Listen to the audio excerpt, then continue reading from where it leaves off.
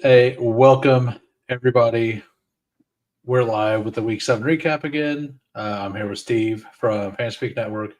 How's it going? Doing good, doing good. Definitely a crazy week. A lot to talk about this week. Absolutely. There is every week. And I want to apologize to everybody in case the sound is all weird. Power went out, Windows updated, all of my stuff was moved. Like whenever I logged in, when I plugged in my microphone, it made that like it tried to make that my output feed. That's how weird things were. I've never seen it do that before. I was like it was trying to put your stream through my microphone, but nothing would happen. It just all the sounds went out. So that's what I was dealing with. But yeah, before we get started though, before we get into this game, I wanted to show you something that's pretty funny, like related to best ball. So we always talk about pod luck, right? Yep. And how that is everything. Well, so in the second quarter contest here, this was my one pod, like just Oof. really good teams, right? Yeah. This was my other pod. The Oh, worst team, yeah. the worst team in the one pod would have bit first in that pod. Oh, yeah. You would have won that one by a mile. Well, no, like the last place team would have won it by a Yeah, mile. that too. Yeah, But like yeah. So that's what podluck is, guys, right there. That is yeah. a perfect example. And then my eliminator, I got smoked. I had an awesome team. When I seen the matchup, I knew I was done. Uh, Oof. 172. They Yeah. had they got Bo Nix for the 30, which what didn't even matter.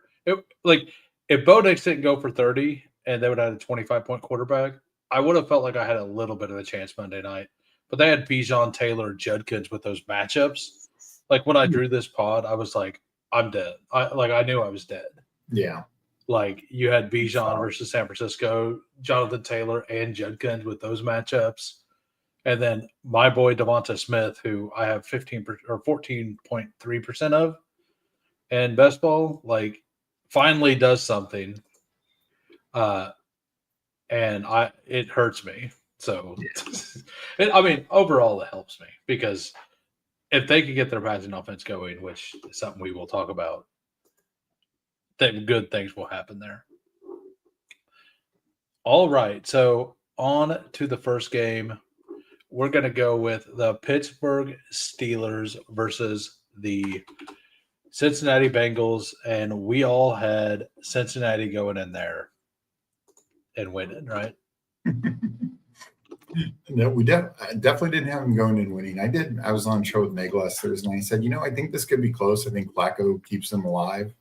And Pittsburgh doesn't want to mess around. Well, Pittsburgh messed around. Like Pittsburgh looked good early. They ran the ball by far the best they have Yeah. all year, Yeah. and which both sides did. Chase Brown had his best game also. Pittsburgh's defense has been really weird this year where like they're Jekyll and either Hyde. elite Yeah, or terrible. Like, and no in between. yeah, it's like the games that are bad, they are bad, like really bad. I mean, look at Justin Fields. Not only did Justin Fields had 3 monster fantasy games, and we'll get to him later in the show, but he had 3 monster fantasy games this year. The other 2 were garbage time and, just nothing. Like the game week 1 against the Steelers, he was good from play 1 to the final play of the game. And, he deserved every bit of the fantasy points. There's no asterisk of it being garbage time. And then these other games where the Steelers like shut down the Patriots. Now, granted, it was like turnovers, but a defense that creates turnovers. It's like the Texans last night. Like, it wasn't their fault they lost. No. So yeah, this team is so Jekyll and Hyde, and I get it. I mean, Chase and Higgins are as good as it gets, and Flacco, as Underdog called it the Unk Bowl. I mean, this was honestly a fun game. This was a really fun game. It was an awesome game to watch. It really, like, especially for anybody who has Chase and Higgins bags, like, you feel alive again. Mm-hmm. And you don't feel like people like me who also, like, I didn't always push Flacco or Joe Burrow. Like, I did the 2/3 thing that I talked about. Like 1 out of every 3 times I took Chase, I would just take Burrow at the 4 or 5 turn. So I had some. And then if it came back around, I would take it every time. But like the naked Burrow, like this scenario is literally perfect for the naked Burrow or the people who would push, right? Because the people who took them early now don't have a player. Yeah. And the people so it best case scenario for people who 100% of the time pushed right now, assuming that Joe Burrow doesn't come back, right? No, I mean, I actually think, I as I've said before, I think the AFC is very live. There's 5 teams who are already out of it and a couple who are teetering. And Bengals, had they lost this game, would have been in that teetering column. But winning this game, they are very live now. Oh yeah, like the entire division, like Baltimore fans had to be rooting for 100%. Like not only is Pittsburgh number 1, but they also get to root for Joe Flacco. Yeah. Like, so once again, Ravens fans are rooting for Joe Flacco to beat the Steelers. And it was it was just all around an awesome game. Arthur Smith did Arthur Smith things the whole game. Like he will never change. Yeah, I mean, 4 touchdowns, all to tight ends. Yeah, and like DK Metcalf, had an okay game, but not a great game. But yeah, like Jaylen Warren, as you alluded to earlier, I think it was during your stream, his best game running by far. Mm-hmm. He had been outrun, as a runner, Gainwell had looked better so far this year. Yeah. And in this game, I think it put it all to rest. I think it's yes, it is Cincinnati, the defense, which is really bad. And we'll get to Breece Hall later, but Breece Hall plays him this week. And how can you trust anything? I know. It feels so bad. I'm going to have some. And it's going to be I'll fade him a little bit, and then he's going to smash this week. It'll be the first week I'm not in on him. Actually, I faded him last week too. But yeah, so it was a very well played game, a well called game. Neither defense wanted to do anything. After the game, the coach speak came out and said, "Yes, we want to get the ball to Jamar Chase as often as possible." And he had 23 targets, 16 receptions. They weren't lying about it. They're probably going to continue to do that, right? Yeah. Yeah. And congratulations on that, by the way. Thank you. Yeah, I've got a couple very live over it. I've got one in drafters that's 11th in the mini 2. I'll bring it up real quick. Yeah. So it's a freight train. Oh, this is I showed it. This is the early mini 2. Yeah, the early mini 2. The mini 2 is the one I'm leaving. So I was like, oh no. Yeah, Jimmy Clausen here crushing. Yeah. And so is Eagles. But I got crushing. But I got a Bo Nix, Caleb, Bijan Taylor, Scadaboo. That might just be enough, right? Yeah. The rest of it doesn't matter that Damian Martinez is going to come in and do nothing and win me money. It's going to be great. But then it's just it's got Ricky Pearsall on it that could be a separator, right? That could be a separator for me late. DJ.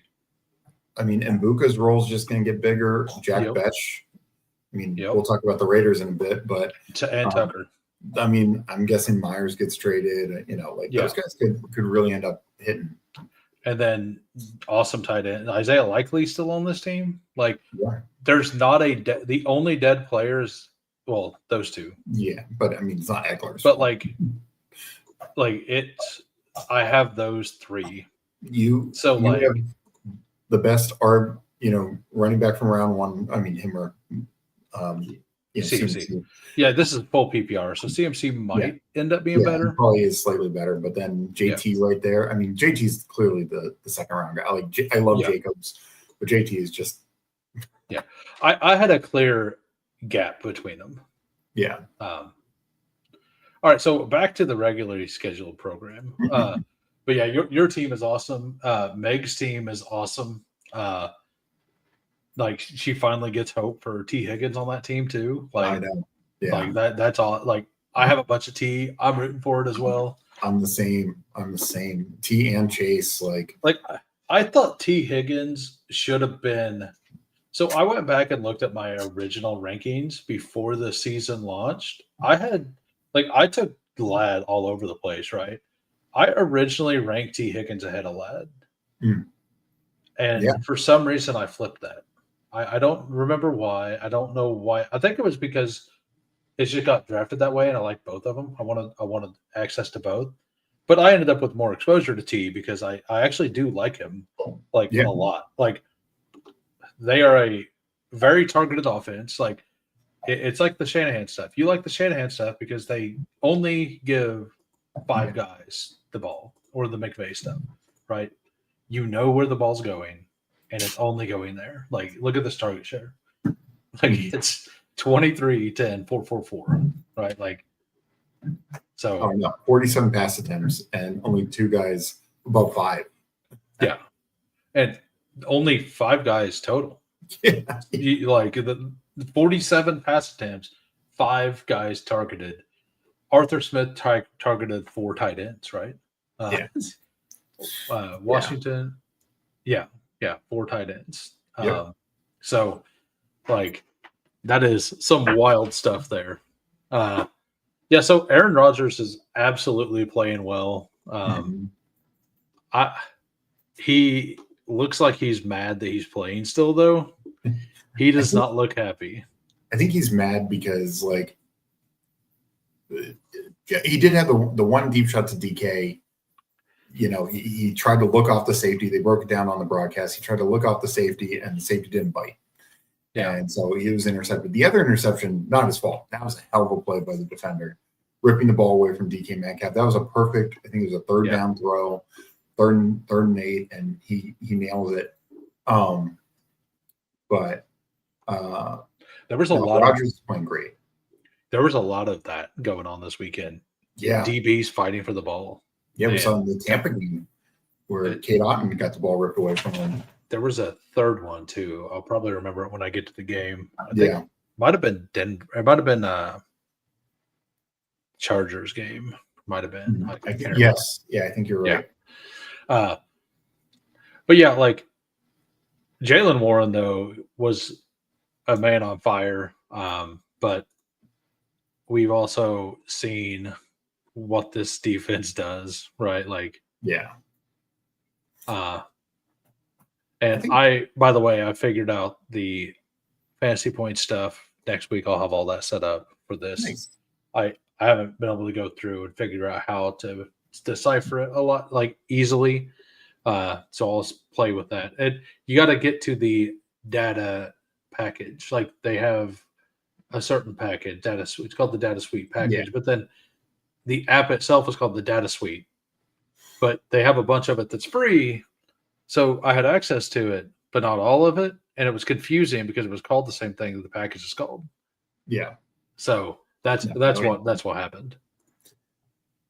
I'll say this: the most promising thing, and it was all in the second half, which was wild, is them getting the ball to Freiermuth. Yes, they've been missing that all year. He's always been, when healthy, a good receiving tight end, and that's with the likes of Mitch Trubisky and Kenny Pickett. Like, you don't think Aaron Rodgers can utilize him? Finally, they get it going. Hopefully, that's something that can continue because they need another weapon than DK. I mean, why trade for Jonnu Smith? Like, you know you love Darnell Washington. You already have Pat Fry, who is awesome. Like he's been awesome. He was awesome for Arthur Smith the year before, right? Yeah. So like I did not understand why they would want him at all, unless they were wanting to trade Fryermuth or something. And like Jonnu is basically buried here. Yes, he got a touchdown. He had a usable week from a tight end spot. Yeah. But like I don't understand that trade at all from either side. Like what?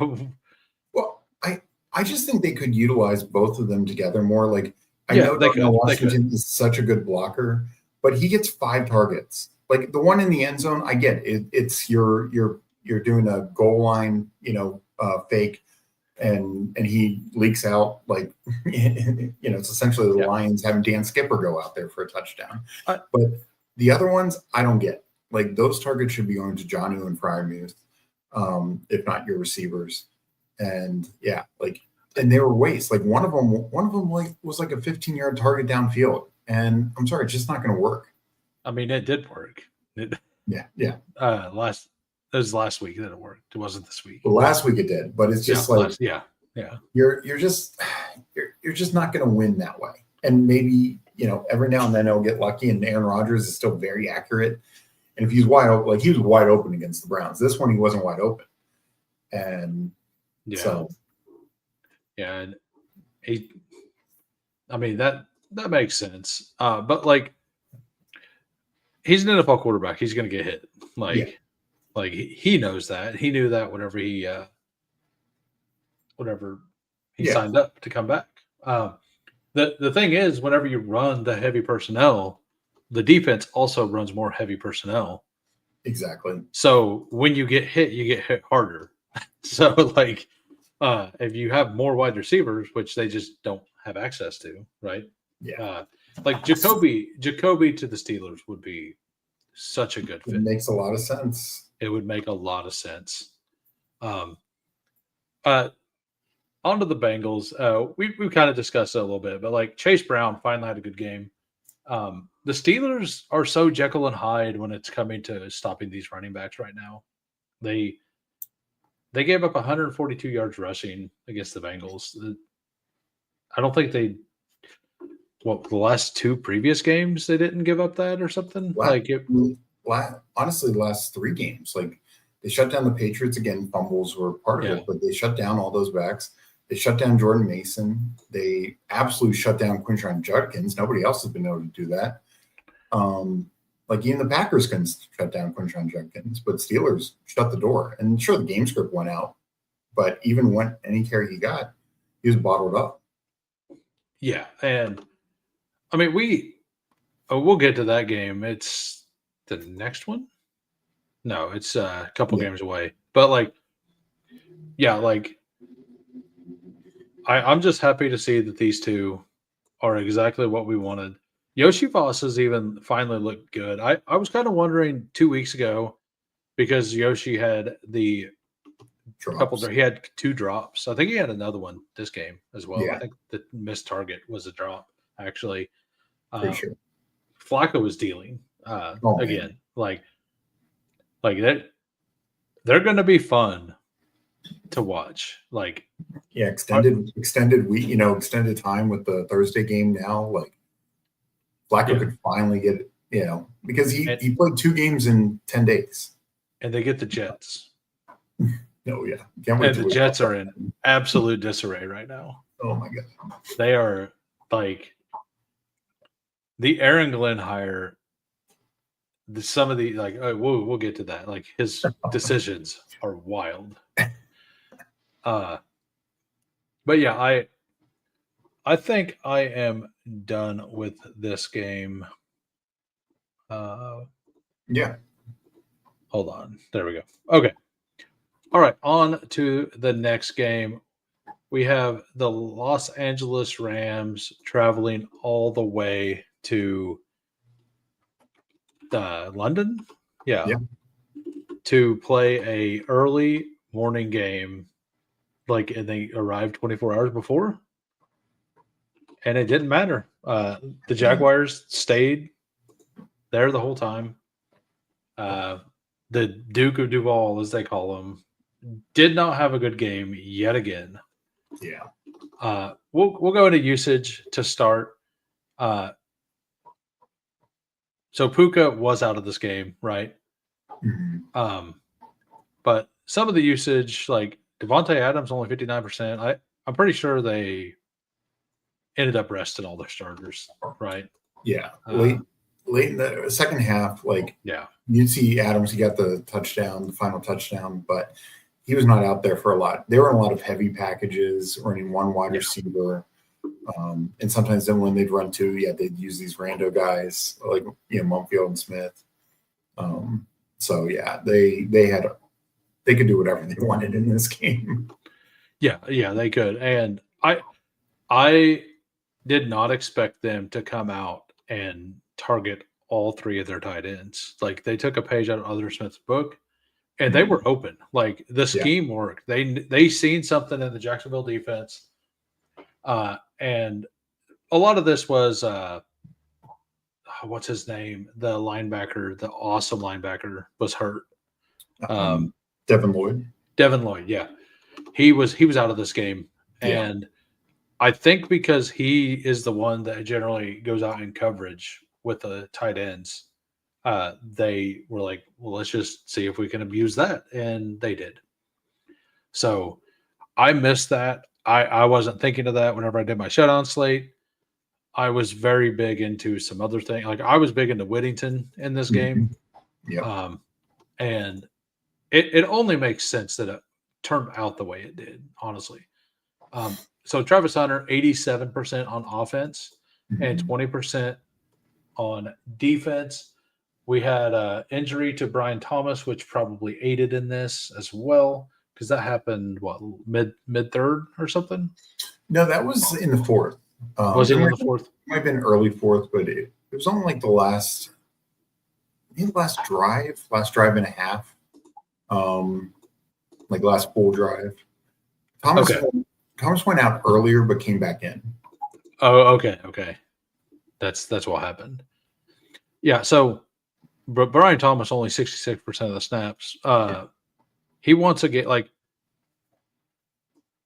Trevor Lawrence is not accurate right now. Like he is throwing the ball high over and over again, and we see this from quarterbacks like every once in a while. Like they just have a game to where they're high. Like Baker last night was doing that, but this is 4 of 6 weeks that he's been like this. Like the only game that there was only his last week was like the only game he looked like he was kind of settled.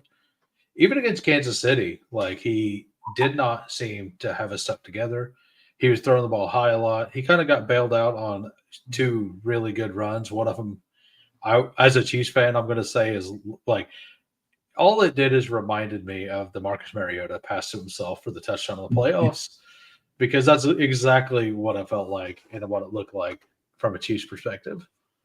But Travis Hunter absolutely came in and balled out. He got that touchdown late. Yeah.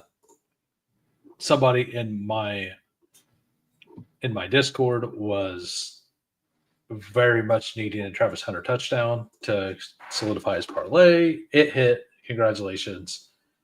But yeah, like Brian Thomas, he may end up being the worst pick on, like one of the worst picks on the board at this point. Like even if he is getting open, like Trevor Lawrence isn't able to hit him for some reason. Yeah, no. I mean the Lawrence thing, it's so inconsistent, and it's not all on him. This is 2 weeks in a row. He's gotten so much pressure. 7 sacks. Yes. He had 6, I think, last week. While we're talking about that, there are this team can definitely get thrown in that mix, but there are 3 other teams that like are horrible teams, and it's only because their offensive lines cannot function at all. Yeah. And the Jaguars are close to that. Like I think Liam Cohen is so good at coordinating offense that it masks it quite a bit. Yeah. But like whenever they're in have to have it like drop back situations, it looks horrible. Yeah, and I think this showed like when you're facing better defenses, how bad things get. It kind of looked like this against KC for the Yeah, most part. They just kind of hit some big plays here and there that bailed them out, which I know that's a big part of defense. You can't let that happen. But like, yeah, like there were moments of that in the KC game, and it got absolutely exposed in this game. You're right. yeah, and I think the other thing, like the interesting thing with Lawrence is he's either high or it gets tipped at the line. He must have had 3 or 4 balls tipped at the line. It felt like. Yeah, Um, I've just been seeing that a lot more over the entire league this year. that Maybe it's part's because good. I'm watching every single game and I just see more of it. But like that, we'll talk about it when we get to the Broncos. But Yeah, Bo Nix had a lot of balls tipped. yeah, yeah. Um, yeah, so no Puka, no problem. We have Stafford. Stafford does not have a fantasy ceiling, guys. Remember, like I was in on that. I still took a bunch of them because I had a bunch of Puka, Yeah. but like he was a contingent third guy, bye week guy. Like he might get me 20 points a couple times, give me an extra 4 or 5 points on a week or something. I didn't think he was going to put up back to back 25-point weeks. Like Said what, 3 of them now? I mean, it's very impressive.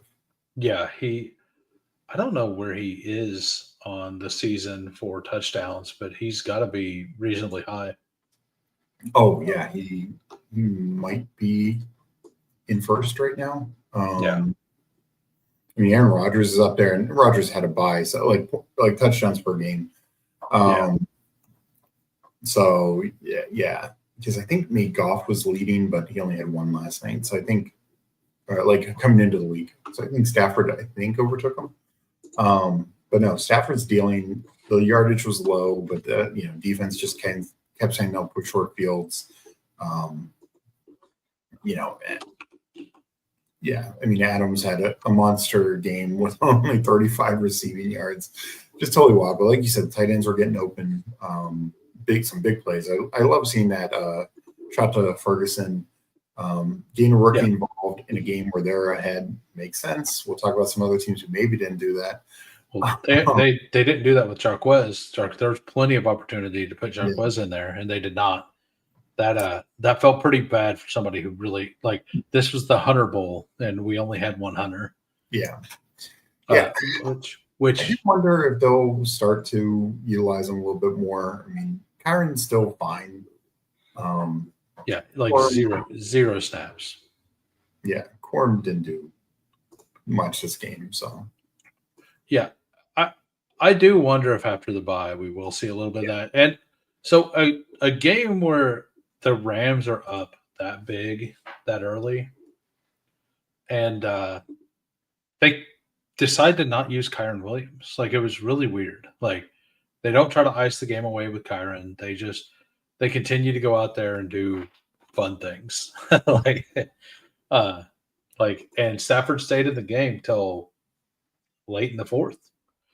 They didn't worry about it. They just kept going out there, kept throwing the ball. No, not a worry in the world. So, but yeah, like 3 touchdowns and still only got 21 fantasy points. I guess it'd be like 23, but yeah, it's like 23 and a half or something like that. Yeah, like 35 yards, 3 touchdowns. Another guy in my Discord was betting Devontae Adams yards, and I did too.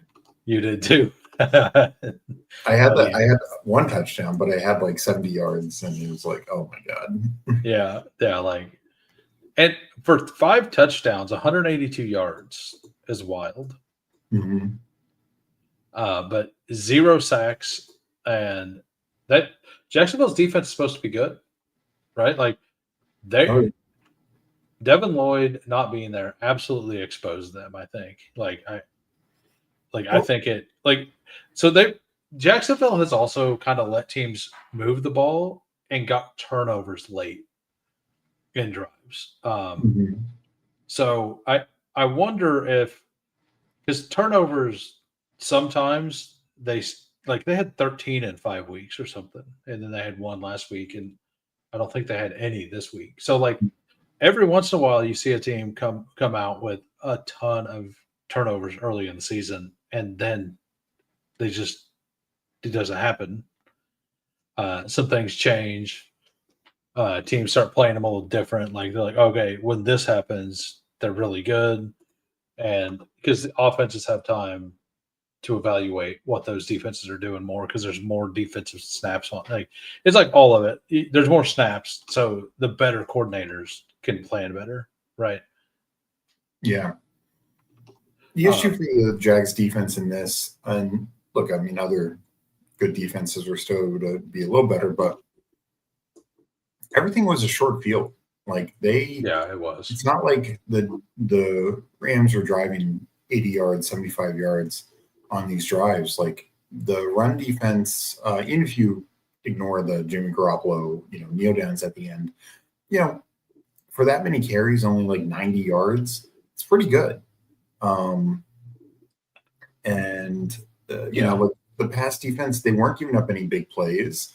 It was just once they got in the red zone, Stafford did whatever he wanted. And then the 130-yard 1-yard strike to Ferguson was a big play, but that was it, Yeah, and the 123-yarder did. Yeah, the two tight ends. Yeah. Like you said, he and Arthur Smith must have been talking this week about. He probably called him up after the Thursday night game. Like, man, I really like what you're doing with those tight ends. What? He was you have any advice? You got any?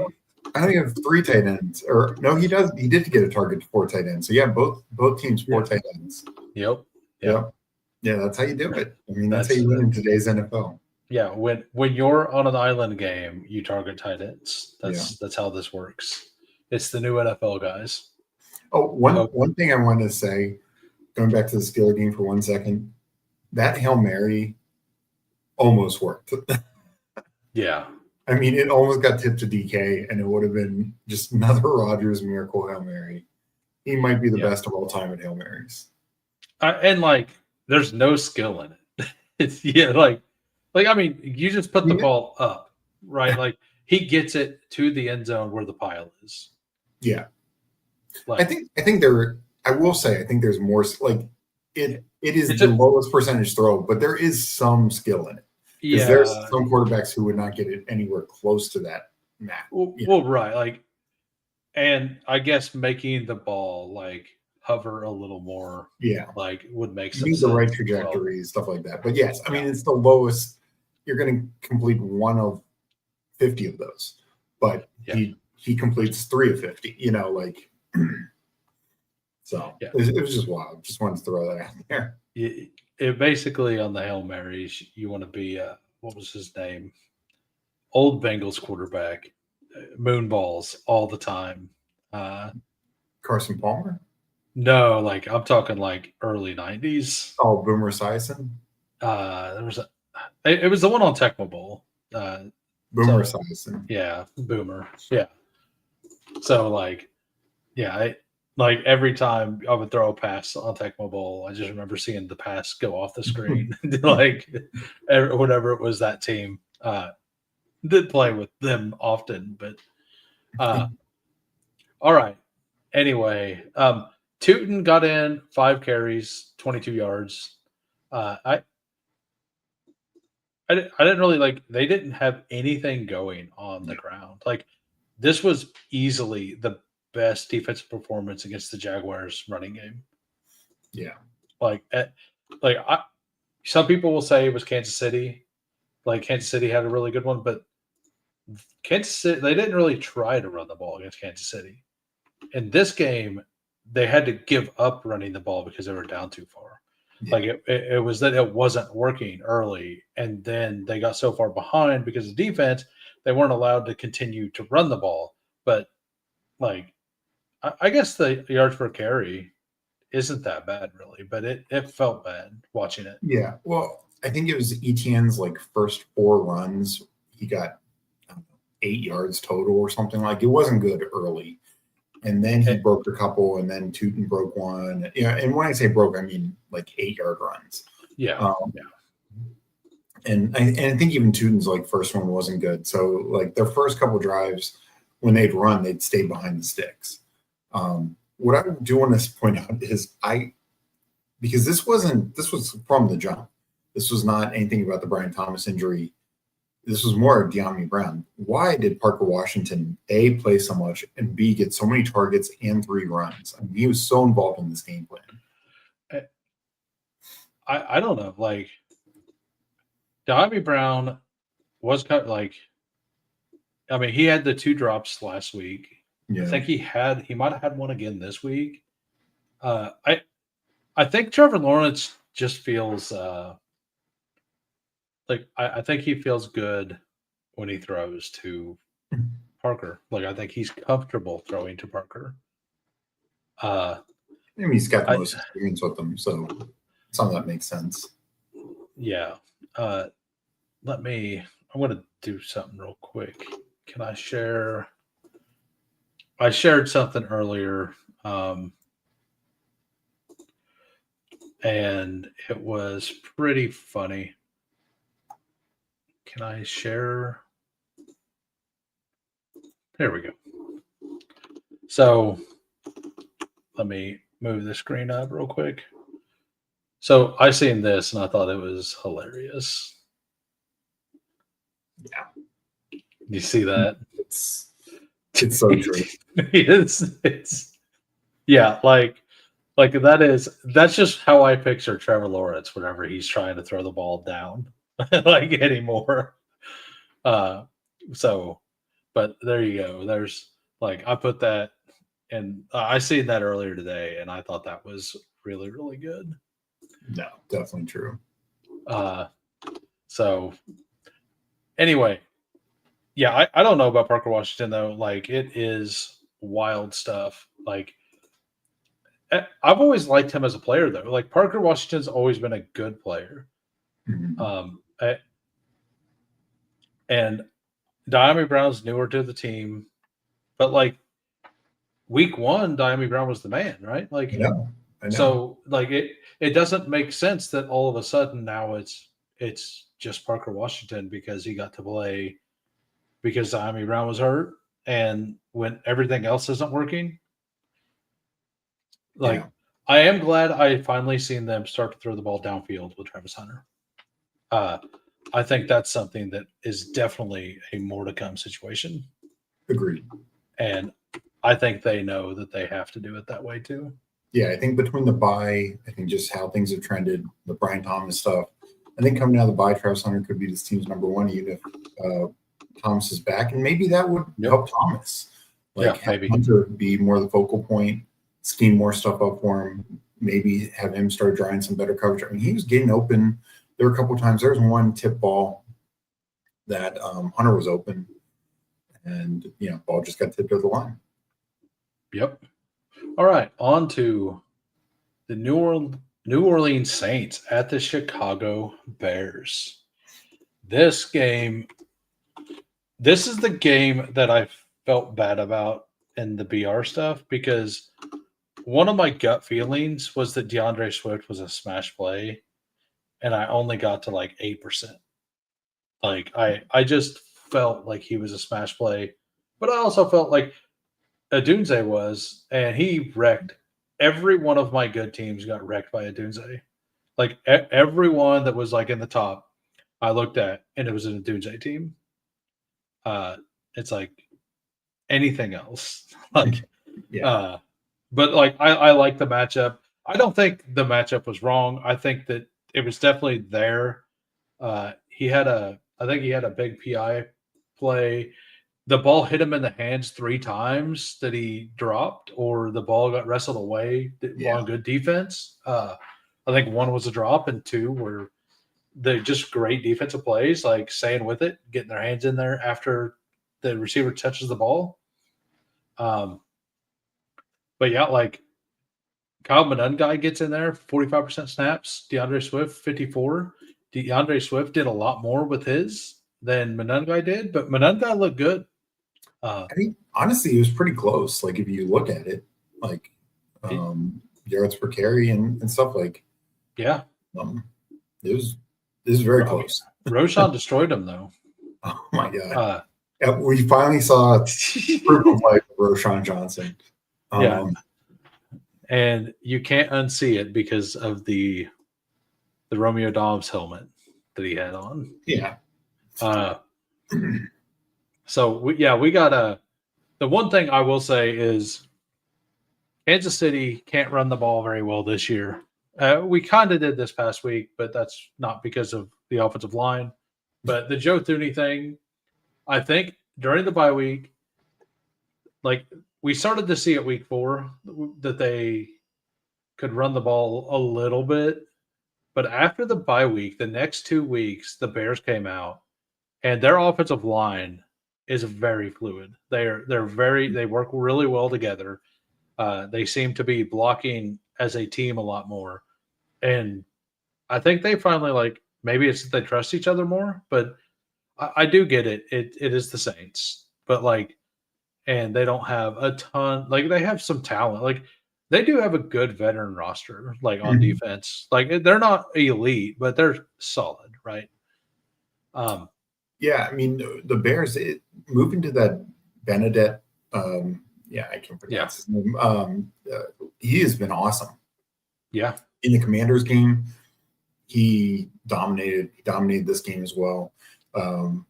For a guy who was third string, he's now starting, and I think he's been a key to their run blocking. And the other guys were there, but as we've talked about before, run blocking in particular. I mean, all offensive line blocking. You're only as strong as your weakest link, and this is absolutely shown with the Bears. Because we knew what Dahlman can do, we knew what Jackson can do, we knew what Tooney can do, even Wright, but they were just not getting anything from one position, and that's changed. I think Ben Johnson, I do think having the bye really helped. It's he was like, okay, this is what worked and didn't work the first 4 weeks. Let's just focus on what works, and it's been working. Well, the Ben Johnson offense is very complex. Yeah. And Caleb Williams is still a very young quarterback. They had everyone on that team had to learn this system. And it makes sense that it would take them a couple weeks to kind of get things ironed out. And I think that this is one of those teams that I think if their bye week was week 9 or 10, they would have possibly not looked as good yet. Yeah. I think that the early bye week in this situation is actually a helpful thing, even though they didn't have the injuries. Yeah. They had the Loveland injury. And so Loveland did out-snap Cole Kmet, by the way. I think there's more of that to see. DJ Moore, 87%, Adunze, 80 or 94. Zacchaeus still ahead of Luther Burden. They did force a couple targets to Luther Burden, but that one catch was nice. You know, they schemed up a few for him. They schemed up a couple in the Commanders game. It's the Bears passing offense though is an issue. This is a game Caleb should have done much better in. I haven't done it yet, but I'm going to go back and look and see how Caleb Williams has done when it rains. That's fair. I wonder if that's something that they kind of knew. And they were running the ball so well that they didn't need to pass it that much. And I mean, he only took 1 sack for 8 yards, and he had an interception, but I believe that was a tip or a bounced off the receiver's hands or something, or was it a bad ball? I can't remember the interception. Receiver might have gotten a hand on. I'm trying to remember. I think it was a high throw that the receiver went up to try to get. There was just a lot of poor throws, I'd say. There were, and also just some key third down throws where you're just oh man, Bears honestly could have won this game. Well, that one throw, so where he spun out way before the pressure got there, I know what you're talking about. And then he ran to the side. He had a guy blocking, and he needed 8 yards, and there was nobody behind the guy being blocked. And he pulled up and then threw the ball, Yeah. out of bounds. Like, Yeah, I think he threw it to Zacchaeus. yeah, And like, if I remember that one, like Roma Dunze had one-on-one in the end zone. And you threw it to yeah, Zacchaeus on the sideline who had two defenders on him. And yes, would have gotten the first down if he made the most amazing toe tap of all time on a high yeah, ball like, to the 5'8" Zacchaeus. Or you could throw to your 6'3" X wide receiver in the end zone, one-on-one. or Yeah. or you could not hit the juke move again Yeah. and just run for the first down. That too. Like the second spin was kind of like it was way before anybody was even close. And the guy who he's spinning from, like when he spun, he's kind of spun into the guy being able to get to him because the inside was blocked and he spun outside. So it made the offensive lineman had to block even longer for no reason. Like he could have just pulled up where he was and thrown the ball then if somebody was open or taken off. But he's still a young quarterback and he's having a really good season overall. Like, right?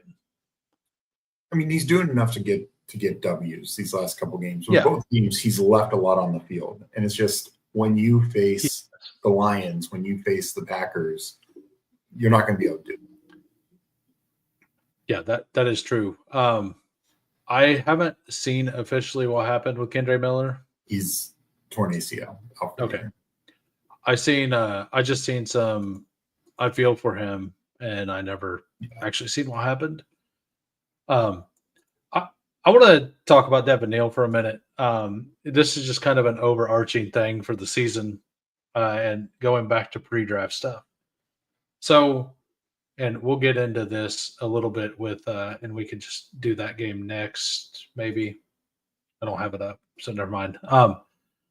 But it's mostly about like a Scadaboo thing. Like, so Devin Neal, Caleb Johnson, like all of these players that look fast because they had open fields have not been like, this is kind of a historic thing. Like whenever they get open fields and they just run for free in college, when they transfer to the NFL, if they they don't seem to be as good. I will see if Devin Neal ends up doing anything here. This is a chance for him to prove that he's okay. He's a solid player, but like I think people overestimate speed is what I'm trying to say. They see things they think is fast, and then they underestimate people like Scadaboo because they don't think he has the speed.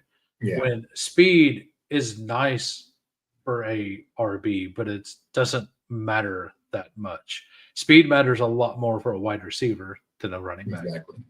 So, and that is something that people like. I just kind of want to discuss that real quick on because Devin Neal was somebody who was viewed to be fast, and then I don't think he was.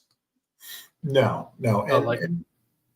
and that's 100% right. And like speed for running backs, honestly, that's probably that's probably the least important skill. And I know people want to like Jamar Gibbs and stuff like that, but that's a unique type of running back. Yeah. And B, like there's a lot of running backs every year who have 4.4 speed, sometimes better.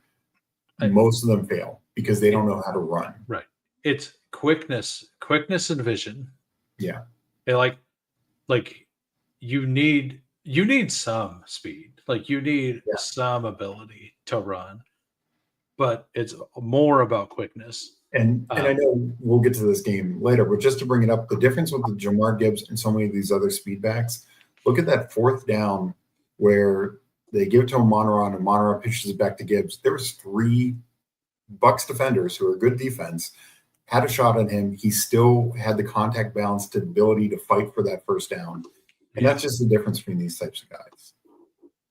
Absolutely. But yeah, so but Kamara now, those trade rumors probably done, right? Yeah. Like not only maybe Kamara like secretly did something to make sure that he wouldn't be traded to Kendre Miller. Like, I don't think that's true at all. But shout out to Chris Olave. Finally getting 100 yards though, 2 yards short of 100. Yeah. Yeah, he finally got to the 20-point clip. But But yeah, he still isn't doing the 100 yards plus touchdown. yeah, it's Like impossible. So on that on that first pass, that long pass that he got, the 57-yarder, Mhm. like to prove that it's actually the world conspiring against Olave, like he trips over himself to get caught. like he misstepped a little bit to then let the defender just barely touch his leg for him to and it was a good play by the defender. Oh yeah, And it was one of those situations where somebody's running really fast and they start trying to run faster than they can and they just fall over. yeah. Like as soon as he caught the ball, he took that jump step thing and got him off balance and slowed him down. Which like I really like Olave. I like all the Ohio State wide receivers. So and I I'm kind of an Ohio State fan, but I don't watch enough college football to really claim a team. I just have family that lives up there, and I have a cousin who works with Ohio State, so kind of Nice. lean towards that. Um, but yeah, I don't know, the 100-yard plus touchdown game, we will get there. we will get there. I think the question is, will Spencer Rattler be the quarterback? I think the answer is yes. Really? I hope it's Shuck. For my best ball bags, I need Tyler Shuck in there. Me too, especially my super flex. Yeah, I have 18% Shuck, but I had 9% Rattler or something as well. So basically half the time I took Shuck, I just took Rattler too. Yeah, that was a smart way to play it. For me, I know like Rattler, he'll have a couple good throws every game, but there's just so many throws that either he doesn't make, takes the sacks, the interceptions. I mean, two of them were pretty bad. Yeah. And then there's just just some really errant passes. And just the decisions sometimes. I mean, I know he's young. I get that. And look, I mean, there are some throws he made this game that were better than throws Caleb Williams was making. But for me, you drafted a relatively early second rounder. Are you not going to give him a look this year? I mean, and just when you have these weapons like Olave, Johnson, Shaheed, Kamara, not so much this game, but Kamara's had better receiving games and just better games all around. Bears just really, they could not run the ball at all. Yeah. And that was also part of the issue.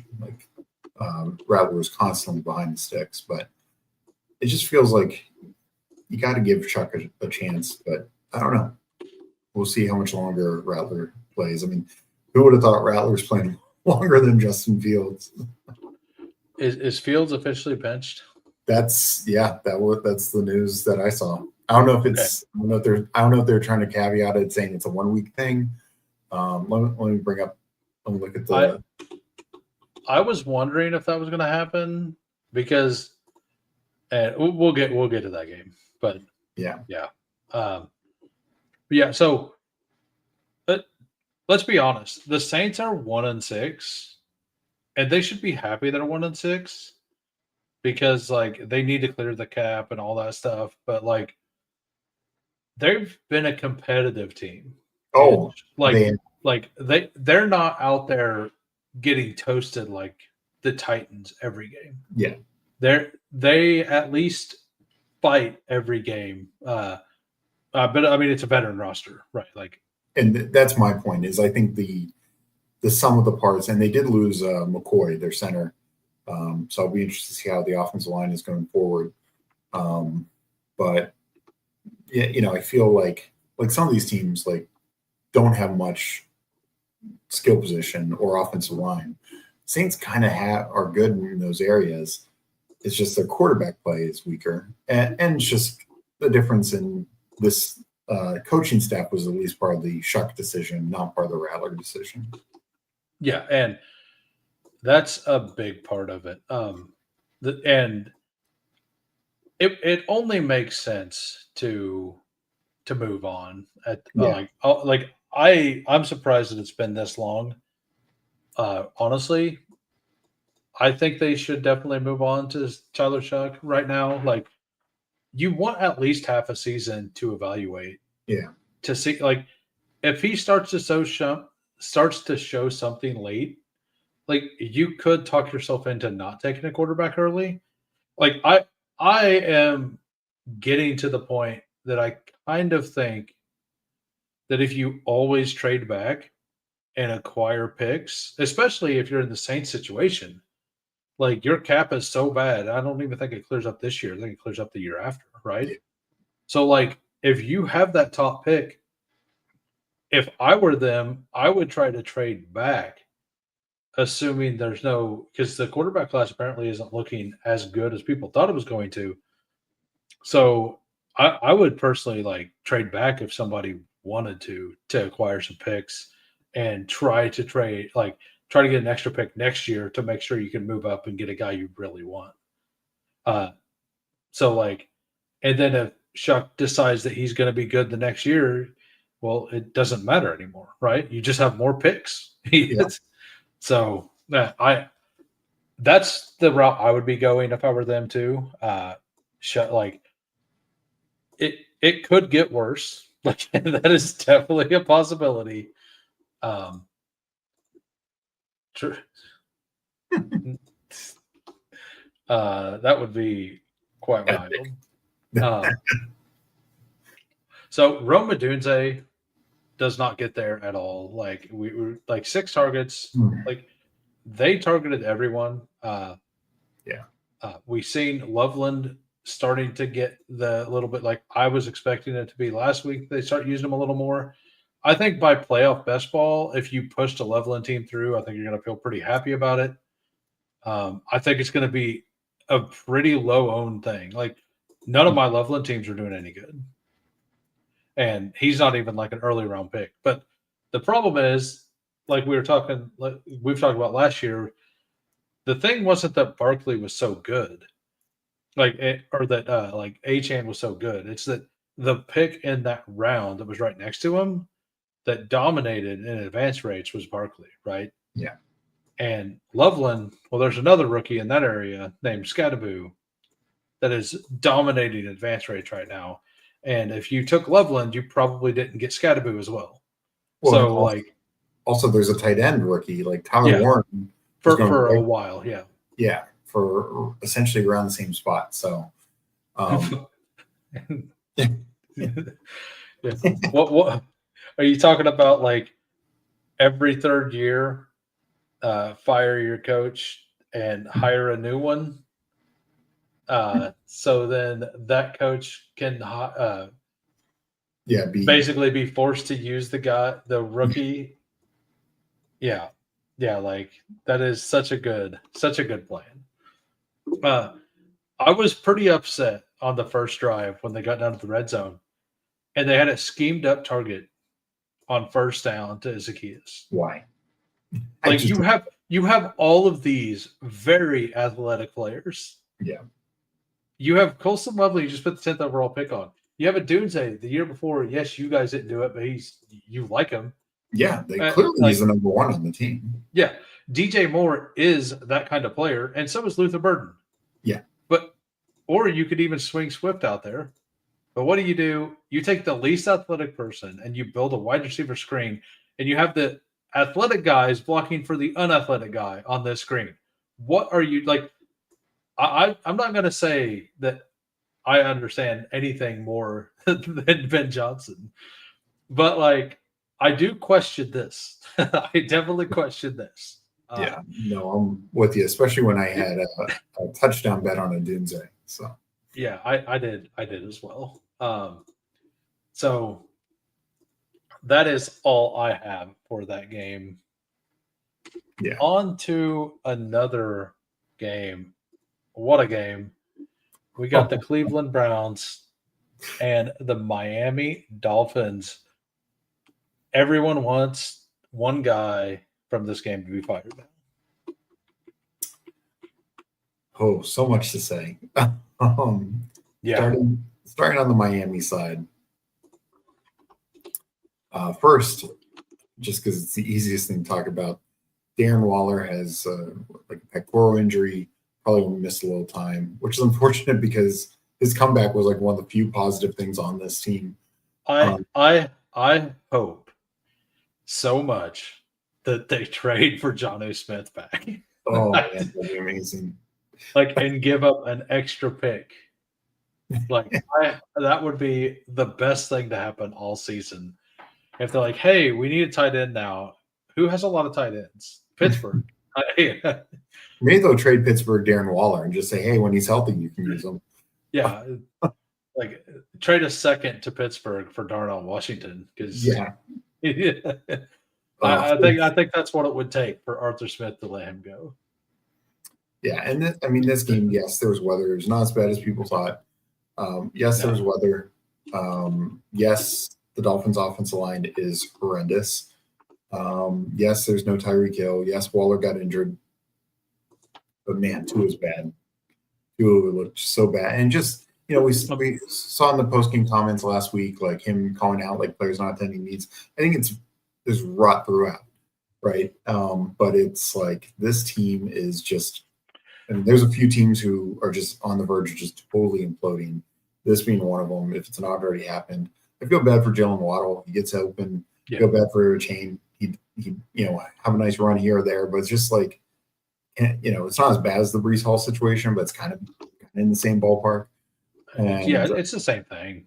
Like, I think it's worse than the Breece Hall situation. Like, because this offensive line has no chance. Like, the Jets' offensive line at least block sometimes. This offensive line never blocks. Yeah, no. I think it's just a much better situation for Breece. And he's at least getting to move. Like, Breece is going to get the new quarterback as well. And I think Breece gets traded. That's my guess. Where do you think? I mean, like that's the question. Like, yeah, Dallas is pretty happy with Javonte. Swift is looking pretty good now, and Monunga is looking good. Yeah. Kansas City's rotation of 3 backs is starting to really look solid. Like, Arizona, it would be it, right? Like, that is. I mean, you could make the case Houston, and you could make the case like Chargers, depending on how long Hampton's going to be out. Yeah, that is a good point. But I mean, Breece. The trade for Breece was they're going to get, if they end up trading Breece, it's going to be a bad trade no matter what, because we'll get to that. Yeah. We'll talk about this game. We have one bad team to talk. Well, yeah. Let's talk about the good running back in this game. Because Achane and Judkins are awesome. Yeah. Like, that's the whole point. Like, Achane behind this line, like, there's a reason they made him a receiver, because they know that they can't block anybody. And this kind of my earlier point, I was saying that there's 3 teams whose lines are horrific and just completely imploding the teams. And it's the Dolphins, and it's the Texans, and it's probably and the Jets are close. They should be good. So it's even worse for the Jets because they have that's the most disappointing. Because we expected them to be at least above average, if not great. Yeah. And there are some offensive lines that aren't great, but they're not causing absolute disasters. And those 3 offensive lines are causing disasters week to week. And I've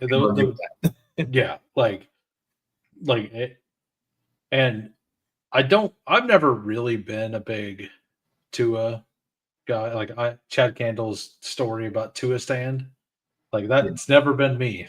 I think he's fine, and I think that he's a guy who is always been a bottom tier starter. And I also think that Mike McDaniel was one of those coordinators that became head coach that when no one knew what he was trying to do. It looked very, very good.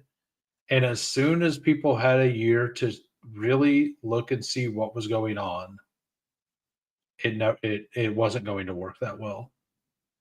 Well, And what part of that, go ahead. what I was going to say is, I think the other thing, obviously the Tyreek injury, but if you look back a couple of years ago, the Dolphins had a pretty decent offensive line. They did, yeah. And it's gotten worse and worse. And they've drafted a couple second rounders that have been not good. They drafted Austin Jackson, who was awful. So they tried to throw some picks at it. It just wasn't the right guys. And then it's just we start eliminating weapons, right? Tyreek Hill, and then last year Hill didn't matter as much. Mostert went away, so then it's just the Achane show. And I think Achane is one of those backs who needs a compliment. He is. And I think and now you don't have an offensive line where you can just throw anyone back there. And then, so Jonnu filled in the gap last year. Now Jonnu's gone. Tyreek Hill gets injured. It's all Jalen Waddle, who's never been, he's just not an alpha. He's not a guy who's going to carry a receiver room. He reminds me a lot of Pittsburgh Juju. Yeah, I think the only difference. I think he's better, but everyone thought that Juju could have been a number one. I think the difference is Juju was miscast as a number one because he couldn't do the vertical stuff. He couldn't go up, but he was a good chain mover. Oh, he's an awesome chain mover. I love Juju. Waddle's issue is he can either do the very short or the very deep. That whole intermediate range where most teams passing offenses throw 60% of their passes, he's just average at best. And he's not going to win one-on-one. You really have to scheme him up in those types of things. And every now and then they will. But they just don't have enough. And then the other thing is their defense, and they try to invest on Bradley Chubb and Jalen Phillips and stuff like that. But, losing Christian Wilkins, never kind of replacing him. Since then, their defense has been awful. They're so injured at corner. Yeah, and that too. But we knew going in, when they traded away Jalen Ramsey for Fitzpatrick, that was a downgrade in my book. And then they just didn't have the depth to do it. 3 years ago, they had a good defense. So that was the other thing. Mike McDaniel could play his style. Now he can't. He has to always play catch-up mode. Right.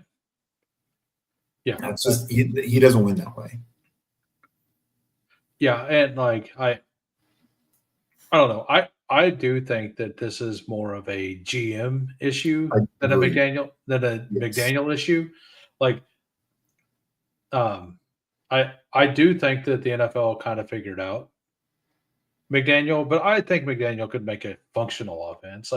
We've seen it in some weeks where they do actually get a lead over the last 2 years. It does work. It just doesn't look like it did that first year because the defenses kind of know. And I do agree if they could ever get a lead, but part of that is you have to have the players. Yeah. And if you can't get a lead against the Browns, who are you going to get a lead against? I've said it all offseason. I think the Browns are a better team than people think. I'm not saying that they're elite. I put them at 7 wins.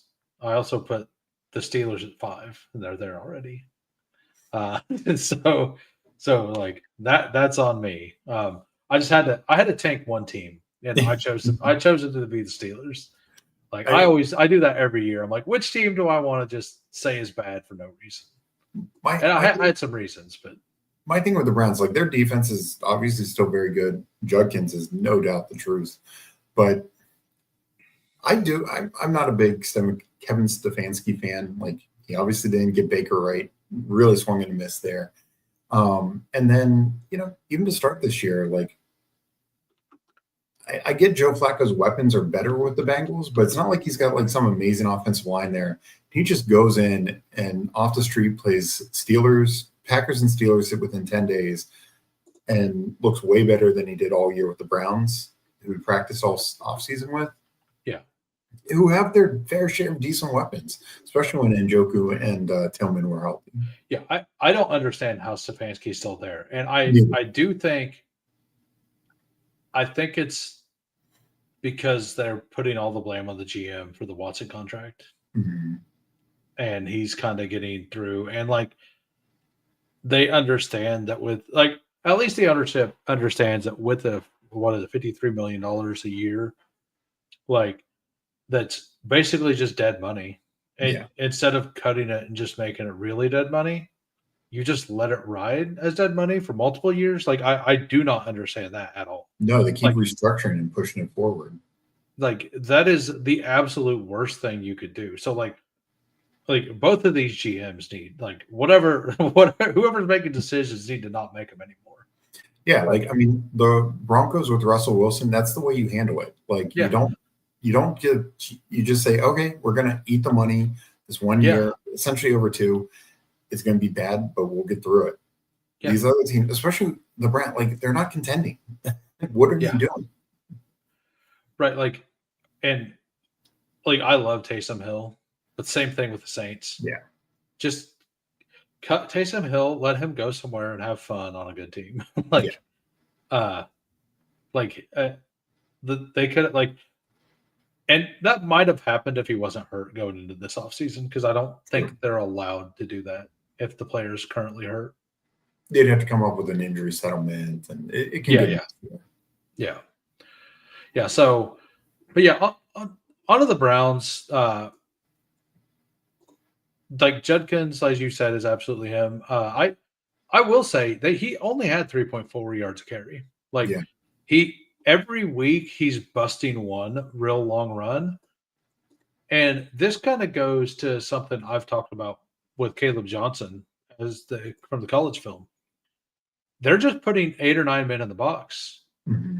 And as soon as he like the one run he cracks, he cracked for a touchdown every week. That's what's going on.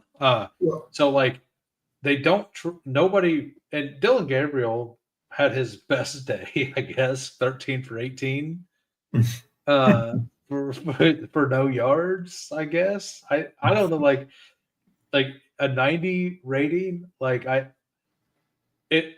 Yes, it was rainy, but like it did not look, it looked bad. Yeah. Like this whole game looked bad from both sides. And it also broke my Roku whenever I tried to watch it. It literally like it stopped. Like I went to watch it on the app and it froze. So I backed out, like and then it reset my Roku. And I went back into it and done it again. And when I tried to load it, it did it again. But I think this is when the issues were going on yesterday. Yeah. But I'm going to blame the fact that it was such a bad game that it broke it for me, and it logged me out of the apps. So I had to set up everything because my Roku broke. So this game broke my Roku. That's final story. We're sticking with it. I believe it. It was it was tough to watch. And like you said, like Judkins, if not for that one run, 24 carries for 38 yards, right? Like, it was rough. And he had a 46-yarder and averaged 3.4. Yeah. That is hard to do. And yes, he got 3 touchdowns, but like we all thought that this was an absolute smash spot. But it wasn't a smash spot because of the Dolphins defense. It was a smash spot because of the Dolphins offense giving them the short fields. The short fields and then the game script. So they could just keep feeding them late. You get to that third touchdown. That second one where, they give him the Wildcat snaps. He even bobbles it. And, it was almost like the Trevor Lawrence thing where when he bobbled that snap, I thought, oh my God, he's going to lose 5 yards. And he ends up getting a touchdown. So, I mean, but I don't want to take away, he is a clearly good runner, but this is honestly my issue with him and the Browns in general. Like, I don't think the Browns offense is good because it is one guy. I mean, Vannon is fine, but it's one guy. He's the only threat as long as you have Dylan Gabriel and probably Shador Sanders. I don't think it changes too much with him. this is also in good weather, and they play in Cleveland, and Dylan Gabriel is not known for arm strength, Yeah. so it's going to get worse. Like this is the weather that he played in yesterday or 2 days ago I mean, it was bad. is not the worst weather he's going to play It's in. definitely not. It's definitely not like when it's cold and snowy, gripping the ball, stuff like that, for sure. But I mean, it was wet and windy, but Yeah. it was, yeah. Just my worry is if the Dolphins, like, obviously, like fantasy points given up to running backs, Dolphins are still the worst. You know, like they are just awful.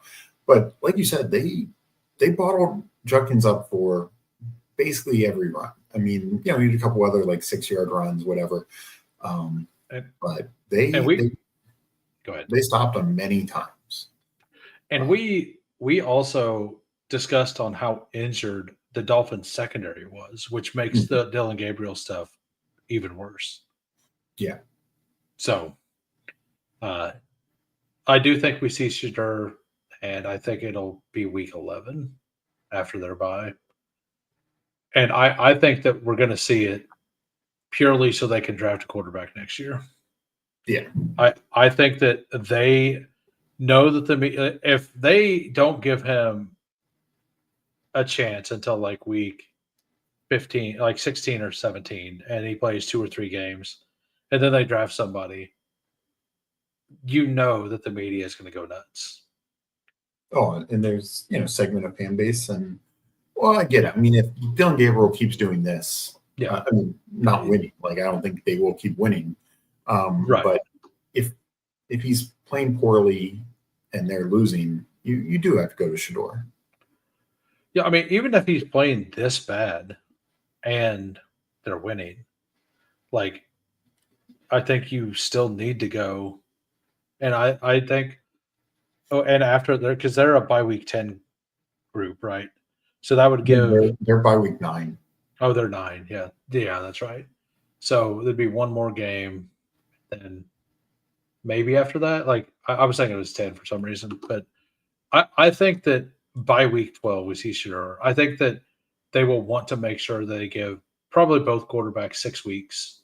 Kind of like I think that's why they wanted to move on from Flacco. And like they were killing the man. Like the offensive line is very bad. Yeah.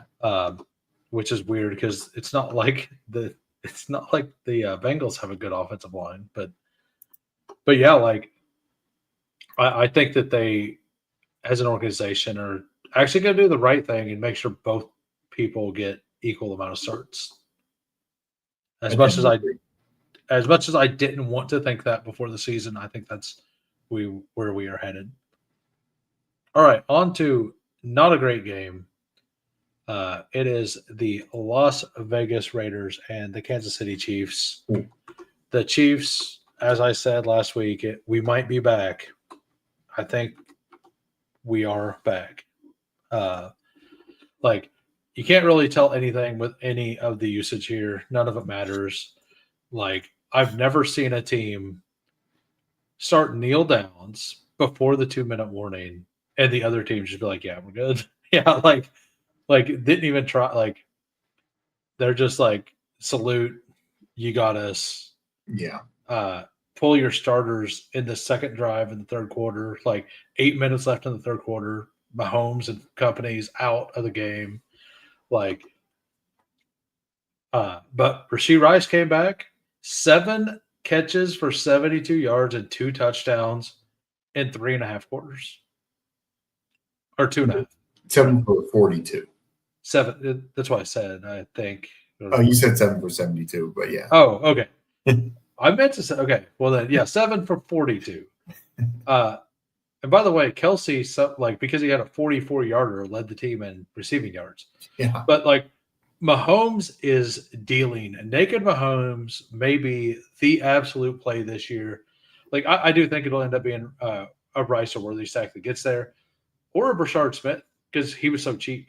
Yeah. But like, we have what 1, 2, 3, 4, 5, 6 guys with over 35 yards or more. 6. Oh, yeah. That is That was in 2.5 quarters. Yeah. Right? Like, I mean, I guess some of them got some stuff later. Like Juju got some stuff. There was not late. much in the fourth quarter. I mean, it was Yeah, three well, quarters, actually, 3 quarters, you should say. yeah, Minshew didn't even throw a pass. No. So, yeah, it was all Mahomes. So, yeah. Yeah. This was the team. It wasn't the Raiders were the third team. It wasn't the Jets. The Jets were the friendship. This was the other team that their offensive line is so bad that they have no hope. There is absolutely no hope for this team at all. Like if your offensive line is this bad and your guys are like there's literally nothing you can do. Well, I mean, there's so many things to say about this. The Raiders, I believe, only had 35 offensive snaps. 35. That is, I think I saw the stat that is like the second lowest in NFL in the last like 50 years or something like that.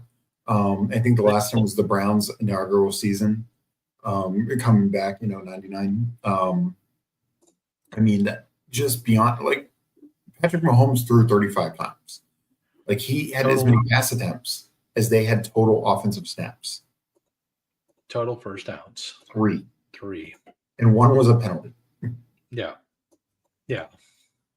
Like that is. I mean, total net yards under 100. Total rushing 25. I mean, they still had more net passing yards than Justin Fields last week. That's very true. Oh, you're welcome. Yeah, I saw somebody on Twitter talking about how, and I don't want to get too much on the PFF stuff, but Geno was rated higher in PFF than Patrick Mahomes. Okay. For this week? Yes. I don't know if that got changed, but I saw somebody talking about Twitter screenshot of it. I was like, wow. I'm going to guess that was a meme. I don't think so, but anyways, this, like you said, Patrick Mahomes did anything he wanted to this game. If he wanted to, he could have thrown for 500 yards. This could have been his, the greatest game. It was two third and 14s they converted, 2 of them. That doesn't happen.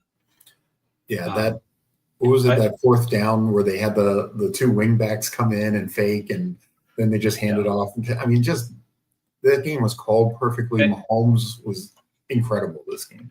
As bad as this was, the worst thing is the Mason Crosby. Max Crosby, yeah. Max Crosby, yeah. I don't know why I said Mason. Max Crosby injury. I'm pretty sure that when Crosby went out, that both teams kind of just like, okay, this game's completely over. Like KC went down and scored again, and then kicked the field goal, and then they're like, okay, yeah, it was like the Little League shutouts to where they're just like, I think we don't need to play anymore, kind of thing. Yeah, and this game was. If you're a Chiefs fan, this is so great. If you're a Raiders fan, oh boy. Well, I have a hard time really, because our rushing numbers, our average don't look good. But Brashard Smith showed some quickness and some ability to see holes and stuff in this game and then they used him really well. Like he had 2, that's 17-yard pass was a gorgeous. It was gorgeous, but then he had a 14-yard one on one of those 3rd and 14s. Oh, because that's the one I'm thinking of. Yeah, I mean, they both were, but that 3rd and 14 to him. Yeah, because he got I know it wasn't the 17-yarder because he got exactly to the line, right? Yeah, that's right. So he and the other one he just they blocked it up perfectly, but he looked okay as a runner too. The thing I'll say about the yards per carry is it was the Chiefs they were just saying go forward. Like there was no scheme. Yeah. There's no scheme to those runs at the end of the game. They were trying to eat clock the entire fourth quarter. Yeah, it was. They were essentially kneel downs, just 3 yards forward. And like, respect to both coaches for not like making this a big deal. Like, this is something we need to see more of in the NFL, to where like, if a team is up by that much and they pull their starters, like, and you pull your starters too, like, just kneel the ball down a bunch and let the game be over. Like, why even have plays? Like, if we're gonna have plays, that creates a chance for injuries. Yeah, that's what we don't want. Like, that's why you pull the starters. Do you want your backups hurt? Like, I get it. Like, some of those guys may want to go out there and actually play and prove and stuff. And I can see, like, if they kept Geno Smith in the game, trying to get something going, but they didn't. Kenny Pickett came in and fumbled the first snap, I think. I think it was the first one, wasn't it? It was an early one. Yeah, Yeah, it was not good. so yeah, like, and then they're like, you know what? We're just going to run the ball too, and that was the game. The game was over. All right, I think we can move on, right? We can, yeah. Yeah. All right. Philadelphia and Minnesota. This was actually a really fun game. Now, this was. I will say that the Carson Wentz did not look good. Like, I honestly think after the bye week, or no, they have a short week Thursday night. Yeah. When is their bye? They just had it. Yeah, they just had it. I think that after, they played the Thursday night game. I think that after that game, they'll go back to JJ. I think they already announced that McCarthy is not going to play this week. So, okay. Yeah, ruled out for this week. I mean, it makes sense on the short week not to do that. But like, Carson Wentz, he missed a lot of throws in this game, and those interceptions he was throwing were horrendous. They were bad. So Jalen Naylor, we'll talk this. Adam Thielen actually got in a few snaps, like a few. The first or second catch of the game. I mean, yeah, and then they pulled him. Like, oh, you're too good. We can't have you out here. Jalen Naylor, 59% again. Mason, I haven't heard anything on Aaron Jones either. They activated him today, so it opens a 21-day window. So he's probably not playing this Thursday, I'd imagine. I have like 3 or 4 of my best ball teams that are hanging around that are like more 0 RB-ish builds that have him. Yeah.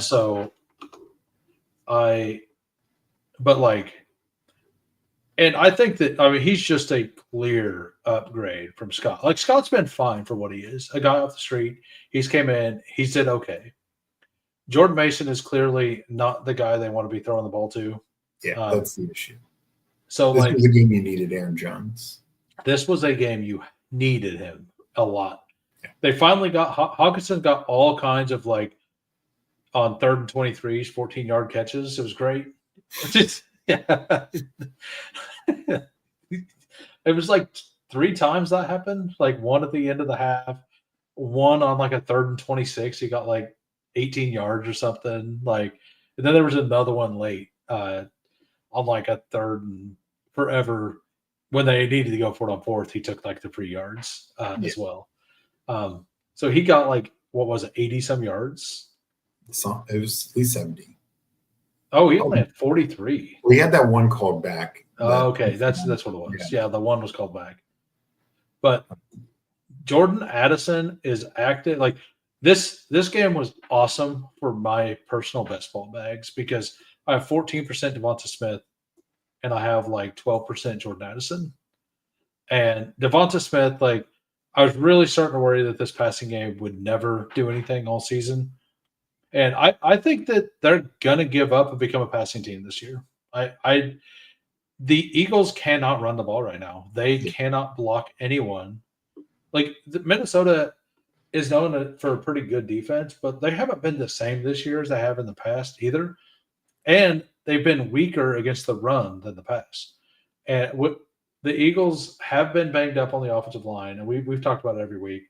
But 2.4 yards a carry, like Saquon getting contacted, I believe it's Ashton Genty behind the line of scrimmage the most often, and Saquon Barkley is second.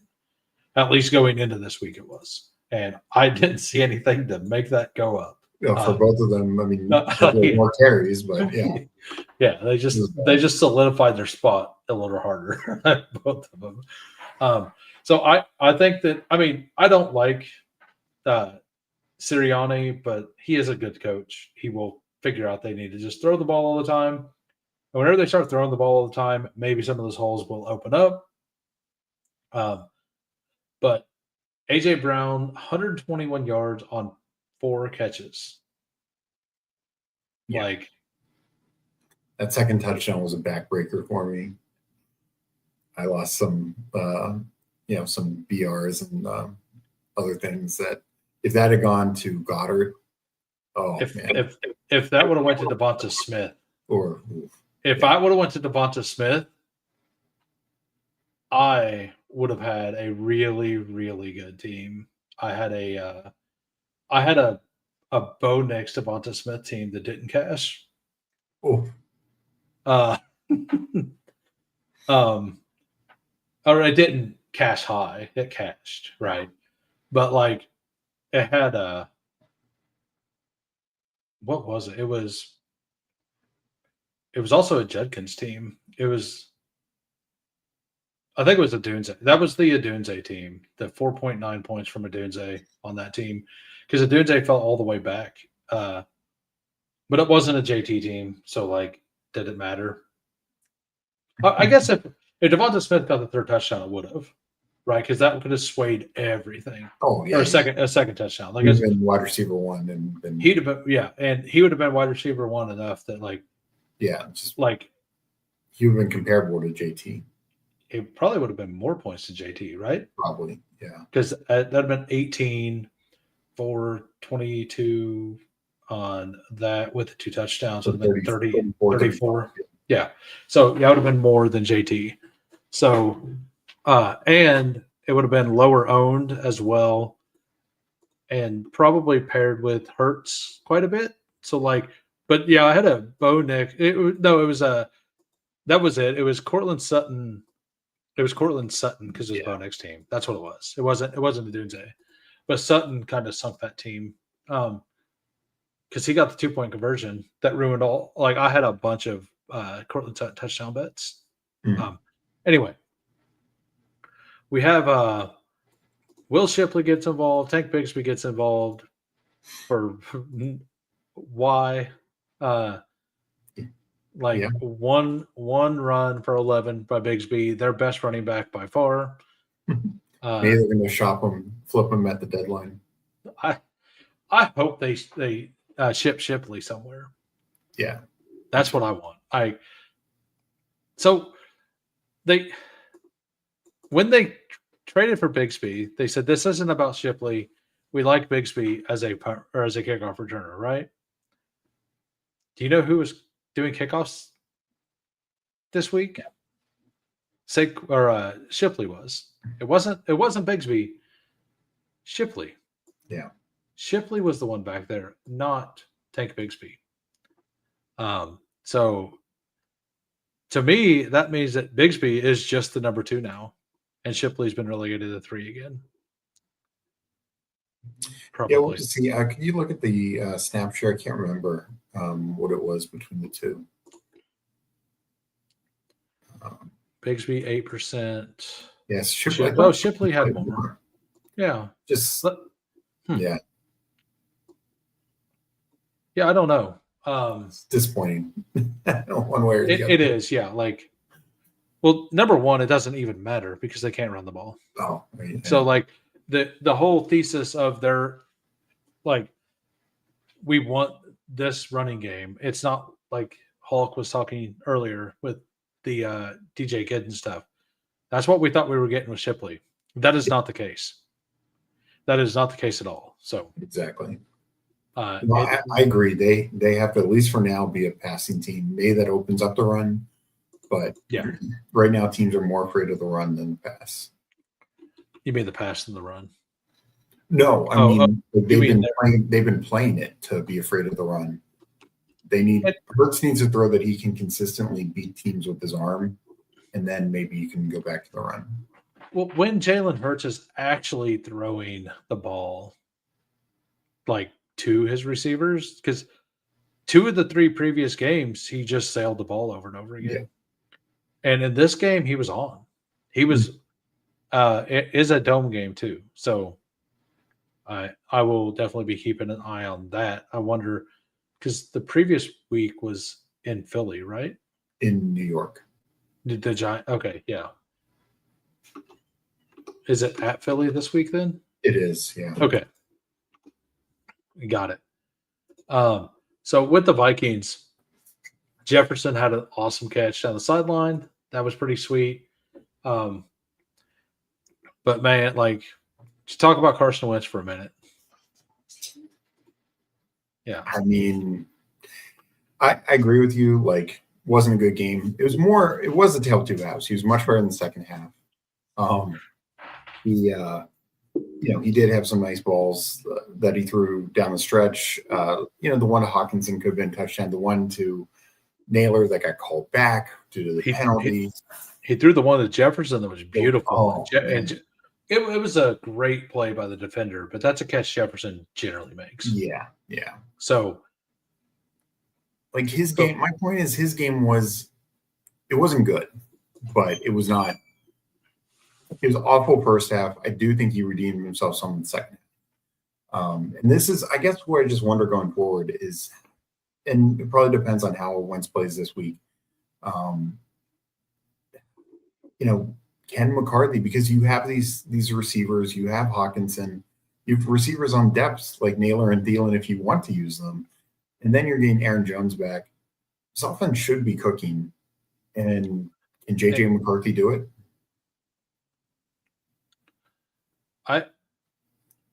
He's been preseason or a camp darling for years. Like you would think he could. I know. I mean, that O'Connell thought that because he let Darnold go. Like he was fully in on the fact that this was the guy and he was ready. Well, I don't know. I do kind of wonder, was this a situation where, like the GM was like, hey, we made the decision to let Kirk walk. We're doing it for JJ. I don't care what Darnold did. Is this GM versus coach? I don't know if we fully know that. I mean, that is true. Because we heard all these, from the start, we heard Darnold might be back. Then it was Daniel Jones. Then it was maybe Aaron Rodgers. It was like they were flirting with every single quarterback who are all much better than anything Minnesota's put on the quarterback field right now. I never believed for a minute that Aaron Rodgers was going there. I know that the reports happened, but that always felt like it was Aaron Rodgers trying to bully his way in there to me. I mean, it could have been, but I just the fact that they were even tied, the fact that people would even bat an eye at that made me wonder. And then, they trade for Sam Howell. Like they could have gone with any old backup. And then when they don't like Sam Howell, they trade him away and bring in Carson Wentz. So my point is I don't know. I feel like there might have been some concern there. Yeah, there may have been. Maybe. I always felt like it was that they felt really good about it, and that's why they let it happen. But you could easily be right that it was a GM versus a coach thing, because that stuff does happen, and you don't always. 5 years from now, we'll hear about it if that was the case. You won't hear about it now. No. Like, so in 5 years, we could have this answer. Are you ready to move on? Yeah. Yep. All right. Carolina Panthers and the New York Jets. Never mind. Can we go back? Can we go back? Yeah, Oh man. This game was. I actually fell asleep during this one watching it. You didn't I ain't miss gonna lie. much. I ain't gonna lie. Second half, the first game I put on this morning right after I woke up. The first half was mildly interesting, and the second half was not really. I will say Xavier Legette is almost turning into a real wide receiver. Yeah. On that touchdown, he did a really good job coming across the field with Bryce Young, and then turning back whenever he got to the edge to give himself that little separation. Like, that was really good. It felt like, and there was a pass play where Jalen Coker was wide open in the end zone that Bryce Young overthrew. Bryce Young has not looked good again. Short Kings are not it, I fear. Well, yeah. We'll get into that Drew a little Brees more. Yeah. Made everyone believe, and it just has not worked since. Yeah, like before Drew Brees, it was always Short Kings aren't good. Yeah. Then Drew Brees happened, and Kyler had a year to where he looked awesome, but it was mostly him running, right? And Bryce, for whatever reason, this year, he had the 26-yard run and ends the game with 10. Or no, that was okay. He had a. I don't know why I was mixing the two lines up. That was a pass. But yeah, Bryce Young, only 2 rushes, 10 yards. Like, we thought we were going to get a lot more Bryce Young running this year. That's why you and I both really liked him in best ball. Yeah. That it's not happening. Like, he is not even attempting to run the ball. And I think that if he would start the games off with some sort of a run, I think it would settle him down. And we're seeing this with another quarterback we'll talk about later. But when they finally run the ball once or twice, they kind of feels like they play better. Yeah. And we've seen this with other quarterbacks in the past that have the rushing ability. Like, if it doesn't go well on the first pass or two, like, I think they need to call a quarterback run. Like, even if you got the scripted plays, like, you're not required to go off the script on those first 15 every play. Mm-hmm. If you see something, you change it. Like, I personally think that Bryce Young needs to get a designed run or two early in every game. Well, and now he's hurt. He Yeah. has a high ankle sprain, I think they said. Definitely out for this week. And they don't have a bye. They don't have a bye till week 14. So yeah.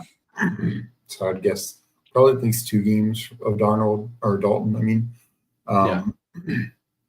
And so, I mean, my takeaway of this game, 2 things. You're right. Legette has looked better and better these last couple of weeks. We will see now that Coker's back. Some other guy, Jatavian Sanders. I still think T-Mac is the guy on this team. This was a weird game why he wasn't getting the ball. I mean, some sauce, Gardner, I think that was part of it. But yeah, they just, Bryce Young, 15 completions, 138 yards, just not impressive. 26-1, the Hubbard, there's the 2 back dump offs, Hubbard and Dowdle for, because the Legette 33-yarder, that was later, that was Dalton. I mean, that's 50 yards right there. That's more than a 30-year passing in 2 running back dump offs. I will say, so the Panthers went drive for drive with the running backs, right? Like, they were pretty much exclusively drive for drive on the running backs. The offense just looked better with Dowdle. Yep. And I think it was more of a Bryce Young thing because Bryce Young seemed to play with more confidence when Dowdle was in the lineup. Because with the dump offs and stuff, he seemed to get to that stuff quicker when Dowdle was there. I don't know why. Maybe it's because the previous 2 weeks they've had success as a team, and he was there. I think also Dowdle had very few negative runs. True. You get to 2nd and 6, 2nd and 5 versus, and sometimes even better, versus 2nd and 9 or 2nd and 10, second and 7. So that I think was part of it. I mean, I agree. Those are the better drives. And, whether you could say maybe just, like you said, these last couple of weeks, it just is a smoother operation with Rico. And this is Hubbard's first game back. So, maybe going forward, Hubbard can be a little bit better. He looked good on that 26-yard catch. But that was about his only good play. Like, Rico was clearly the better back. If I'm them going forward, I make this like a 65-35 split in favor of Rico until he shows he can't do it. Me too. Is the way I look at it. Yeah, I 100% agree with that. I think the team bought into Rico. If the players on your team have bought into it, somebody who steps in as a backup, or they buy out of a player who's a starter, which that's not the case here, but the Anthony Richardson stuff from last year, right? If the team buys out of a player, you need to get rid of that player off of the starting if you can. And if the team has bought into a player as a team, you should if everyone on the team seems to they just played with more spunk. It felt like whenever Dowdle was in the lineup. Yeah, I think Rico just has a little bit more juice, and it showed. I mean, he did get stuffed on that 4th down, but I can't recall many other times where he truly got stuffed. Maybe on the 3-yard carry, but it just. But that 4th down there was zero chance of that working. No one's getting that. Nobody nobody's getting that. So and that's the thing. When the play is there to be made, Dowdle has made it over the last 3 weeks, and not every play is going to be a successful play. Defenses also get paid to play football. Exactly. Not every play can work unless it's against Dallas and Rico Dowdle. So on the Jets, we've alluded to this a couple times. They have been their offensive line has so much talent, or draft capital into it, and they're not really that good. Every once in a while, it's weird. It's every once in a while they'll block things up perfectly for 3 plays in a row, and then they just collapse the next 3 plays. Part of this, I think, is Fields and Stroud learned at Ohio State that the best thing to do while taking a sack is run straight backwards. I don't know why they both run straight back when they're going to take a sack, but they both do it, and they both came from Ohio State. It doesn't make any sense. I don't know why, but it's pretty hilarious to me. Yeah. But yeah, it's hard. That's what's happening here. It's 2nd and 20 all the time. Oh my God. They can't. I don't know that I've watched a drive of the Jets to where. It wasn't in the second half because I was asleep.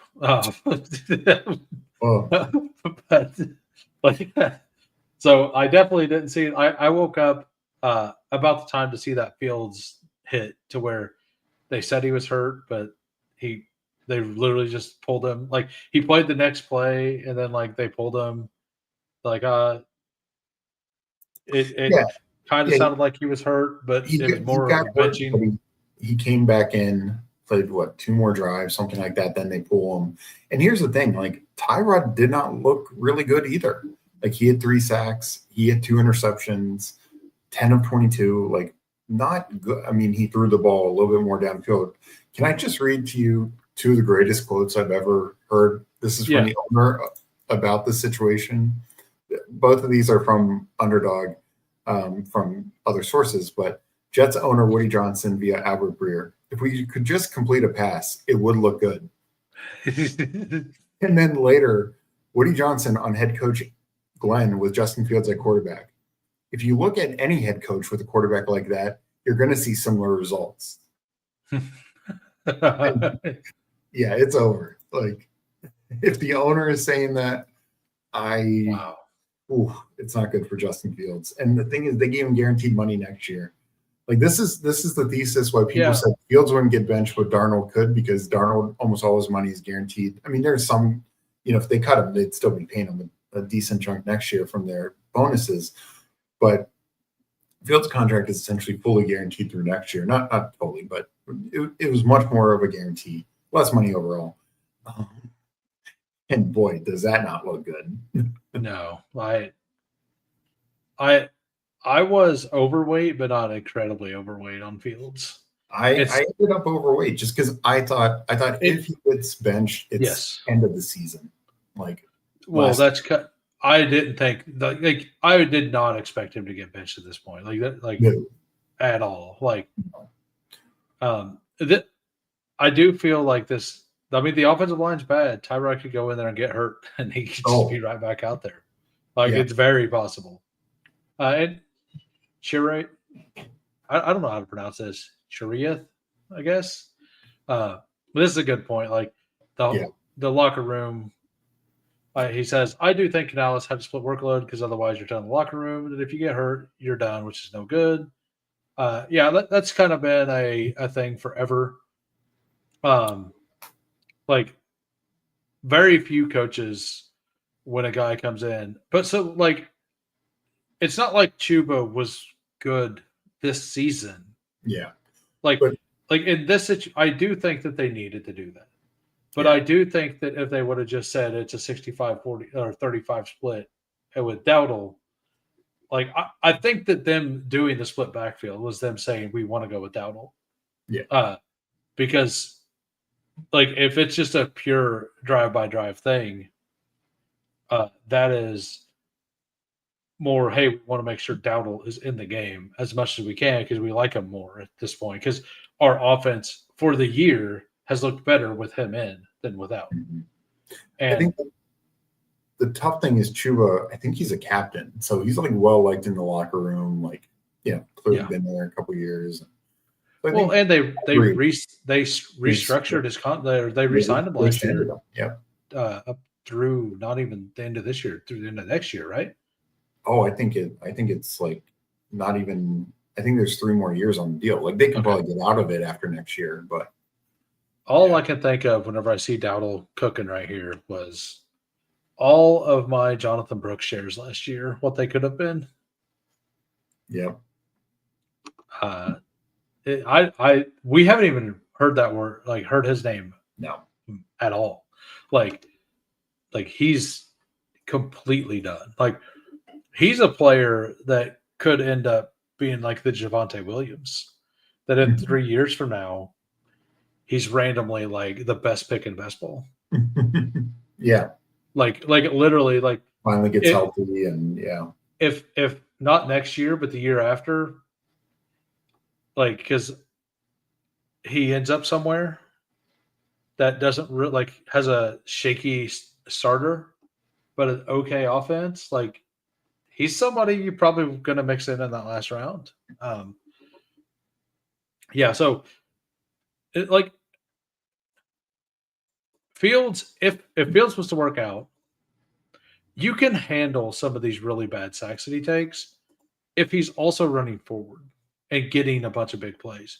Yeah. But he hasn't been. Like, other than that first game, like, he's not been Justin Fields. He's not been trying to play like Justin Fields plays.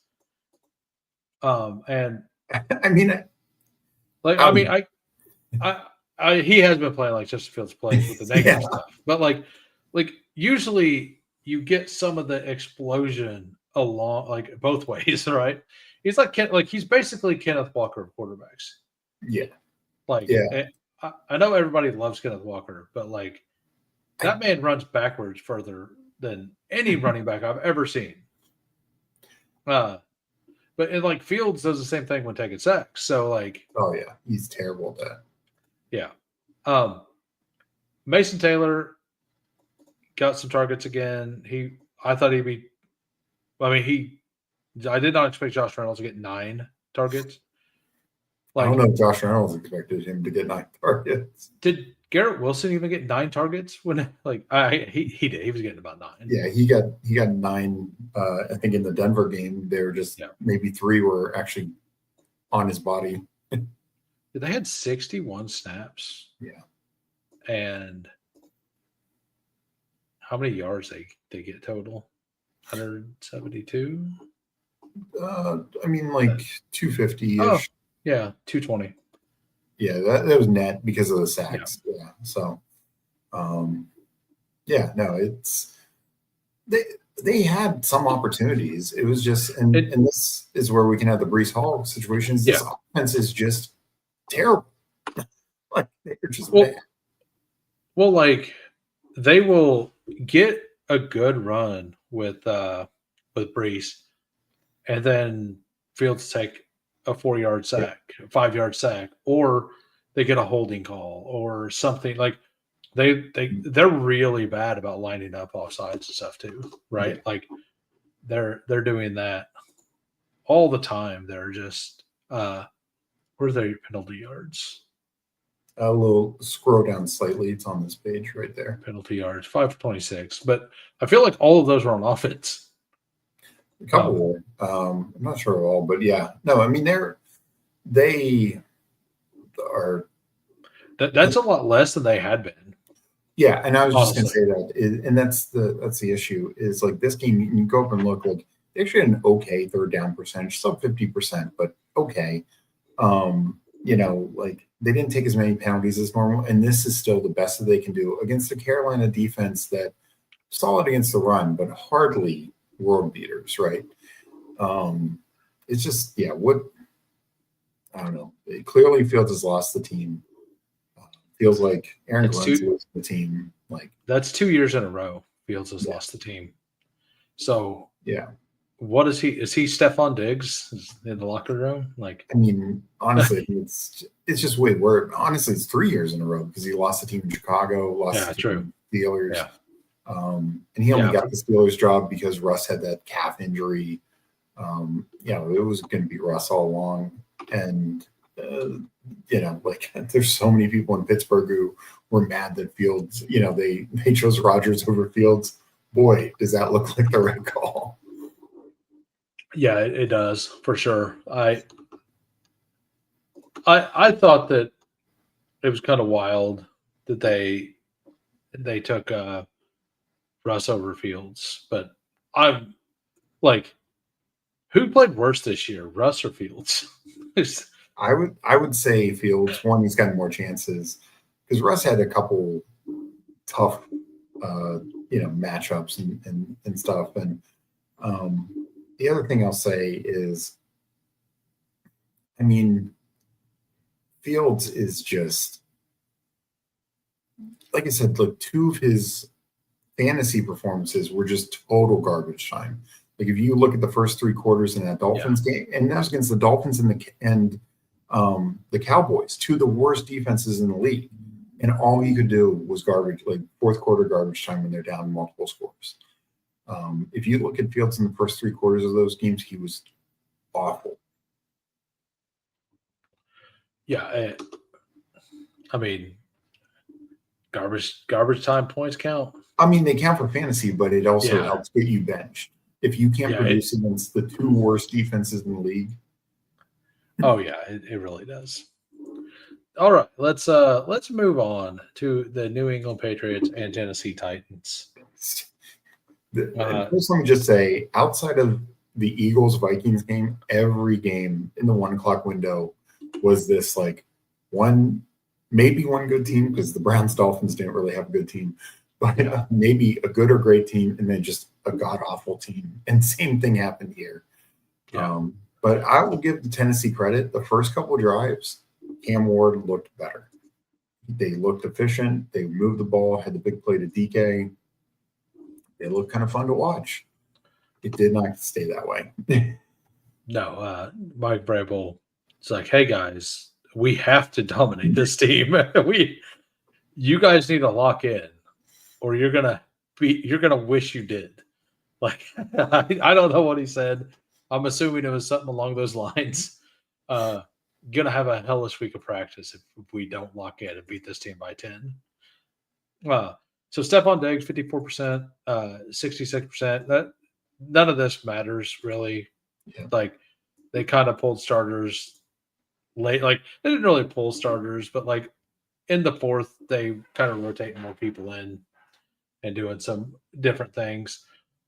I thought Ramondre was a really good play this week.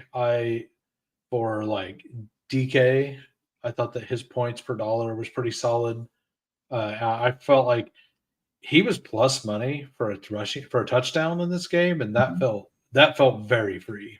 Yeah, like there was like 3 or 4 bets I felt like there were 4 touchdown bets that I felt were very free, and 3 of them hit. Like the Sutton one didn't hit, but he did get their 2 points on the conversion.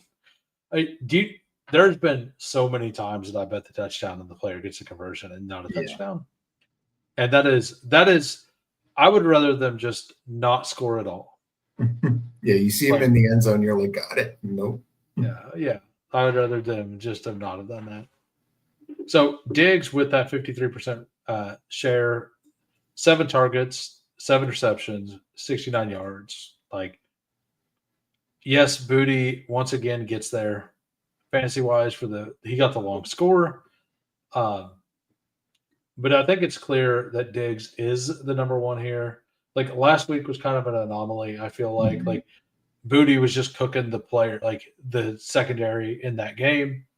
I do think Booty is a very good player. And I was looking at, it was actually over here. This is what I was looking at before. So Stephon Diggs is 56% at wide receiver, and slot was, where was slot at? Right there. Slot was 44%. But Douglas, whenever he comes in, he goes to slot and kicks Diggs outside is what's happening here. So the fact that Mac Hollins is in the slot 24% of the time feels really weird. I don't know. Like that part confuses me. There's sometimes you can have 2 guys in the slot. I think that's where, Yeah. Oh, yeah, with the 4 wide receiver sets and stuff. Yeah. So, but yeah, Kayshon Boutte plays out wide every time he's on the field, basically. And Mac Hollins generally plays outside as well. This is stuff like Kyle Williams only got a couple snaps, but he was outside. I'm gonna try to work that stuff in next week a lot more. Now that I have I'm in there, and I'm gonna learn how to navigate that a little better because this is my first day even looking at that screen. So hopefully that because that stuff matters a lot for the weekly stuff for sure. And then they actually also have slot rate, like defensive versus slot and all that over there as well. But that wouldn't be for this show. But that is something that is nice to know, because slot snaps are more important for fantasy wise, right? So, but yeah, Kyle Williams got a target. That's all we could say about that. It was, it was one of Drake May set the completion record for the Patriots at 91%. All-time single game completion percentage, and Kyle Williams was one of his 2 missed throws. So there is that. That was basically a throwaway, and the Hunter Henry one was basically a throwaway as well. So he threw it well above Kyle. It wasn't like he dropped it. It was he was double covered and he chucked it out of bounds, basically. this is the thing with May. Like, I mean, fantasy is a fine game, like 23 points, whatever. Dude is just playing amazing. Like, He's like those deep balls are on point. I mean, like you said, everything's on point. Like some of those Yeah. throws to Diggs were just perfect, and it's and this is the issue is we're talking like Diggs and Henry would start on just about every team in this league, but the rest of this group, I mean, Austin Hooper, that touchdown to Austin Hooper, I mean, May just trusts his arm, trusts his ability. You know, he trusts everyone that's on the team to catch the yeah, ball. Mac Hollins, that was a deep ball right down the sideline, that 27-yarder that set up the Hooper touchdown. I think, and everyone but Travion. Oh my God, yeah, we'll get to that in a second. and then May running, and this is a game that they were ahead, and like you said, like the last couple drives, it was not passing. So now, I mean, May is looking great, and he's not like the game he was pushed against Josh Allen. He had a great second half, but it wasn't even like push. Like, man, if May gets into a shootout, he is going to deal. He's going to put up a monster game. Yeah, it just sucks that their Week 17 game is not.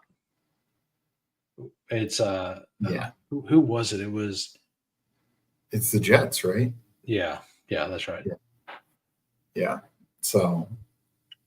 Who knows? Maybe Tyrod Taylor gets the team together. Yeah. I mean, just right now, May, you know, I said last week and I'll say again, like I think May is the best of the second-year quarterbacks. I mean, Jane's taking a step back. So's Nick's. Caleb's struggling. Penix is yo-yoing. I mean, I think they're all going to be fine quarterbacks in the end. But boy, May is just on fire right now. And in doing it with probably the weakest offensive line and the least amount of weapons that we're seeing. And this is the first time they had a semblance of a running game. Their offensive line is starting to gel a little. I will say that they're a younger offensive line. They are starting to look a little better. And I honestly think this is one of the teams that could be a scary play in the playoffs. Oh, like I don't see them. I like the way they play ball. Like I know that the Bills are the Bills, and the Chiefs are the Chiefs, but like, and I mean, the Colts are probably the best team in the AFC right now. Yeah, like I know, like I keep saying the Chiefs are back. I'm sure all the power rankings are going to have Kansas City ranked 1 because they've seen the last 2 weeks. But like, it's hard to argue that it's the Colts. It's not the Colts. And like the Patriots might be third. Like, or like it's either the Bills or the Patriots next. Like it. I don't necessarily think it's definitely the Bills. No, I think it's like I think it's an argument. I think I do have the Bills next, but I think it's an argument. I think the Bills just because I think just their total experience. Right. And honestly, the key for the Bills, both teams, I mean, Diggs, I think, is better than any receiver the Bills have, but James Cook is just such a step above. So they can have a dual threat running game week in, week out, where the Patriots, it's scarier. Right. And in a head-to-head, I actually kind of tend closer to the Patriots because they have the awesome run defense. But if we're talking about against every team in the league, which is what power rankings are, I do think that that's correct and it should be the Bills. But I'm just saying I think it's an argument. I don't think it's like a door shut kind of situation. I think those are the 4 best teams in the AFC, and I mean, I think they might be 4th of 6 best teams in the NFL. Yeah, I could agree with that. I'm having a hard time with the Niners, but they keep winning. They keep finding a way. I mean, it's just we'll see when they get healthy. Like that's the thing; they're winning without being anyone. Yeah, I know. We'll get there, but yeah, the Drake May man, like He looks so good. He had 62 yards rush. He finally opened up on the ground. Like he hadn't really opened up on the ground. And I kind of had a feeling that this would happen because this is like, hey, go show them. Oh yeah, Megan and I had a Drake May rushing touchdown bet because we were like, oh, he's gonna do it. That was the only bet on my dog bowl qualifier token that didn't hit. Was the Drake May rushing touchdown. I don't know what won, but I had a 77x that the other 5 bets hit, and that one was that was the one that I missed because I actually did not put Sutton on that one. Like I did a bunch of touchdown parlays. I done like 5 of them, and 3 of them had Sutton in it, and the other one cashed, and that one missed by the May leg, and the other ones all missed by just the Sutton leg. I will say somebody put a lottery in my Discord, and I'm like, I want to make a lottery. I made a 12 touchdown parlay, and that one I actually went with Stevenson on that one, but I had the Sutton one, but I think I missed 3 of 14 or something. Like I wish I would have just placed them all single bets. Yeah. I did not. I did not. I should have did that. I did not. And you were talking about the Titans looking fun at the beginning of the game. Yeah, like it showed life. Yeah. Like they showed some life. Yes, they couldn't run the ball. We did not expect that at all against this team. We didn't expect them to be in the game long enough, and they were in the game longer than we thought. With what happened here, I think it's very, very alive that Ridley gets traded. Oh, I think for sure. Yeah, and I do think that maybe not this week. Like I think that this week or next week we're going to see some trades and some big trades. And I think there's going to be a flurry of them. Whenever it happens, I think we're going to see 3 or 4. This week you have 6 teams on bye. A lot of those teams could either be a lot of those teams, like the Raiders, are going to probably be calling people with Myers, and the Cardinals may be calling people about a running back. So like I could see a couple of those teams, although the players are on bye, the GMs and everything won't be, right? Like they'll still be in there looking at things, and coaches will be trying to figure things out, stuff like that. And we were discussing the Brees. We've discussed both of those. I personally think the Kamara one is over because number one, he doesn't want to. And number 2, and more importantly now, Kendre Miller's out for the season. So with that, I don't think that they can. I don't think it would matter if they do. Like, I think they would. The Saints would be willing to do it. But if Kamara wants to stay, they want to. Yeah. And Brees, I know Steve was talking earlier about that. I hope Brees Hall gets traded. I don't see a good spot is my problem. Like the Cardinals is like the only answer, right? But like, are they going to trade for a back who's going to be a free agent and they're probably missing playoffs? Well, that's what I'm saying. Like the time to trade him was before the draft. Yeah. If you trade him before the draft, you could probably get like a 3rd round pick. At this point, you're going to get what, a 5th? Because that team's going to have to restructure. Like unless the team can get a deal done, they open up the trade talks and they get a deal done before the trade is official. A team's not going to trade a 4th, like a 3rd rounder for him. Now, if a team wants to for sure keep him, I could see them getting a 3rd if we know a deal's going to get done. Yeah. I don't think the Rams at all. They just love Kyron. Like why would they want anyone else? They have Kyron Williams. Kyron Williams actually had a game successful without a fumble, and they have to be feeling pretty good about it right now because he didn't fumble this week. Next week he will. Yeah.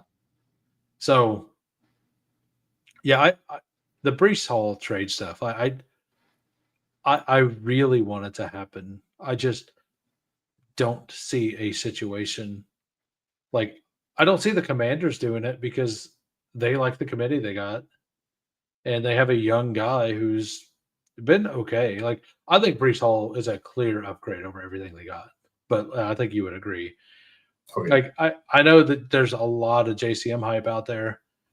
I do think he's shown flashes, but he's still not Brees Hall. Like I and Dallas feels really good about their situation now. I mean, if we got word that Aaron Jones was out for a long time, I could see the Vikings doing something like that. As a pet, like, but I I, don't know. I actually still could see Yeah, Dallas doing it because they did lose Miles Sanders. They have no faith in Jaden Blue. Like, he got a couple carries, as we'll talk about soon. But yeah, that was a blowout. And Javonte, as good as he's been, like, you want some depth. And Cowboys, true. we know that I think they know their window is with Dak. I think they are, Jerry. I mean, Jerry's it's not getting any younger. He wants to see another Super Bowl, run. And so I could just see him doing it. I mean, they trade a fourth for Mingo. They trade a fourth for Trey Lance. Like they will make moves. Like they to me feel like the one feels live. But I think it will be a timeshare. Like it's not like Brees Hall comes in and gets every carry. It's gonna be him and Javonte. I'm curious, did he yeah, I had a 77.1x or whatever on mine. I wonder if that means that he actually won first or if he just won his pick'em. I think it Oh, sounds like first. hell yeah. Congratulations, Hulk. Yeah, that's Awesome. You got bailed out by Drake May, just so you know. Because that's the only leg on mine that missed. That was a 77x. It was $5 for 350 something. Congrats. That's Yeah, awesome. that's awesome. Not only did you hit a pick'em for a lot of Yeah, money. a big pick 'em. Yeah. Yeah, because like it's $5 minimum, so a 76x would be 340ish, right? Something like that. So like that's a pretty nice pick'em, no matter what. Uh Breeze probably also want, yeah. Well, that's the thing. Like they would have to find a spot to that will re-sign him, or they're only going to get like a fifth or like maybe a fifth, probably like a 6th-round pick. I mean, again, you could have a team desperate like the Cowboys, who's just like, we're in it. Like if I mean, honestly, I think you could make the case the Steelers because the Steelers are clearly in win now mode, but they're looking receiver. I think they just believe more in the Jalen Warren, Gainwell, Johnson, combo. But I mean, that would be the clear upgrade for for among contending teams would be the Steelers. But I don't think they do that. But they are a win now team for sure. Hey Hulk, put in the chat what your pick'em was. I'm curious. Yeah, so DK, as you said, he looked good. Like Spears looks like he's going to eventually take over the number 1 role here. Yeah, I do wonder if Pollard gets traded. I mean, once again, we need to good. I mean, six for 43 receiving. you need somebody that needs somebody. Yeah. Like that's the problem with these. Like my issue with the whole Brees Hall stuff. Like they thought they were going to be a good team. I thought they would be better. I didn't think they'd be a good team, but I thought they could be reasonably competitive. If they would have thought that this was how their season was going to go, I bet Brees Hall wasn't on this team. Yeah. Pre-draft. Sure. Like pre-draft, they would have traded it. Yeah. Like if you could tell them that they were going to be 1-6 or whatever at this point, they would be like, yeah, we'll trade Brees Hall to a team before the draft, and that team like get an extra pick and we'll just draft a new running back in this class. Like that would have just made so much sense. And then Cam Scatterboo would have been absolutely ruined. Yeah. So thank you, Jets, for not doing that. We were just talking to the Cowboys. I wonder about Pollard being traded back to the Cowboys. That would make a lot of sense. He knows Brian Schottenheimer, he knows Dak, knows the offense. I think there's still enough juice there. Titans are just bad. That's nice. I had mine had a couple of those. Mine was McBride, Rice, Bijan, Judkins. Like I had 6 because I took 3 of the real low X. Mm-hmm. It wasn't Bijan because you can't use Bijan. It was Taylor, Judkins, Ramondre, Rice. No, it wasn't Ramondre because I didn't double up teams. Like I didn't ever take 2 players from one team. I can look it up later. All right, so are we ready to move on? Yeah. Yep. To Scatterboo himself. Just one thing, because we didn't talk about Ward. It was better, but still a lot of issues. Sacks, the interception, fumble. I mean, it's bad. It's bad. It's going to be a while. Yeah, like their protection's not been good, and that was a lot of our thesis. And yeah, it's one of those things. I don't think there's enough offensive line talent in the league right now. Mm-hmm. And it's literally killing teams. Like, yeah. And like you said, they're probably going to trade Ridley, maybe Pollard. They just released, Tyler Lockett. So it's going to be the DK, Iomanner, and Van Jefferson show with Helm and Okonkwo, I guess. Yeah. Sounds fun. All right, on to the Giants and Broncos. This game, if you bet the under, you were feeling pretty good going into the fourth quarter. Oh, man, that'd be brutal. Like, I was thinking about that. I'm like, there's 19 points, and this game ends at 65. Yeah. It was 19-0 going in to the fourth quarter. If you bet the under, I apologize for you. I hope you cashed out. Like, why would you have, though? The Broncos couldn't move the ball at all. Bo Nix did not look good. And this is the other quarterback I was talking about earlier, like with Bryce Young. I think when Bo Nix finally runs, he settles down some. It's almost like every week Bo Nix is going out there and he's playing overamped. Like he's getting too amped up for these games. When he misses high. It looks like he's always doing too much, like in the movements in the pockets. At the beginning of his year last year, it was the same thing, and then at the end of the year, he settled in. I think that they need to give him a scripted run or something early in the downs, let him work some energy out or something, maybe get hit hard once or something. Maybe it'll make him feel better about it. But yeah, like this game was wild, like absolutely wild.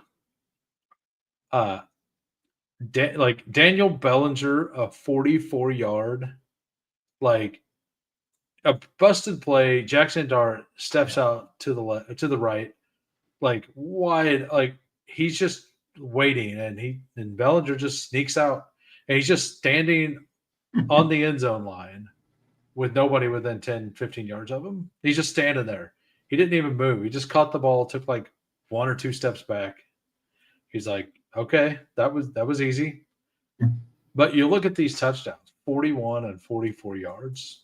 And the Theo Johnson one was it wasn't even to him. And yeah.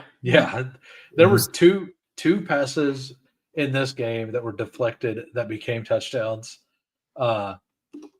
We had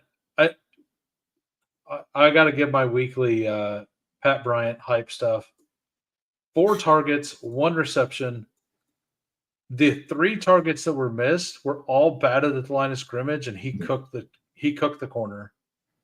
And he had a 5th target that's not on here because it was a PI. So he got 5. He essentially got 5 targets. I do think that he will become part of this offense here. I think he is part of the offense. That Bo Nix, like every time he went to throw that slant to him, because it was all slant. All 5 of those were slants, by the way, and 3 of those were batted down. One of them was a PI, and one was a catch. So, like, I do think that will come. I think that it could have came this week or last week, because the week previous they were doing it as well, and he was winning on the slants. Like, I guess that's the only route that Sean Payton's going to let him run, but anything's better than nothing. Yeah.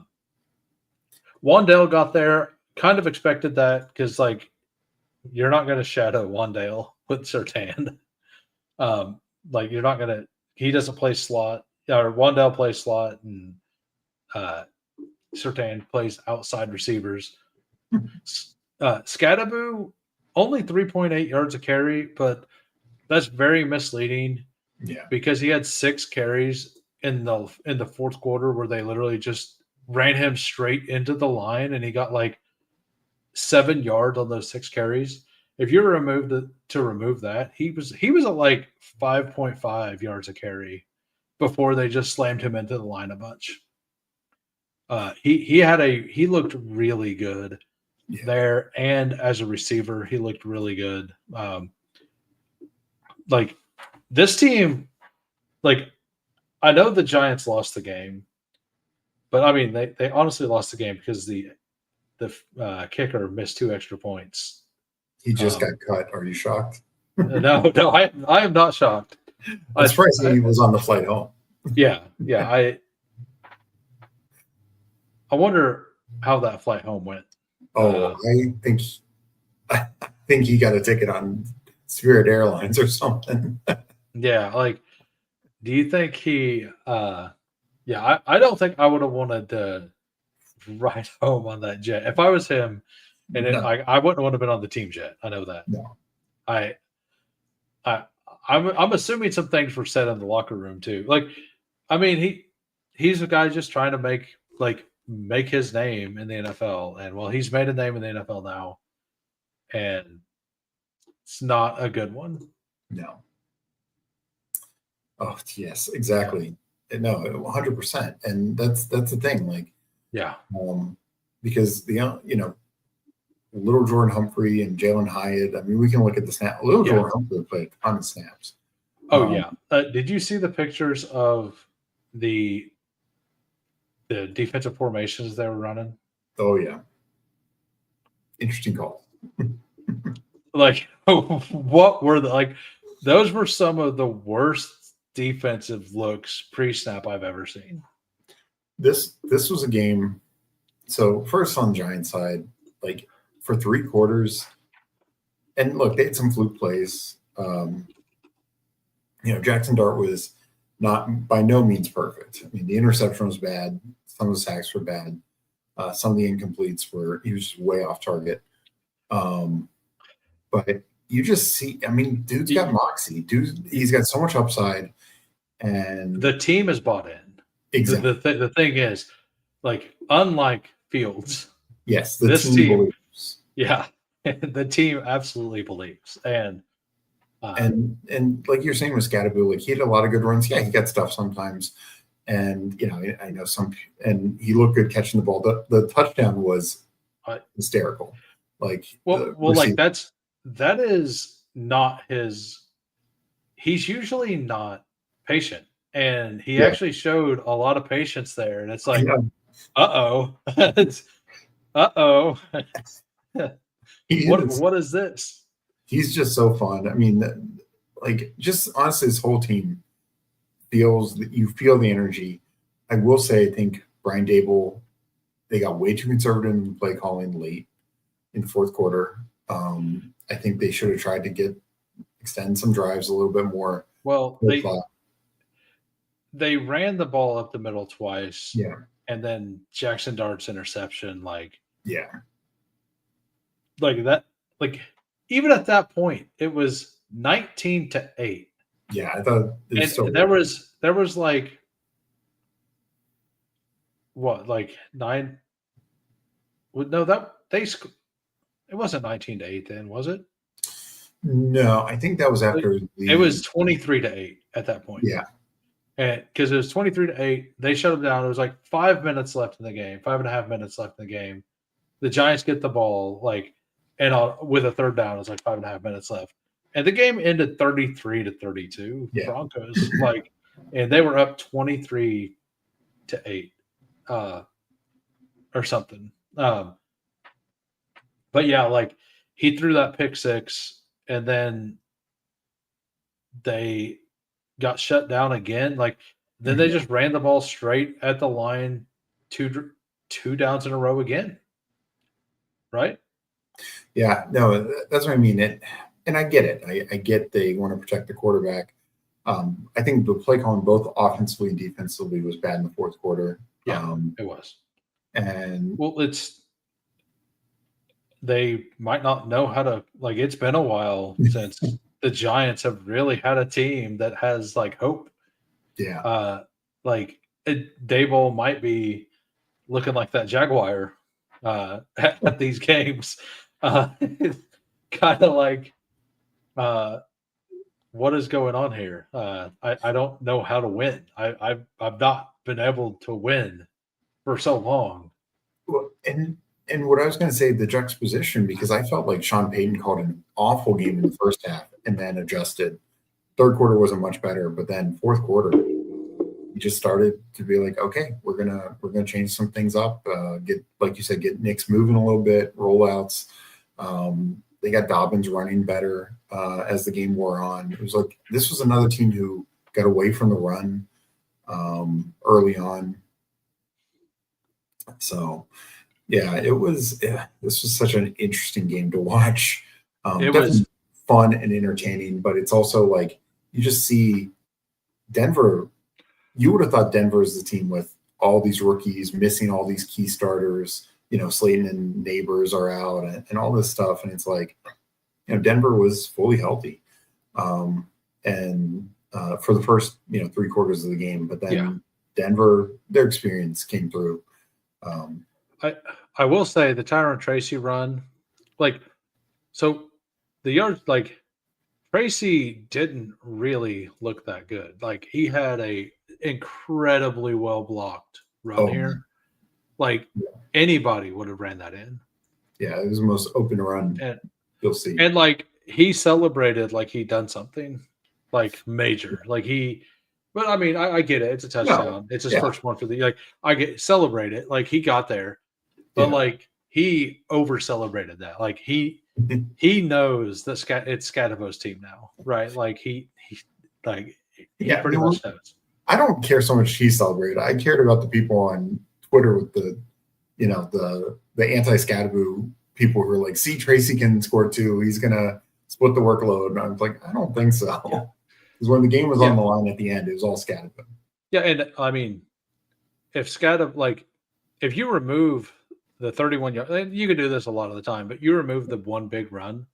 Like, if you want to see how a running back actually is doing, like, if you remove their longest run and then redo the stats, you can kind of give a better guess of how they looked. Because one big run can make it look way better or way worse. Like, and if their longest run was 8 yards, but they averaged 6 yards a carry, like, that means that they were just chunking, right? Like, here, you remove that. That's 15 carries on 8 yards. Yeah. Right? Yeah, like less than 2 yards a carry. So he had 5.1 yards a carry, but like he was at 2 before without that one run. And if it was Devin Singletary in on that play, Devin Singletary runs for the touchdown. Yeah. And Tyron Tracy's line is 8 for 15. And it looks really bad. But like, I mean, he was in there on the right play. If Scadabo was in there, they probably would have defended it differently, stuff like that, right? Like, other decisions would have been made. But it, it was, well, like that was my problem with the celebration. Like I get understanding, like celebrating, but like he really celebrated. Like he was very like. I mean, I just the I crazy can't fault the player just because he's got to be happy. It's like, oh okay, yeah. I'm keeping No, my job. I get it, but like the fact, like I think it was for me, the thing about it was that none of his team like ran down there to congratulate him. It was just him celebrating in the end zone by himself the entire time. Like I think that's what made it feel weird to me. Yeah. And that's more of a and like, what are they doing? Like, why weren't they happy for this guy? Yeah, either Cam and Tracy split work, or Tracy gets all of it when Cam dies with all the work. Coolers said something pretty funny yesterday because he's been like not really anti Scattaboo, but he kind of gets annoyed with how much Scattaboo's talked about. He said that he looked at all of his like best teams, and most of them are Scattaboo teams, so he now has to root for Scattaboo. So we may have another Scattaboy out here. Yeah. But yeah, like so J.K. Dobbins, same thing. Like if you remove the long run here, like he still had an okay game, not a great game, but like it's still an okay game, right? Yeah, I like to look at that whenever I'm looking at a stat line. Like you remove Jameer, whenever we get there, you remove Jameer Gibbs' long run, it's still a really good game, exactly. You know? So like if you remove the longest run, you could tell how good a game really was. And like, and there's other contexts, like remove the runs directly at the line. Like there were, like you said, the runs in the Chiefs game, they literally just ran it straight in the line. Like those were the exact calls that they gave. They weren't even trying to get first downs. They were just trying to burn clock. And it was total ball control protection. Because if you start going outside me, the ball gets poked out, something like that. It's just like cover up, dive forward, get a yard, get two. It's like you have one job: do not fumble. Yeah, that is it. So Bo Nix, like quarterback one on the week, and like it came in the wildest way. He had less than 10 fantasy points entering the fourth quarter, and he had 39. Did he have 5 fantasy points entering? I don't know. Like I just know it was less than like I just know that all the touchdowns, the 2-point conversion, the 2-point conversion, all of it was in because they had 0 points. They had 0 points, and I mean, did he even have really 150 yards at that point? I doubt it.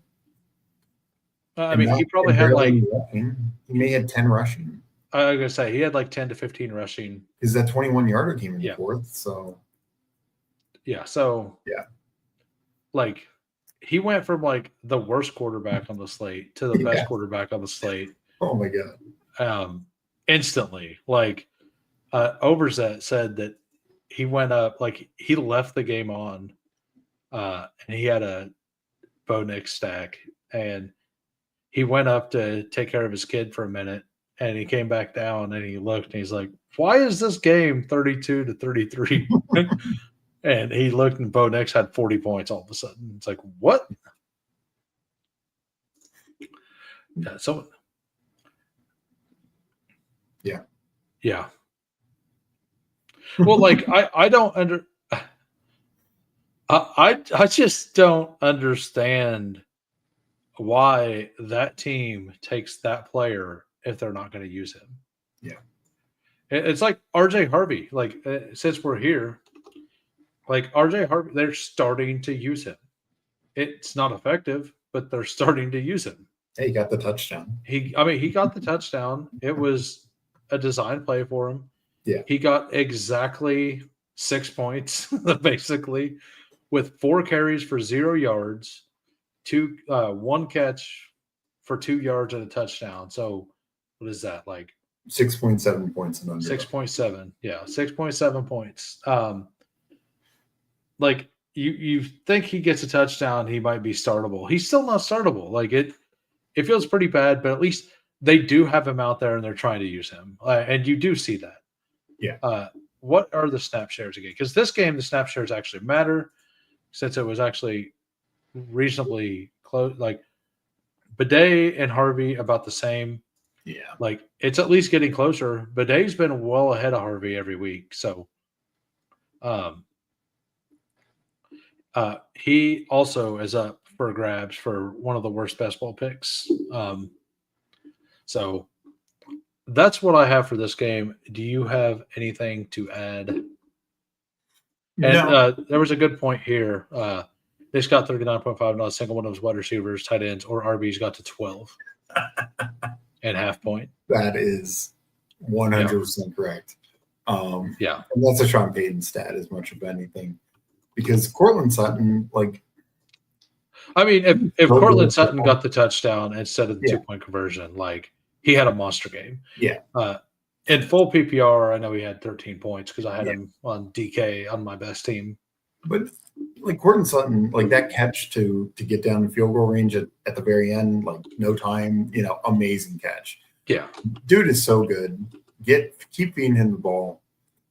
He will have big fantasy weeks. I've already taken it like this week. Yeah, against Dallas. Like Bo Nix is going to be 100% drafted this week after that performance last week and against Dallas, and it's probably just not going to work. Probably not. No. Like, I don't know what's going on in Dallas, but for whatever reason, nobody like it's not just Washington. Like, it's such a good matchup, but like every other week, they're like something wild happens, and the fantasy stuff just doesn't get there on one side or the other, right? Mm-hmm. But the matchup's always there. It's hard to fade. All right, so on to the Indianapolis Colts versus the Los Angeles Chargers. This was a pretty fun game if you like the Colts. And I don't know, man. Like, it's hard to think that they're not just the best team in the NFL right now. Yeah, I mean, I think it's one of, like you said, like matched up across the league. Colts, one game, give me Patrick Mahomes. Yeah. In the playoffs, in the playoffs, obviously, in the Super Bowl, like if you're the NFC team, you're asking who do you not want to face in the Super Bowl least? It's got to be Patrick Mahomes, and then probably followed by Josh Allen. But the Colts and the Patriots are like just as good as these teams. It's just, just more question marks there.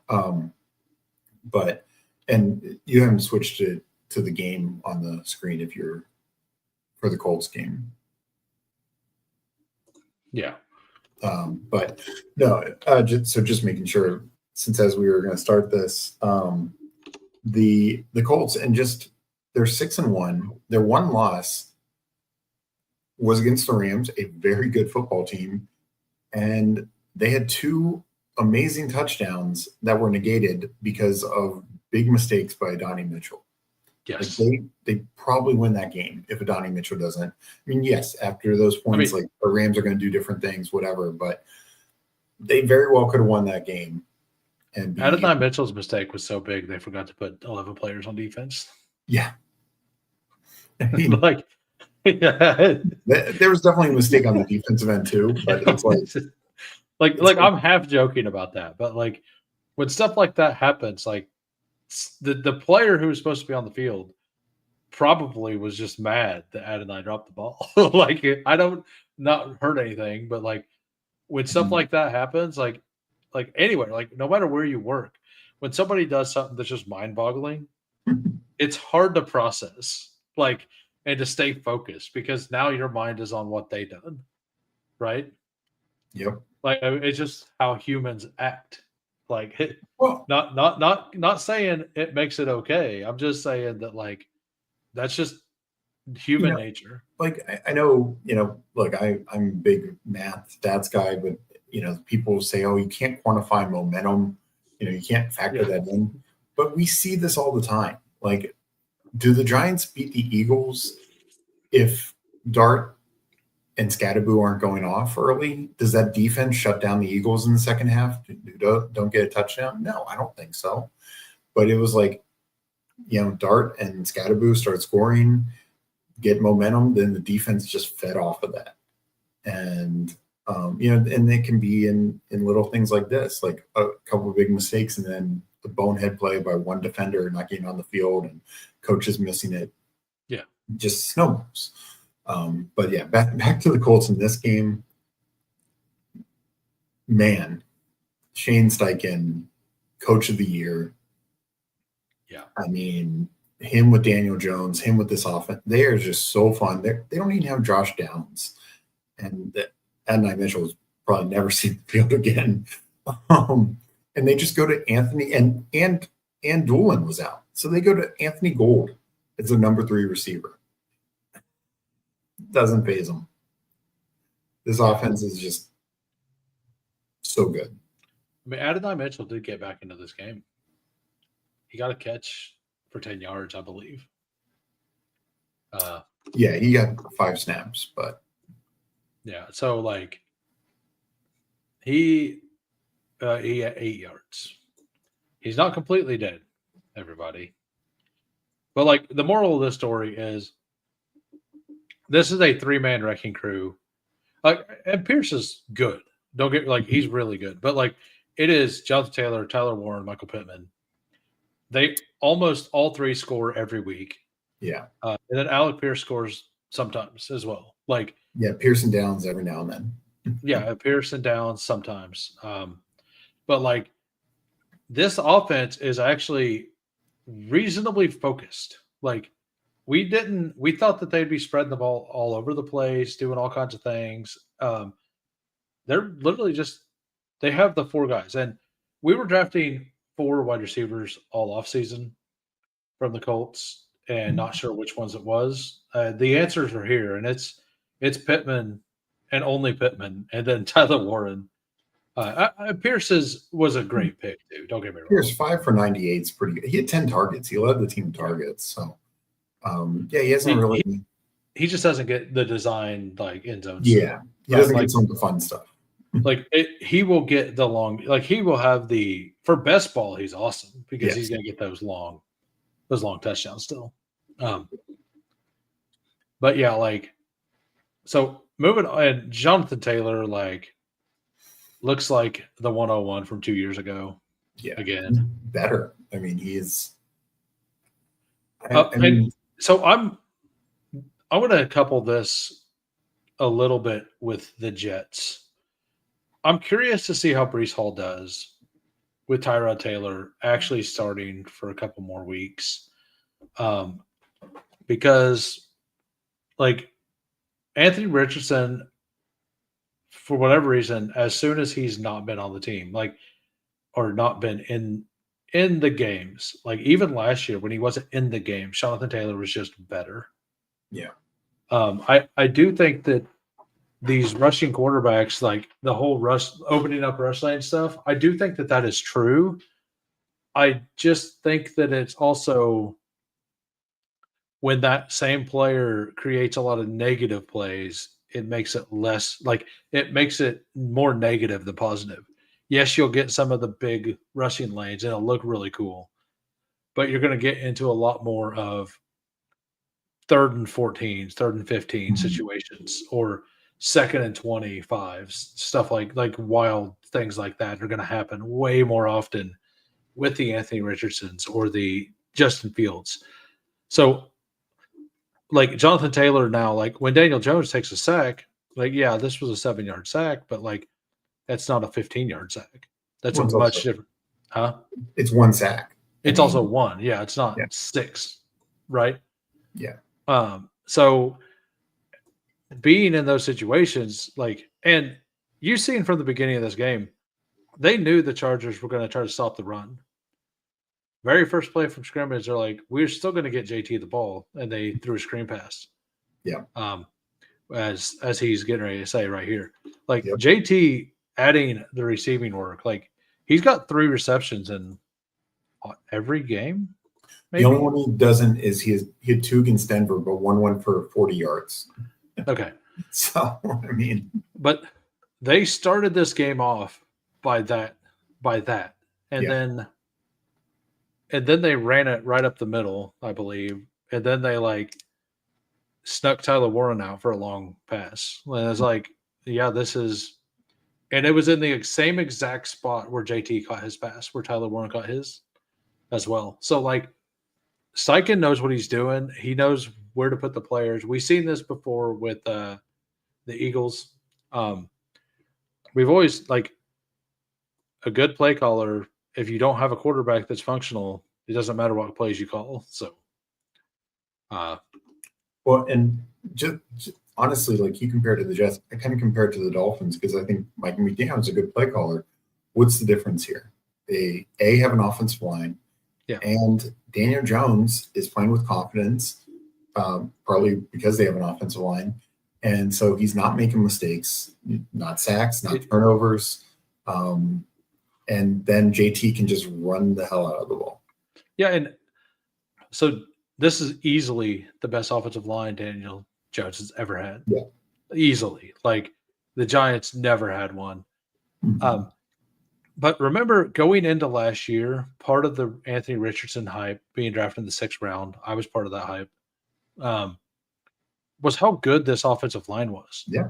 Like we might also see the Jets offensive line get better with Fields not in there because they're not like having to block extra, like they're not going to get as many holds because a lot of those holds are created whenever he runs around, right?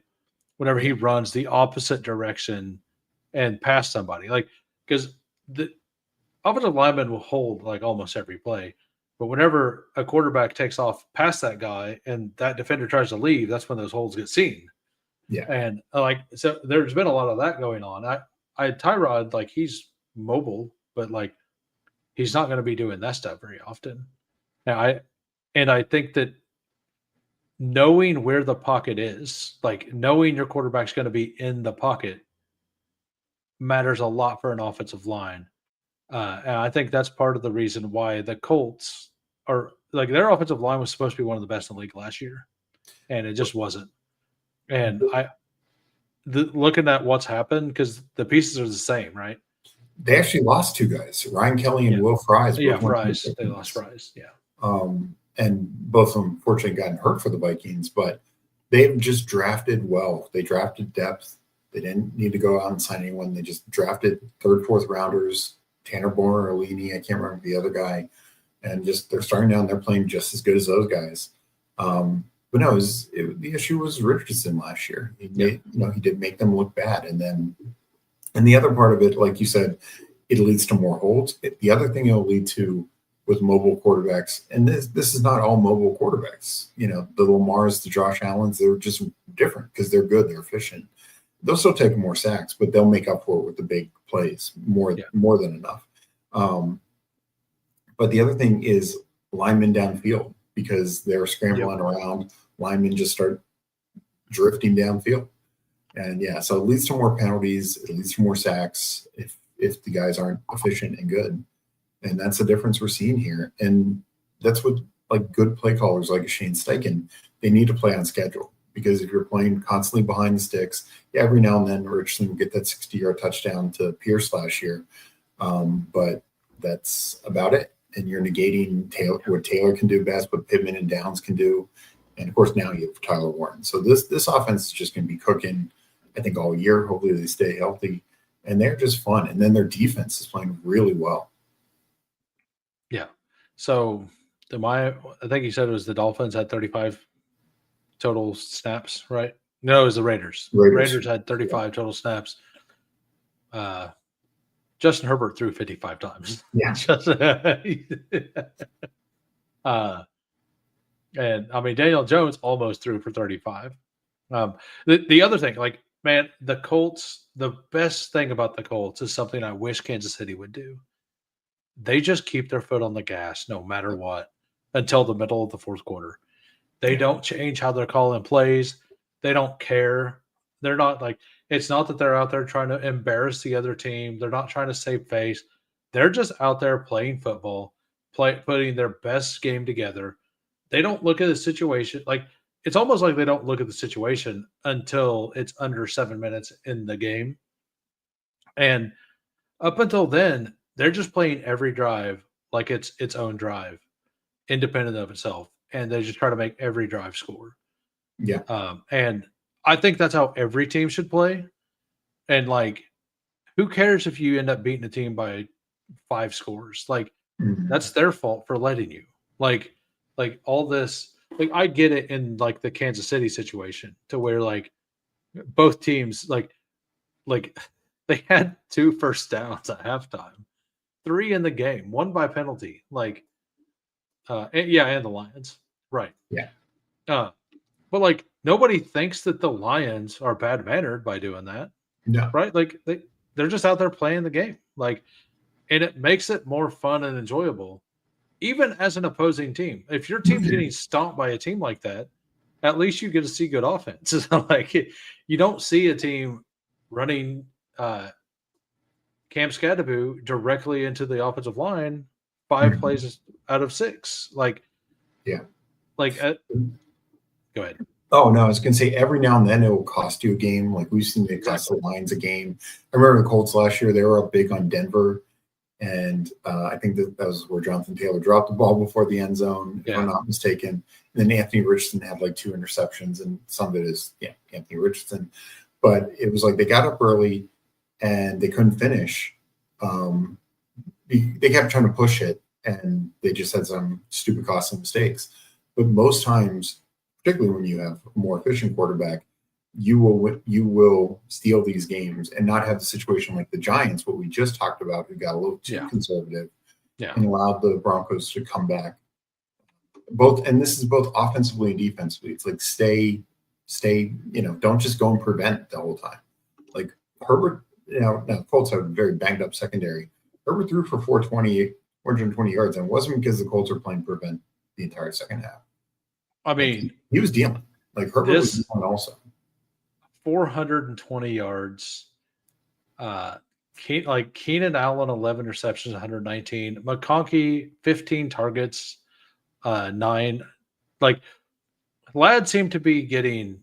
I do feel like Ladd kind of got shown he was the number one here because they seemed to design some stuff up, and he drew a lot more doubles than anybody else did. And that one ball in the end zone was barely overthrown. Like that was a touchdown. Ladd beat his guy. Yeah. That's the 3rd time this season Herbert's just missed Ladd in the end zone. Oh, I know. Yeah. Feels like do what? Feels like it's going to hit in a big way soon. Yeah. When it hits, like he's going to have that Gadsden game here soon. And talk about it. Like, shout out to Gamblestein.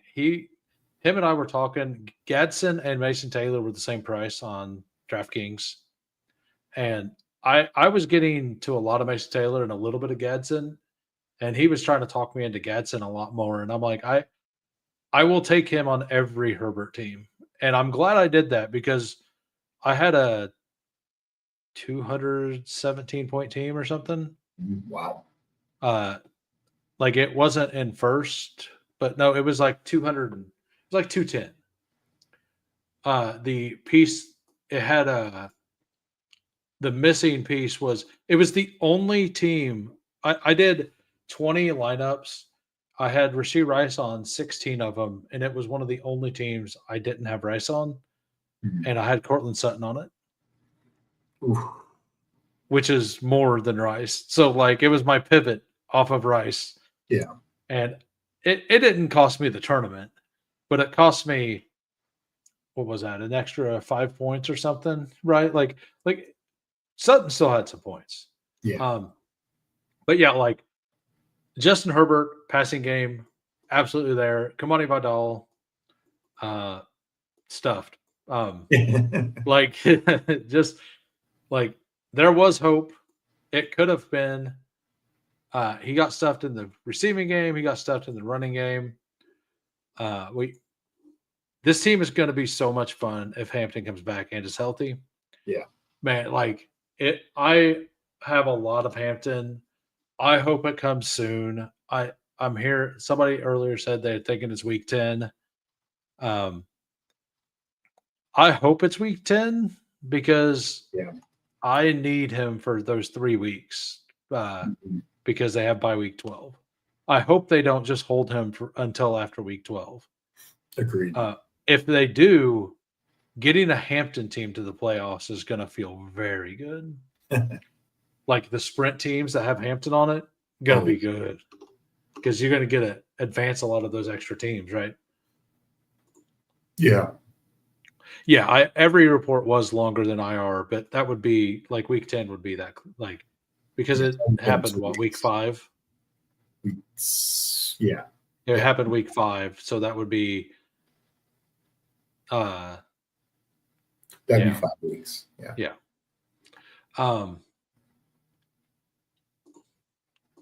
Yeah, like I'm assuming they're gonna wait till the bye.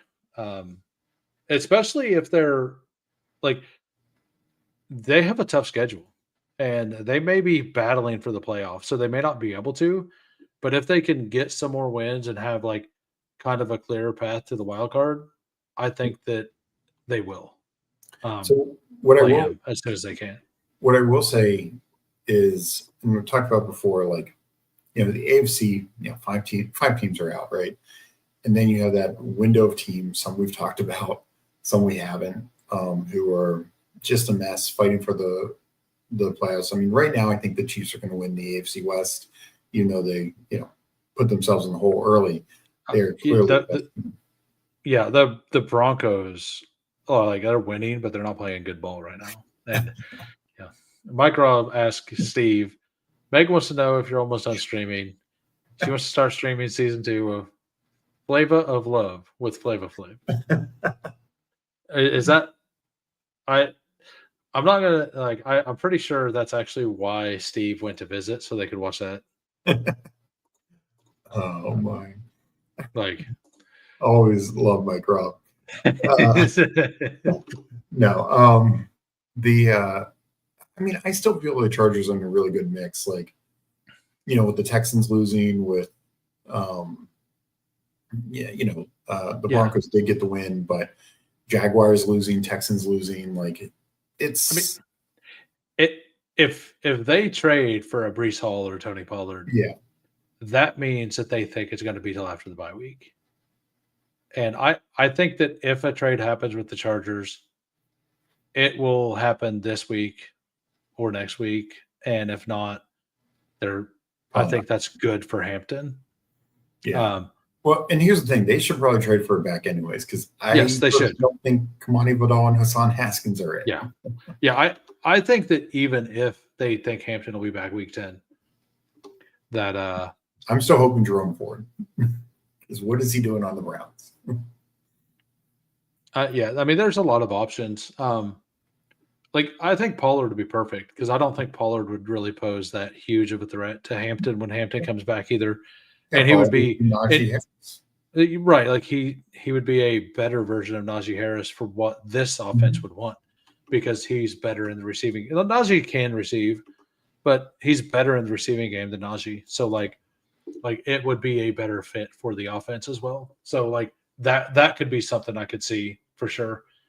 So QJ touchdown again, like all the wide receivers get 10 points, right? Like all of them. And Gadsden goes nuclear. Gadsden is a low-owned. He may be a low-owned gem. And like BBM and stuff. I feel pretty good about my 13% Herbert in all formats. I know that. Yeah. Are we ready to move on? Yep. All right. We got the Green Bay Packers and the Arizona Cardinals. Second week in a row that the Arizona Cardinals are in a game that nobody gives them a chance. And they come out and play really well. Yeah. In a very related story, Kyler Murray was not their quarterback. Yeah, normally when we talk about games that make you fall asleep, it's a Cardinals game. And this side, the Packers offense made me fall asleep. But and to be fair, they had that whole crazy on the plane for 6 hours thing, and Jacobs is banged up and all this kind of stuff. But they sneak out with the win, but oof. It was ugly.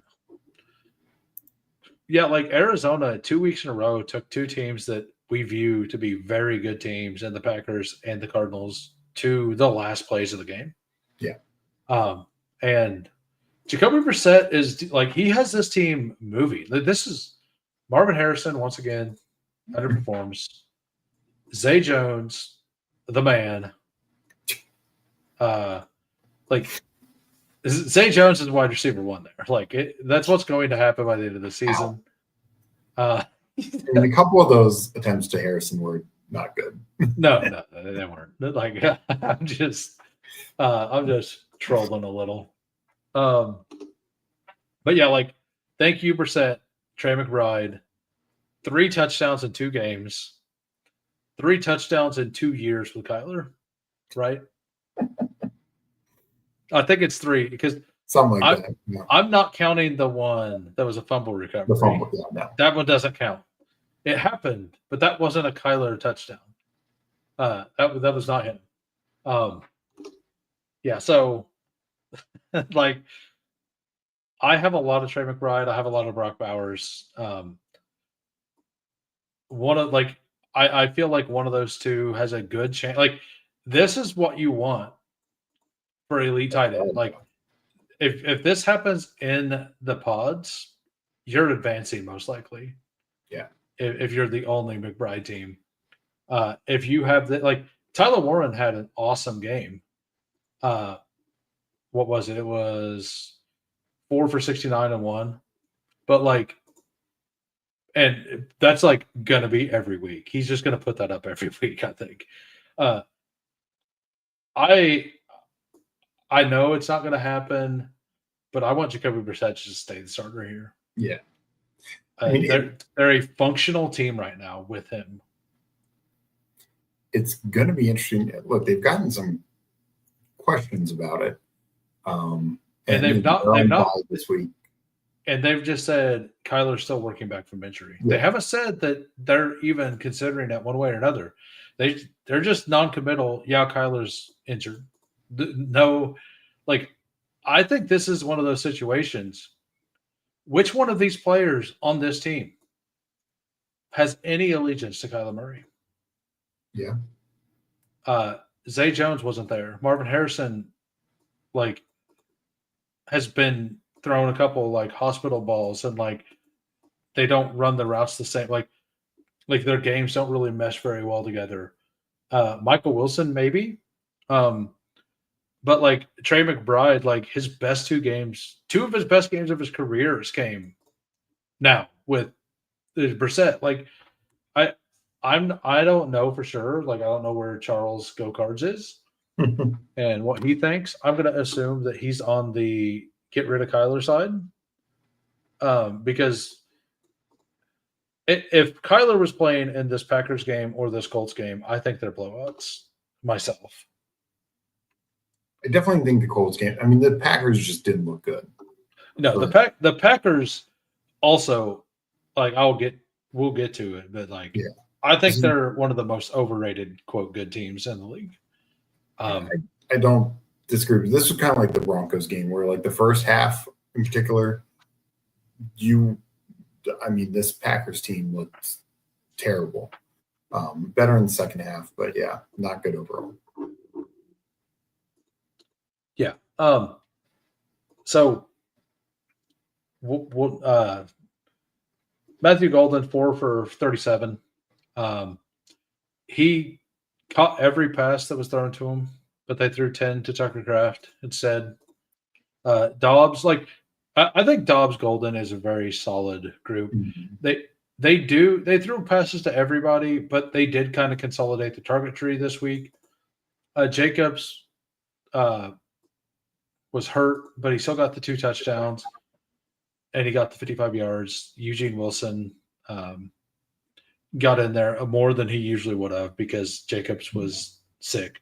The snap share was a little interesting on that, and we know why. But I also think it explains like why the Packers weren't as good. They are so reliant on Jacobs. They really are. They go as he goes.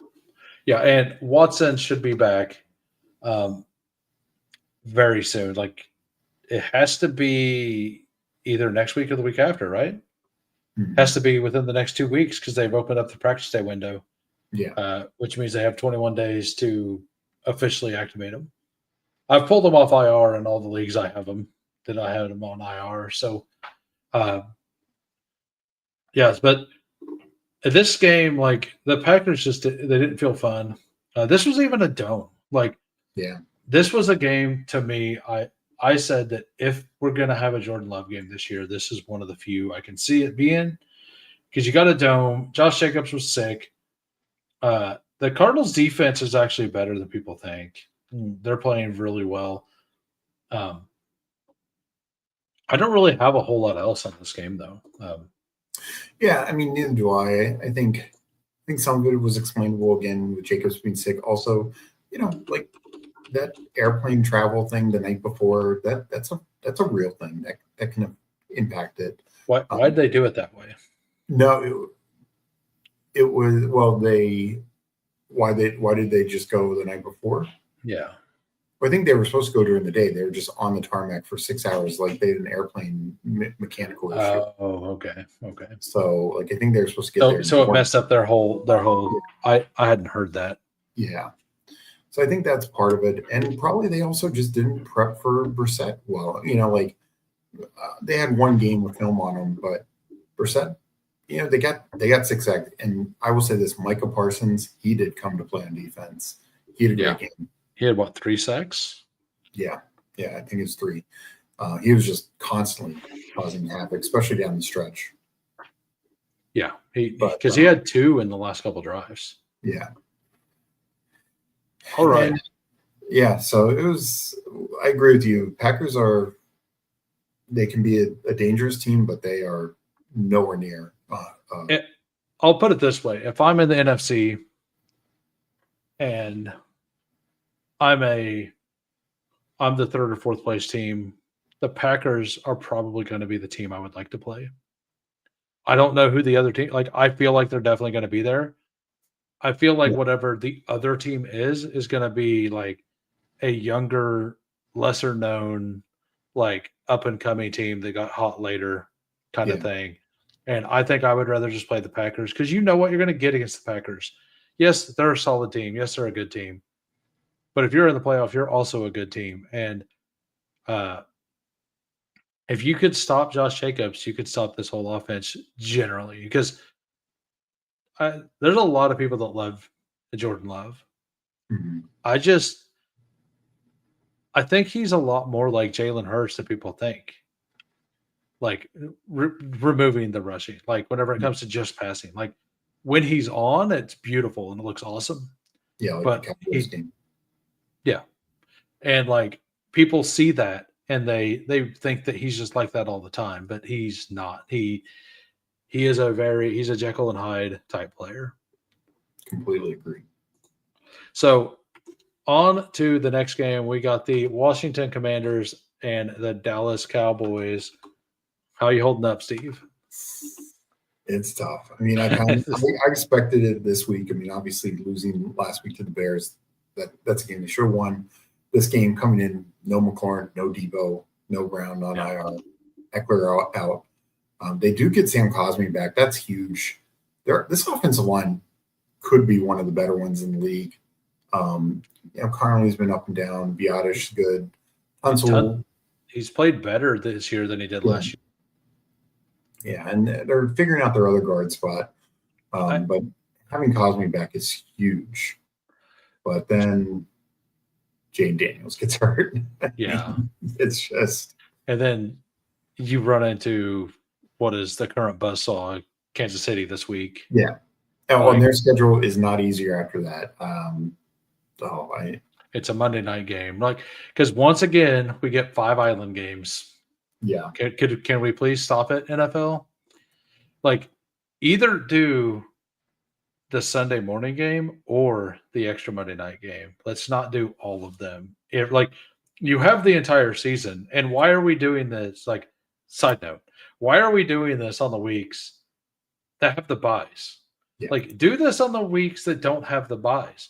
If you want to have the Sunday morning games, let's do it week 13 is always that way because you got to play But like week 15, 16, do it those weeks. A lot of teams are still in stuff. Like you're gonna have it might be a little harder to have your Sunday slate be as good, but you can move like maybe they want to do it like I think you should just do it weeks 1, 2, 3, 4. And then week 5, when the buys start, one or the other. Yeah. Like I don't mind having the 2 games on Monday. I don't mind if they're staggered. I don't mind if they're together. I don't mind having the Sunday morning games. I just don't want all of it together. Well, no, I mean, I agree. But obviously it's like the morning games are all these international games, and you're not going to do that outside the Brazil game. You don't do that the first couple of weeks, and you're not going to do that at the end of the season. So yeah, they box themselves into this situation. They won all these international games, and you're forced to just do them in the middle when all the buys occur. Right, but they could just that part's fine. Like you could do one or the other when the buys are there. Just move the extra Monday night game to later in the season. Like it's not that's what I'm saying. Like, gotcha. Because that's what you're like. I'm just saying, don't do both at once. Like, we don't need 5 island games the same week. Let's go to 4 island games and just spread out the like. You can have more. You can have the same amount of island games throughout the season, and just have more games on your Sunday slate every week. Yeah. Right. Like, especially this week. Like you have 6 teams on bye. And you're putting 2 Monday night games and a Sunday morning game. Why do we need the extra Monday night game? Like, why can't that just be a Sunday game? Yeah. I didn't realize there were 2 Monday night games this coming week. I'm pretty sure there are. I could be wrong on that. While you look that up, I looked up the Commander schedule. The next 3 games are at the Chiefs, Seahawks at home, Lions at home. 2 of them are at home, but those are 3 teams I don't want to be facing. No.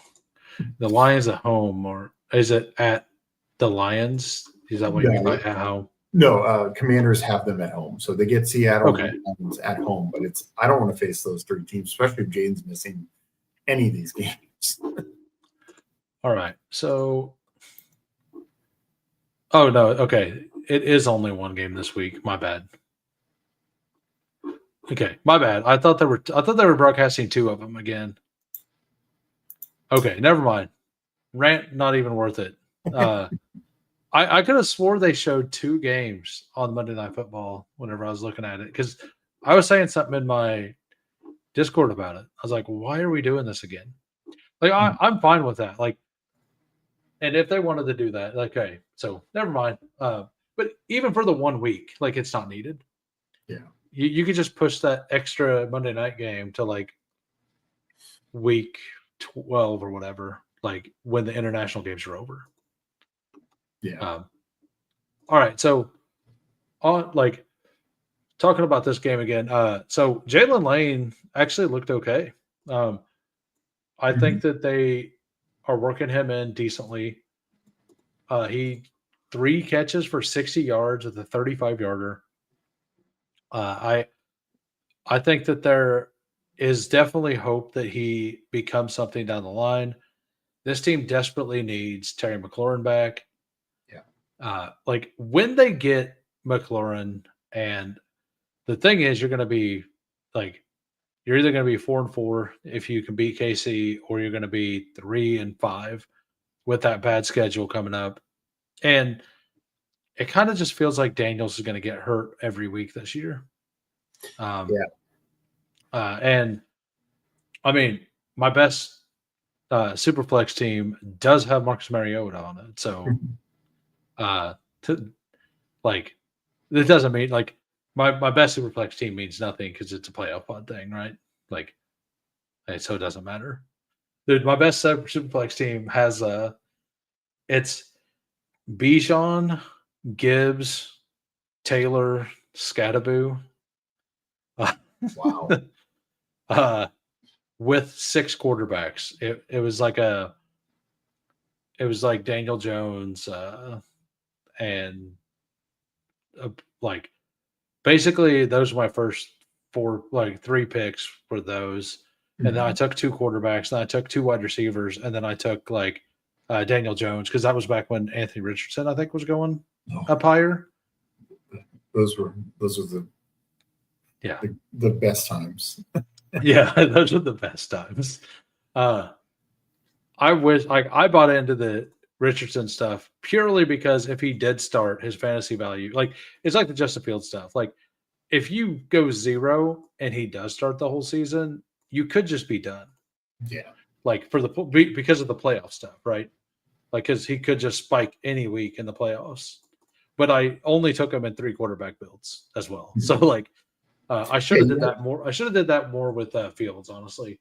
Like I should have forced 3 quarterbacks with Fields. I generally took 3 with Fields, but I didn't force it.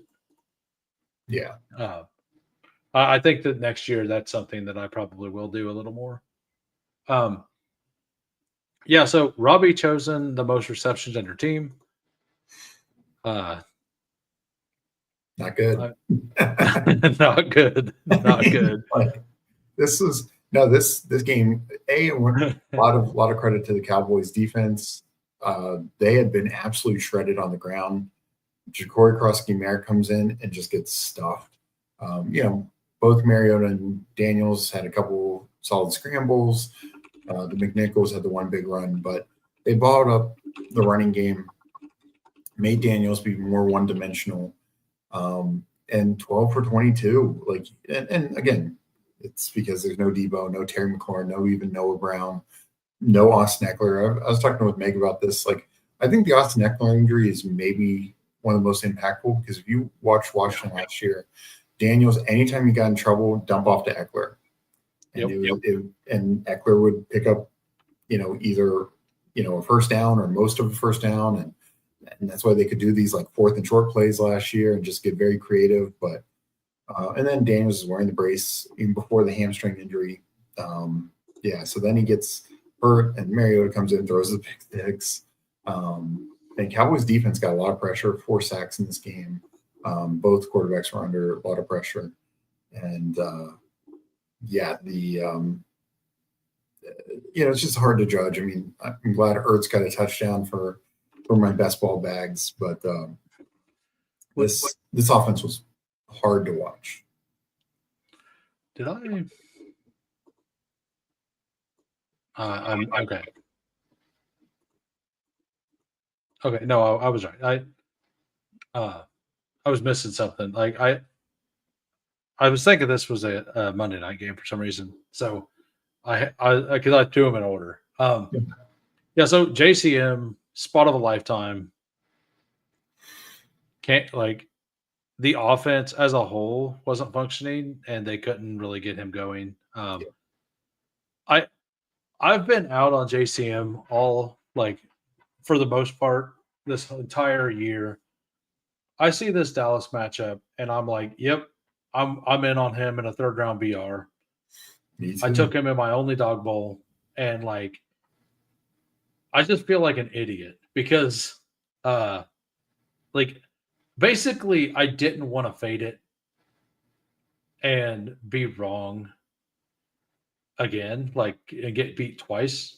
Yeah. But even halfway through the number that I did, because I did 80 total drafts. No, I did less this week. I only did 55 or something this week. But halfway through it, I'm like, I don't really know if I want to really believe in JCM. But the matchup is so good. Mm-hmm. But if you just look at the players and the names of I said earlier, I really like the slot for Swift. I liked Swift more just heads up than Merritt, but everyone was in on Merritt, and I seen it. I totally seen the vision. Yeah. And he'd been cutting really well, and Dallas hadn't stopped anyone on the ground. So the fact that it didn't work is wild to me. And this is 2 weeks in a row where he's had decent spots, and he's not done anything with them. I mean, the Bears game, he at least, I think he averaged like 4.1 yards per carry. It wasn't good, but it wasn't this. I mean, this was awful. Yeah. So, and then they get close and they give the Rodriguez touchdown. Like, whatever. Whatever. So, yeah. Like, I had a bunch of Deebo Samuel. I was really hoping he played. So on to the fun team, the Cowboys. Like, we have Jake Ferguson, 7 catches for only 29 yards, but 2 touchdowns. Like, dude's a menace in the red zone, man. It is awesome. CeeDee Lamb, first game back, 74-yarder. You remove that, he still had 4 for 30, which is fine. His first week back, right? And they didn't need, like, they set starters in the third quarter or something. At the end of the third quarter, yeah. Yeah. So like these numbers are low for what they should be. Pickens was on something today, or 2 days ago.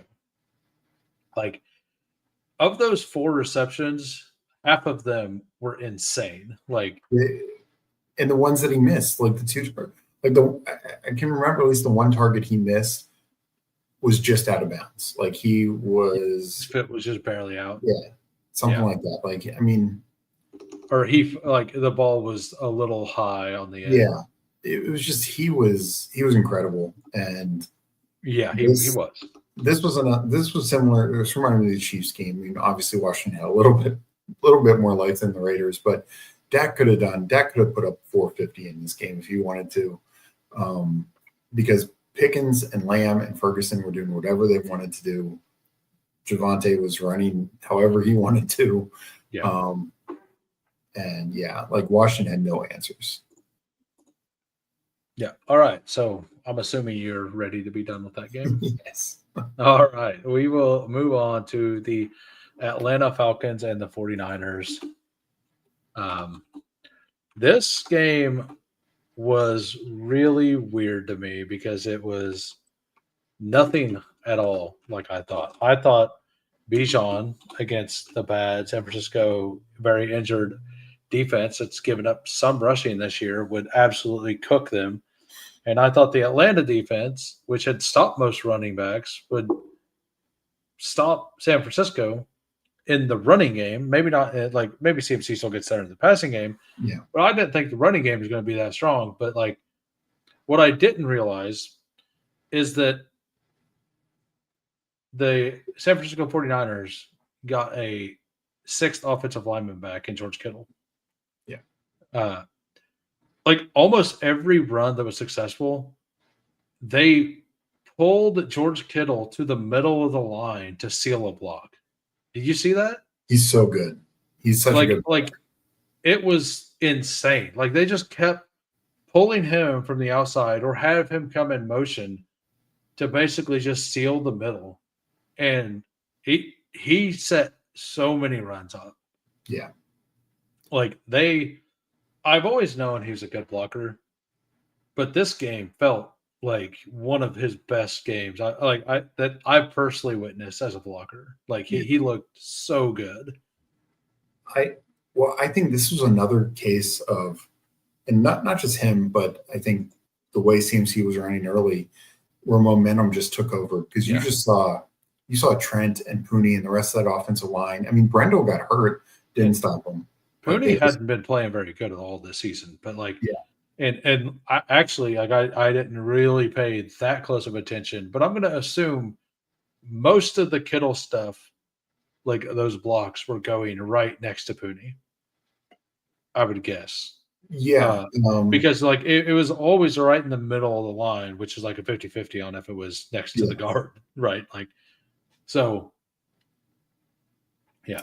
No, I mean, they just it felt like the whole team just had way more energy. Yes. Kyle, and this is the other thing that they were missing, because Kittle and Juszczyk are both individually such good blockers, but when you have them together, they just take out linebackers, Mm-hmm. and then McCaffrey just does whatever he wants to do. And we've been saying it. Yeah. McCaffrey looks like McCaffrey in the receiving game, but he can't get anywhere, so he doesn't look that way in the running game. And Jawan Jennings, as David says, also back, and he's an excellent blocker on the outside as well. So, like, and he was back last week, but, like, they can attack every angle of the rush now, like, if they're going to do Kittle in the middle like that. So San Francisco looked dominant in this game. They really, really looked good. And, like, I bet on the Falcons to cover or to flat out win, actually, because it was a one. Like, if it's a 1.5, like, I will never take the 1.5. I will always bet the win. Like, I've lost some bets that way, but I'm just going to take the few extra pennies that they're going to give me for the win. Because how often is a game really a one-score game when it's a 1.5 score line? Like, it's so rare. Like, I'm just going to, like, a 2.5, I'll take the 2.5. But a 1.5, I'm just going to bet you to win if I'm going to bet it. But I was on the Falcon side. I thought Penix had looked okay the last few weeks. Like, Mooney was supposed to be back and healthy, and Mooney looked good. Yeah. Like, Kyle Pitts was awesome. Like, I mean, I just didn't expect them to run the ball down their throats as badly as they did. Yeah.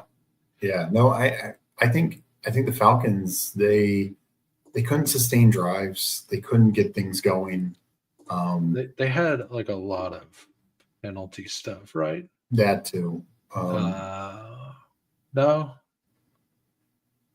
They had more than 6 for 43. 6 for 43. Okay, I see it now. Yeah. But I don't know, some of their play calling felt questionable, especially in the second half. And Penix just wasn't consistent. He didn't deal with pressure well. Like, 49ers got he didn't on him, and he would just throw like airmail. And it's like, you got London, you got Bijan in the receiving game. Like, Bijan couldn't run in this game, but as a receiver, he was really good. Yeah. And like you said, Pitts has been playing well. Mooney came back, looked good. But it's like, you got to give these guys some opportunities, and just didn't do it. Speaking of this, did you hear about Ray Ray? Yeah, they released him. I don't know what was going on, but yeah. I guess he is going to be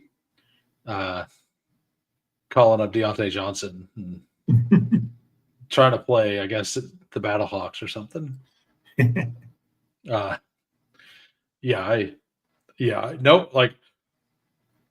I heard he was like a healthy scratch randomly. The last 2 weeks, yeah. And then you never heard anything about, like, why. So I'm sure that'll come out. I'm curious. I heard it was a team decision or something like that. Like, I heard cryptic stuff, but nothing concrete.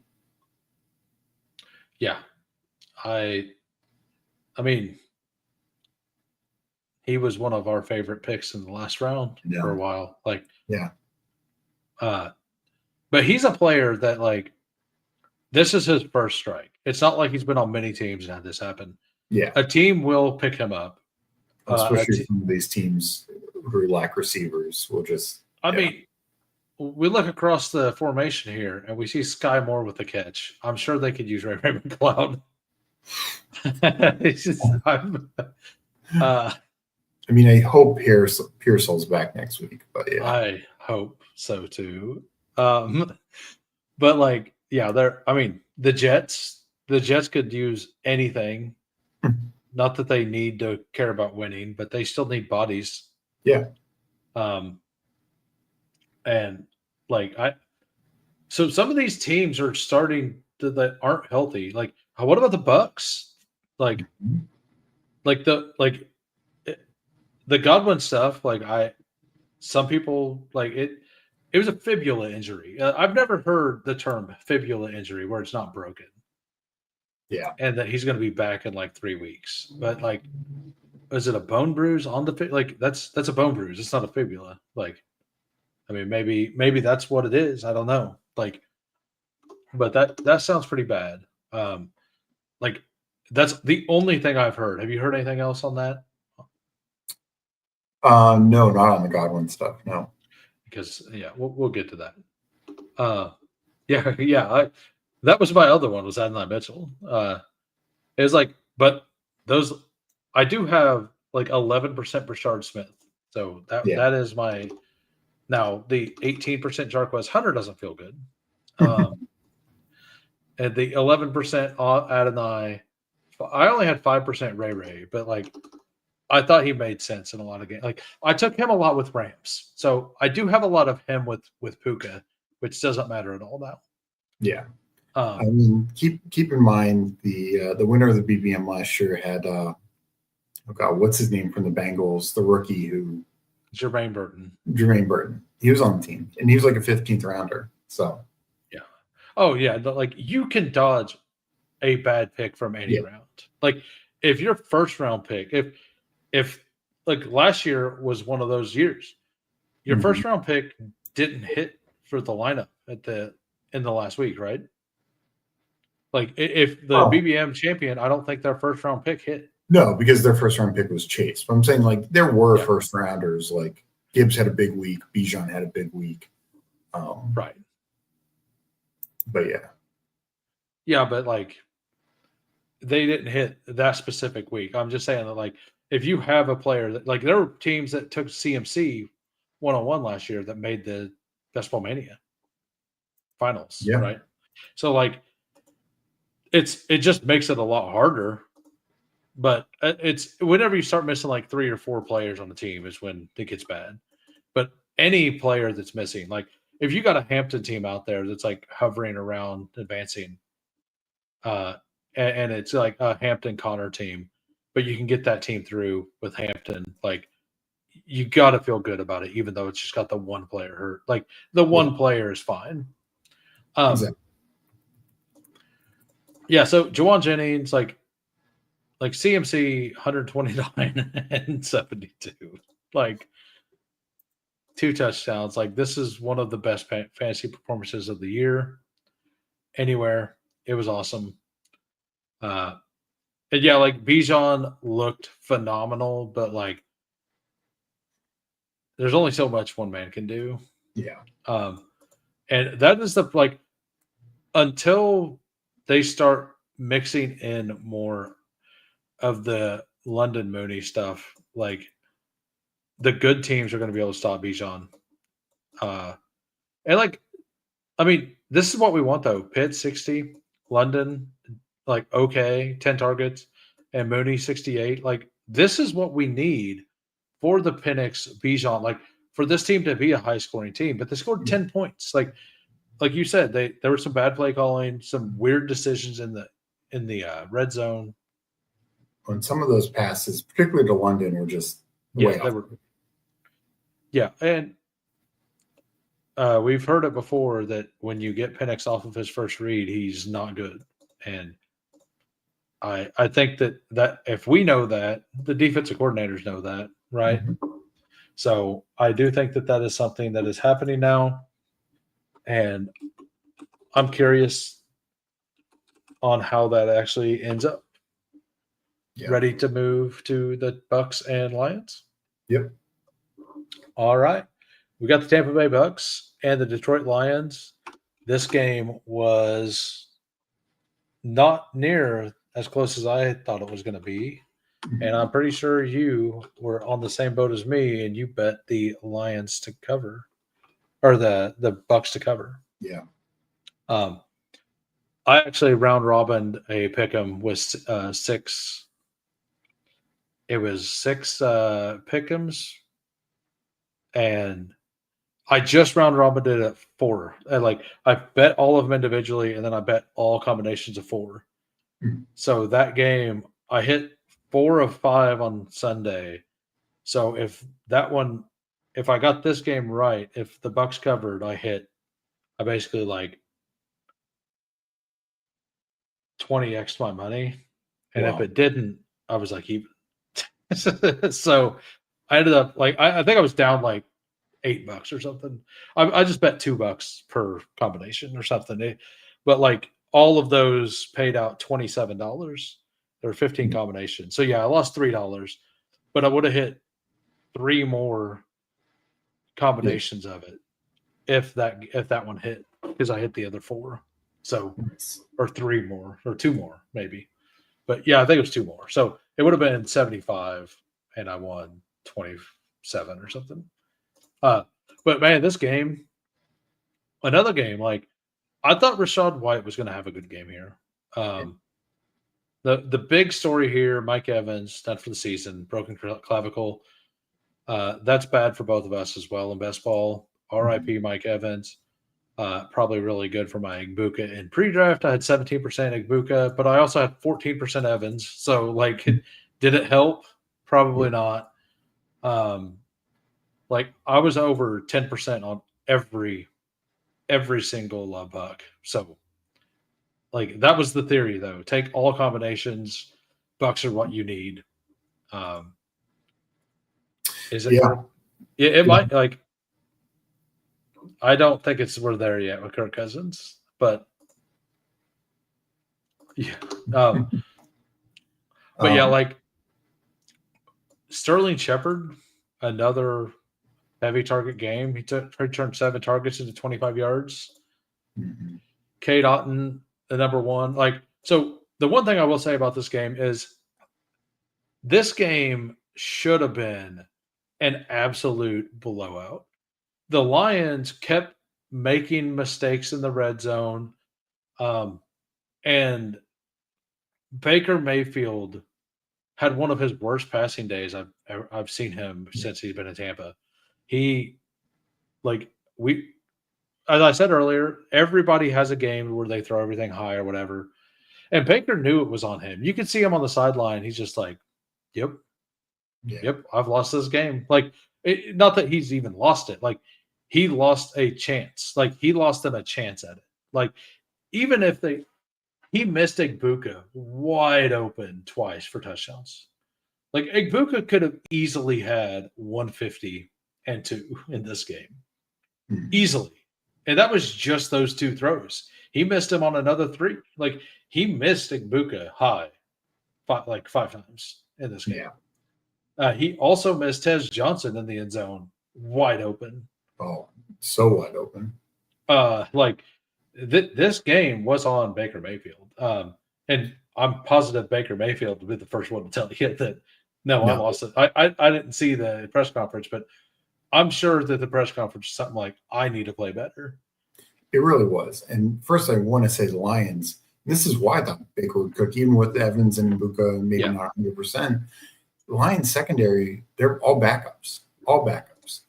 And, I know they got some help back on the defensive line, but Lions defense played really well, particularly early on.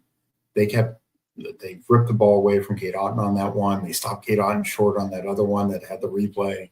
Like, crazy, just total effort game.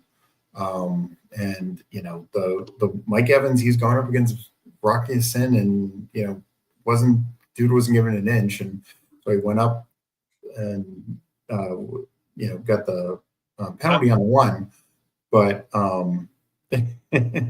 yeah. So like this right here, I picture like a medevac on like Call of Duty or something. Yeah, like we patched him up.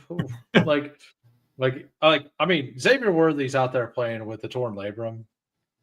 Come on, Mike Evans. We need you. No, I mean, they did say it's like a 6 to 8 week injury, so they're not saying like all year, but it's like, oh man, he's going to get 82 targets in week 17. Is that what you're saying? Is that what he's going to come back week 14, 15, 16, well, I guess probably 15, 16, 17, 18, and have like 4 200-yard games. It's going to be wild. It's like, hey, Emeka. Yeah. I just want to apologize right now, but we're getting Mike Evans at 1,000 yards. Yeah, this one from the jump, the Lions played great. Evans unfortunately gets hurt. And then I really think that messed with Baker and the whole offense because you could tell early on Evans was out there basically every play, but Mbuka wasn't. And I think it forced them to play Mbuka a lot more than they wanted to on that hamstring. And yeah, just not good. And they need to figure it out. Like Mbuka will get healthier. You know, Tez and Shepard have shown a little bit, but do they bring in somebody, particularly if the Godwin injury is an issue? Kate Otten is fine, you know, as a weapon, but every time all the receivers get hurt, Kate Otten cooks. yeah. And then when they're actually healthy, he disappears again. Yeah, It's wild. Like, because this is like what he done for like 4 weeks in a row last year. yeah. But yeah, that play with Evans though, like it looked like, I mean, it definitely looked like his shoulder hit first, but his head bounced off the ground, and the way he was laying there, it looked like he got. It's like no, he had both. He had the concussion and like why am I dizzy and why does my shoulder hurt like it? Like why I don't know where I'm at. What like that that had to be an awful situation to wake up to, right? Like you wake up to the broken clavicle. I think it was broken clavicle, right? Yeah. Yeah, and they said he was in so much pain, and that's why they carted him to the locker room. I would imagine, like, yeah, I don't take pain super well. I ain't gonna lie. Like, yeah. Well, like he caught the ball and like literally, like I noticed it on first, like on the first replay. The second his head touched the ground, that's when his hands released. Yeah, and like it might have been already releasing because of the shoulder pain, but like he definitely like. I mean, that was such a good catch. Like I'm going to say that was a catch because that was it was such a beautiful pass and catch. And like it sucks. It sucks so much that is what's going to cost us Mike Evans, Baker Mayfield the rest of the season. Yeah, like Baker is so much fun to watch, and Mike Evans is also one of those guys who is super fun to watch. I have a buddy who he doesn't like Mike Evans, but it's like the only reason that you can possibly not like Mike Evans is because he cost you a parlay at some point. Like that is like the only logical reason to not like Mike Evans. And believe it or not, that's what happened there. Well, I'll tell you that Evans injury probably cost me my big LM team because I needed about 10 more points and I needed Evans to get only above 6 points and then he's counting and then Baker to get more points. And I just couldn't get it with that situation. So I think if Evans is in, I think I'd have a real chance of advancing that. Was that your big LM? Yeah. So Meg got you? Yep. How dare her? Did you give her hell about it? I did. She felt really guilty. Yeah, I bet. I'm sure she probably thinks it was her fault. It was a terrible run up because I also had Rashard White. I even had Sam Darnold in the late game, and just everyone sucked. I'm just glad that on my, and I'm going to go to my second quarter team real quick. I'm just glad that this one guy didn't win because we had a total troll in this pod here. No, it was this guy. He did win it. This total troll, JSN Amon-Ra Puka. So his entire receiving core for the finals is Zay Flowers, Franklin Leggett, and Wandale. Because he has all three of those. Yeah. And he's got ETN and Tootin as well. So like he's got one quarterback out, 2 running backs out, 3 receivers out. Yeah. Like I would have lost to this guy as well. But like I would have much rather this guy made it than the guy here who took Puka, Amon, JSN. Come on. Like what are you trying to win the $50 to get to the final? You don't even get your money back if you max to get to the finals. Yeah. So like, yeah. All right. Rant over. Like, yeah, you can't win if you don't make it. I mean, if that wins, if Wandale goes for like 35 points next week, I'm gonna be like, did he actually cash for a big amount? Josh Allen has his Lions Week 15 game from last year, and I mean, there's an avenue. He's there. He's got 4 healthy guys, right? Yeah. Like, there's an avenue, but like that's like Puka, JSN, and Amon. Like, I seen that going into this week. I'm like, I'm gonna lose to this, and I did. Like, I'm like, there's crazy. He didn't even have Puka. Yeah, I was like, well, when Puka was out, I'm like, I might have a chance because like maybe. All right, so back to this game. I think that's the wrong game. We were talking about this game. Yeah, so Rachaad White, like I expected him to do a little bit against the Lions defense. He's a really good out of the backfield as a receiver. He had 4 catches for only 6 yards. Like that. Jack Campbell had a game. Oh yeah, he had that end zone target at the end that Campbell covered perfectly. And a lot of times you see White win that. And no, Campbell had a game for sure. Yeah, like, yeah, I don't know, man. Like, I did not expect the Lions to completely destroy this game like they did. And like Gibbs, you were mentioning Gibbs earlier, and like I said this coming out of college, and it's more and more true. And that's it. Jahmyr Gibbs looks to me like Jamal Charles, and it's not just the dreads. It's the way he runs. The only difference is he doesn't fumble the ball, and Jamal Charles was really good at fumbling the ball. It was a superpower. But yeah, like Jahmyr Gibbs is this. This is what everybody remember last week after the game. Mm-hmm. They're like, we need to run DeMont more. Well, some things happened in this game, and DeMont still got 13 carries. Yeah, and the Bucs defense, run defense, done exactly what they do against running backs against DeMont, but not against Gibbs.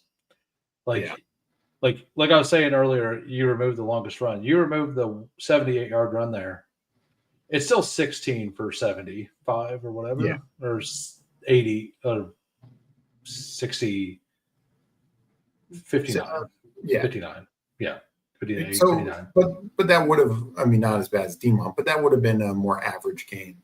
Yes. And, like Gibbs just he came up with big runs when they needed them early. And then this is the big thing though. Like 3 catches for 82. Like he had a 30, like a 28, and like a 17 or something. Yeah. Like big plays. That was actually a line I really liked was Jahmyr Gibbs passing yards longest. I hit that leg. I hit 2 of the 3 legs. I bet something that was stupid because it sounded fun. Overzet got me talking about the how much fun it would be to bet. But you could bet over 25 passing yards per quarter. Mm. I did that on Baker Mayfield. They had 8 total yards in the first quarter. So like it wasn't fun. It wasn't fun at all. It wasn't a fun bet to sweat at all. It wasn't like, oh, I have something to do every quarter. No, just 8 total yards of offense in the first quarter. I was like, yeah, I think that'd be fun to sweat. No, that was the leg that missed. The other 2 legs of that hit in the first quarter. Mm. The other 2 did. It was I think it was what it was Gibbs' longest, it had to be Amon touchdown. Yeah. Like it. So, yeah. Yeah, and Shepard could be good for a redraft. I've heard some positivity about Godwin possibly coming back, but I don't see why they would rush him back when they have a bye week 9 as well. Yeah. I think that if he does come back, it'll be week 10. I think that's probably right. And you can't really look at usage on that game because everyone was hurt at all times. So you couldn't really tell what was going on. All right. Are we ready to move on to the final game? Or do you have more to say? All right. So this game, talk about a game that a team just couldn't shut the door. The Houston Texans and Seattle Seahawks. Like, man, the Seahawks should have won this game by a lot, by so many points. And the Texans defense in the red zone just kept staying there. I mean, Texans defense in general was really good. Like they got obviously the fumble touchdown. They, got 3 turnovers, or no, 4 turnovers. And the Cooper Cup one. I mean, they got creative. Whatever. The Darnold one was bad. Got the 2 fumbles. So no, it was definitely a chance. They kept Houston's offense in it. It's just, we talked about before, offensive lines that just don't allow a team to be functional. But it's a little more than that because Stroud just so frustrating. He had a nice throw here, and then like 2 throws where you're just like, where are you even looking at? Well, like I said, I don't know what they're teaching Ohio State, but those quarterbacks like to run directly backwards to get sacked. Yeah. Like it's wild that it's the last 2 quarterbacks from Ohio State. And like Ohio State has a history of just not producing quarterbacks, but everything else, right? Like that's like we thought Stroud was it. Like, like after that rookie year, it's like Stroud might be the first really, really good Ohio State quarterback. Mm-hmm. And he has regressed. I mean, offensive line matters a lot, but like last year he regressed a little, and this year he's not getting better. Like he's not making that step up. Well, and here's the thing: last year, you could say, "Oh, Nico missed a significant amount of time. Diggs missed half the year. Yeah, and Dell missed a ton of time. And yes, like Christian Kirk's been out, and yes, Joe Mixon, who did miss 3 games last year, has obviously not been there. And they do miss Mixon. I do think the running game would be a little effective. It would not be great, but Mixon just was able to grind out stuff, keep them ahead of schedule. I don't understand why they keep trying to run right at the middle of the defense. Like when their running game works, it's like off tackles and sweeps and stuff. Like they need to give up completely. Like I know they say you can't just give up completely on that, but like when has it worked all season? Yeah. You want to see the funniest running back stat line when you subtract the top run? Yeah. Woody Mark, 10 rushes, 15 yards. Top run, 11 yards. 9 for 4 yards. 9 for 4 yards. That's pretty good. That's something. And, well, like they kept bringing him in on the short yardage stuff. On the goal line. And it's like I love that because I have a lot of Woody Marks. Like I got there at the end of the year because I refused to take Chubb, but like that's what Chubb is built for. Yeah. Like what like not only are you making bad play calls based on your personnel, you're also putting the wrong personnel in for the play calls. Well, and like speaking of, Higgins barely played, and he played most of the snaps once Nico got hurt. It's like, I get their similar skill sets, and it's more of a 1-for-1, but this is your early 2nd-round pick, fully guaranteed money, all that kind of stuff, and it's like you're coming off the bye, and this is your game plan. No Christian Kirk, and I understand that's why Noel got bigger work because he operates more out of the slot, but it's like, I'm sorry, you invested in this guy as far as I know, he's done nothing to question that investment. And the 2 games before the bye, he got more usage. He got the touchdown, versus the Ravens. He gave a touchdown the next game. Like, I just didn't understand this game plan. I will say that Nico Collins had a pretty bad game. He did his best BTJ impersonation. Like, he dropped that one was possibly a touchdown. Yeah. Like, he was so open. If nothing else, it was 40 or 50 yards, right? Mm-hmm. Like, it was at least a 40-yarder. And Nico's faster than you would think for that size. I think he houses it. If nothing else, I think that if it was just the one defender, he would probably have fought him off. And he had a second drop that was really bad too, if I remember correctly. And like, I just don't know, man. Like, there's something about these teams this year that these elite wide receivers that are on bad teams are like, when they get their chance, it's almost like they're not invested in the games. Well, I mean, I think we talked about that. It's like losing faith in your quarterback or in the offense. Yeah. Like, yep. It can matter. It can really matter. And I saw some of that here. And like, it's like Stroud finally makes good throws, and and they get dropped. It's like, because Stroud, like, I'm going to defend Stroud a little here. Like, he is getting absolutely murdered. I don't know how many times he got hit. I know he took 3 sacks, but he got hit on like every throw. It felt like, and yes, the design was horrible. Like, but I don't know, man. Like, he just, I don't like. What is their offensive coordinator doing? Like, it's a first-year play caller, first-year coordinator, right?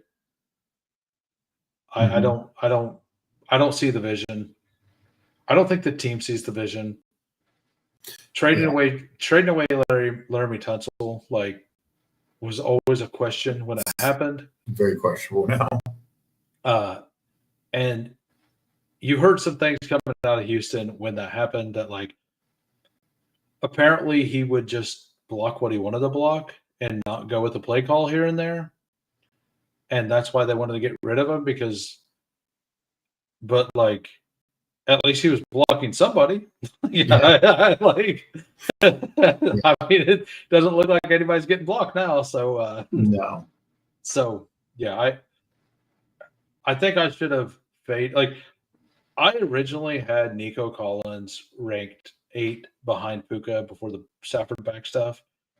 And then when the back stuff happened, I kept him there. And the more I thought about it, I'm like, I think I'm just going to put Neighbors here, because there are, like, to me, there were more questions. Like, if Houston's offensive line was as bad as it could have been, which it is, it's maybe worse. Like, the chance of Russell Wilson moonballing to Neighbors was just better. Yeah. And it started off Neighbors being really good. Like as NFL fans, we are missing out on Neighbors start Scatterboo. Oh yeah. I'm just hoping that next season we can have a full year without one of them getting MetLifed. I don't put the odds very high. So Kaylee had 0 answers. Absolutely. Yeah. No, I agree. I agree with all that. Absolutely. Yeah, I agree with that 100%. Noel 60 plus was 15 times multiplier, paired it with Walker Leonard. Oh, birthday narrative, huh? Yeah. So let's talk about the birthday narrative. Zach Charbonnet is not fun at parties. He stole my touchdowns. I mean, 2 touchdowns. Like, I actually bet the Charbonnet touchdown, because I was like, I don't think they care that it's his birthday. I don't think they do either. I think that, like, that was my theory going in. Like, we have just seen this entire year them just, no matter what, inside the 5, it's Zach Charbonnet, and we're not stopping. It's kind of like KC's starting to mix it up a little, but like on the very short yardage stuff, it's always Charbonnet and never Walker. Yeah. Because they know Walker wants to run backwards. Like, I made a joke whenever they gave the reverse to Kenneth Walker. I'm like, they're doing this so they can just so they can let him run backwards. So maybe he doesn't when he actually gets the ball. Like, hey, we're gonna let you run backwards on this play. Just don't do it on others. But then he continued to run backwards. Like, I don't I'm starting to get to the point. I don't understand why people like Kenneth Walker as much as they do. Like, yes, he's explosive and all of this, and he's fine out of the backfield as a receiver. They're not really using him that way this year, but he can do it. But he just doesn't seem, I don't know, like something seems missing whenever I watch him play. I think that was the thesis is he's fine out of the backfield, so he'd get that, but he's not. And then he gets these explosive runs. And up until this game, his explosive, and this going back even last year, like him for Charbonnet, it's just night and day difference. Yeah. But no, I agree. He is very explosive. He does create negative plays, which are not great. Like if you were to remove negative yards from rushing stats, Kenneth Walker may be leading the league. I mean, not that bad, but like he's probably every week he gets at least 10 yards negative. Yeah. Like somehow. And as a coach, like I understand why when you're in the red zone, why you would never want Kenneth Walker there.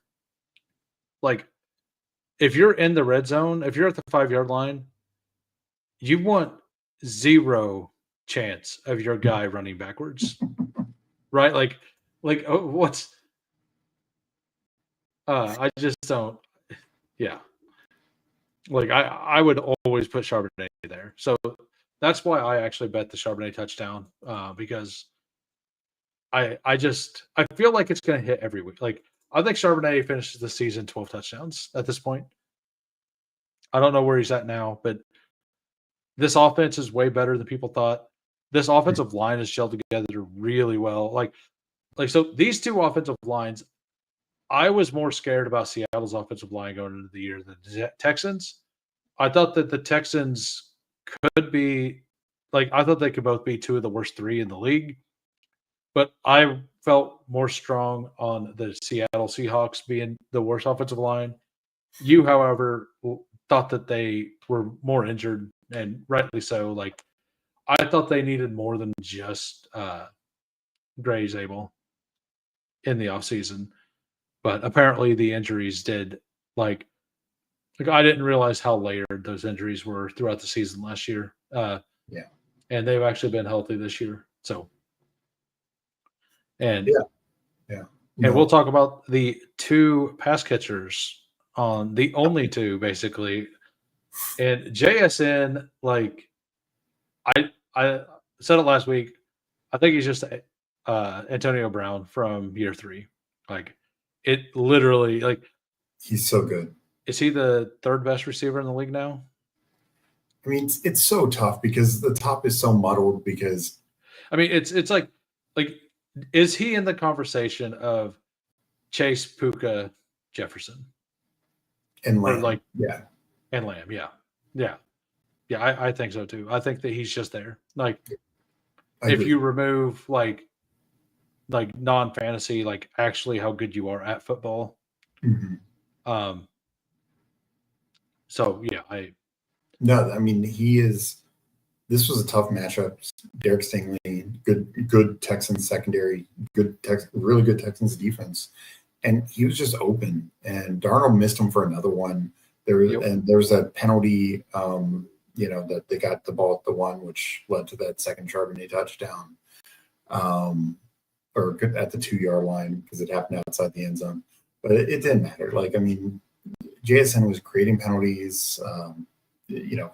Fighting after that one Darnold interception, which is just great to see. I mean, he's clearly a leader in the team. Darnold trusts him so much. I mean, Darnold just looks at him.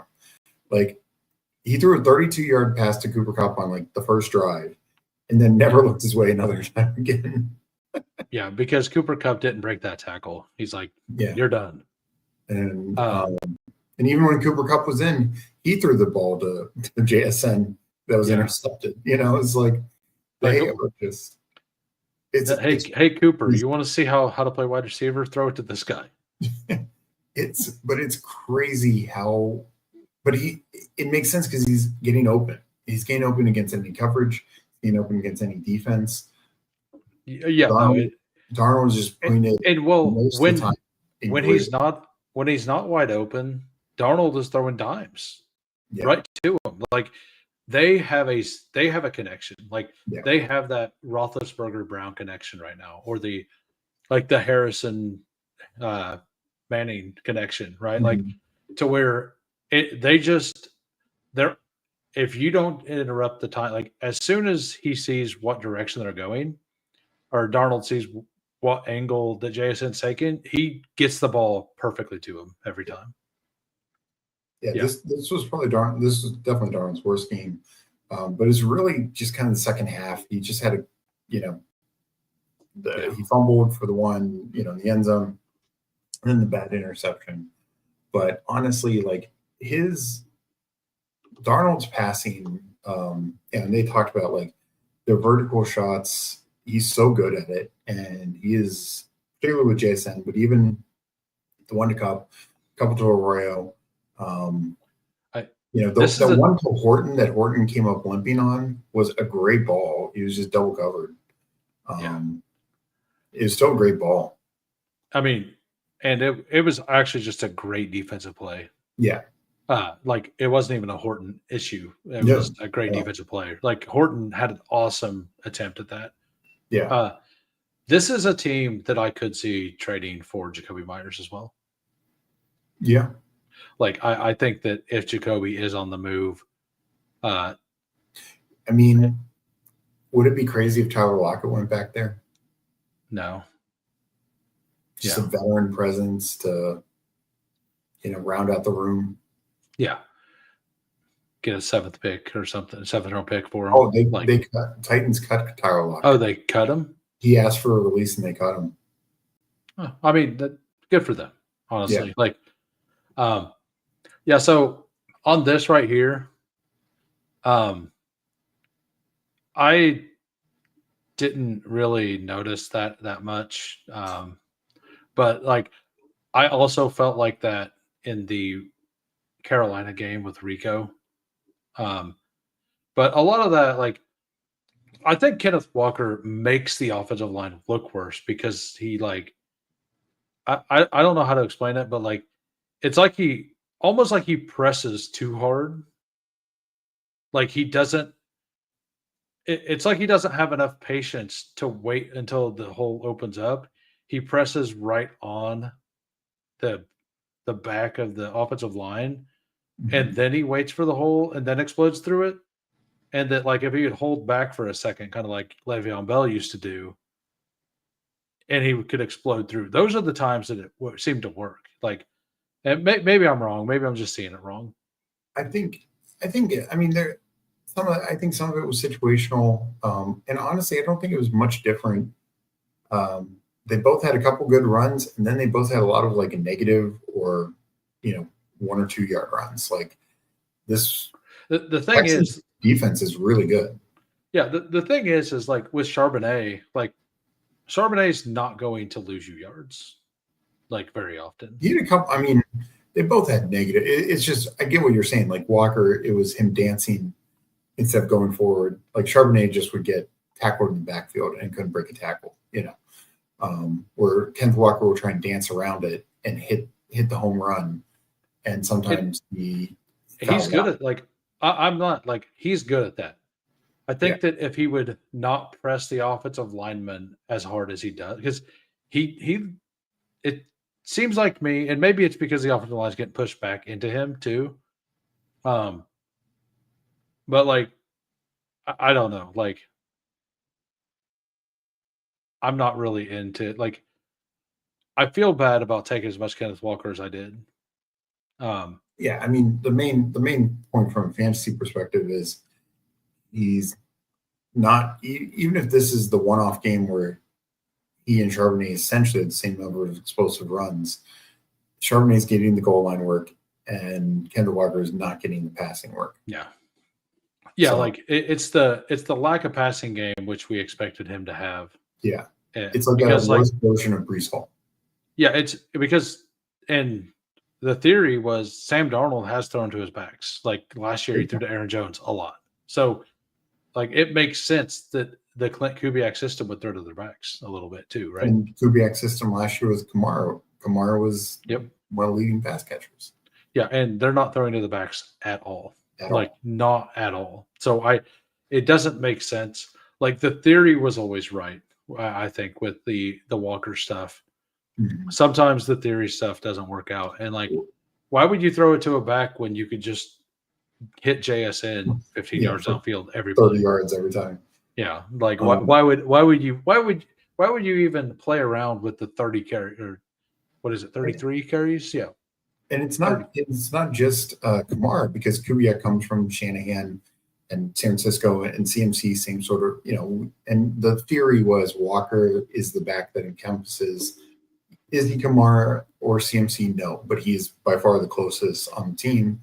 So he'll get 70% of that passing work. Well, he's getting like 12% of that passing work. Yeah. All right. Well, I think I am ready to go. Yeah. It's been a while. You were live a little bit before this as well. So I put all the information for Steve, I'm sure you all know, down in the descriptions. Go ahead and check out. We have a show going on FanSpeak Network right now. Check out my show from earlier. Did some, back checking and just kind of looking at where we're at, talking about also all these quarterbacks being out, injured, or benched this coming week. Meg and I will be on Thursday. DJ and Dads will be Wednesday and Friday. Like always, Meg and I will be on Thursday afternoon and Friday afternoon with our two shows. And this was fun again. A long one, but a lot of interesting things to talk about. Yeah. I'll be back on tomorrow, 4 p.m. Central. I will be going. I'll probably do like a little. I don't know what I'm going to do yet, but I'll be live at 4 p.m. Probably more like a slate breakdown stuff. But then later tomorrow night, I go like I'm not sure. We're not sure where yet, but Hartman, me, and Candyman will do our. We missed last week. Hartman was out, or Candyman was out of town. But we're going to do a stream after the FanSpeak, the DJ and Dad show on Wednesday nights, right? Yep. Yeah. So after that, usually about 9:30 to basically 10 p.m. Central, we'll probably go live, do start sets, and do a dog bowl. We've been doing a dog bowl. The last one we did cashed, so we'll be doing. We might do two. We might just do one and let the one ride, or we might just do two and have a chance at it twice. I don't know. I think that this slate, though, I think the running backs are way strong. They're so deep this week. Yeah. I think that after Bijan, Taylor, it's you take wide receiver for a bit. Like, I don't want like zero H-An or like I actually like I've you've kind of been out on H-An the last 2 weeks. A week ago last week it was a good decision. 2 weeks ago it was not a great decision. But I think this week I'm in again. No, I get that. No. I definitely want some. Yeah. But all right, Steve, thanks for popping in. Thanks everybody for coming out. See y'all tomorrow. Peace. All right.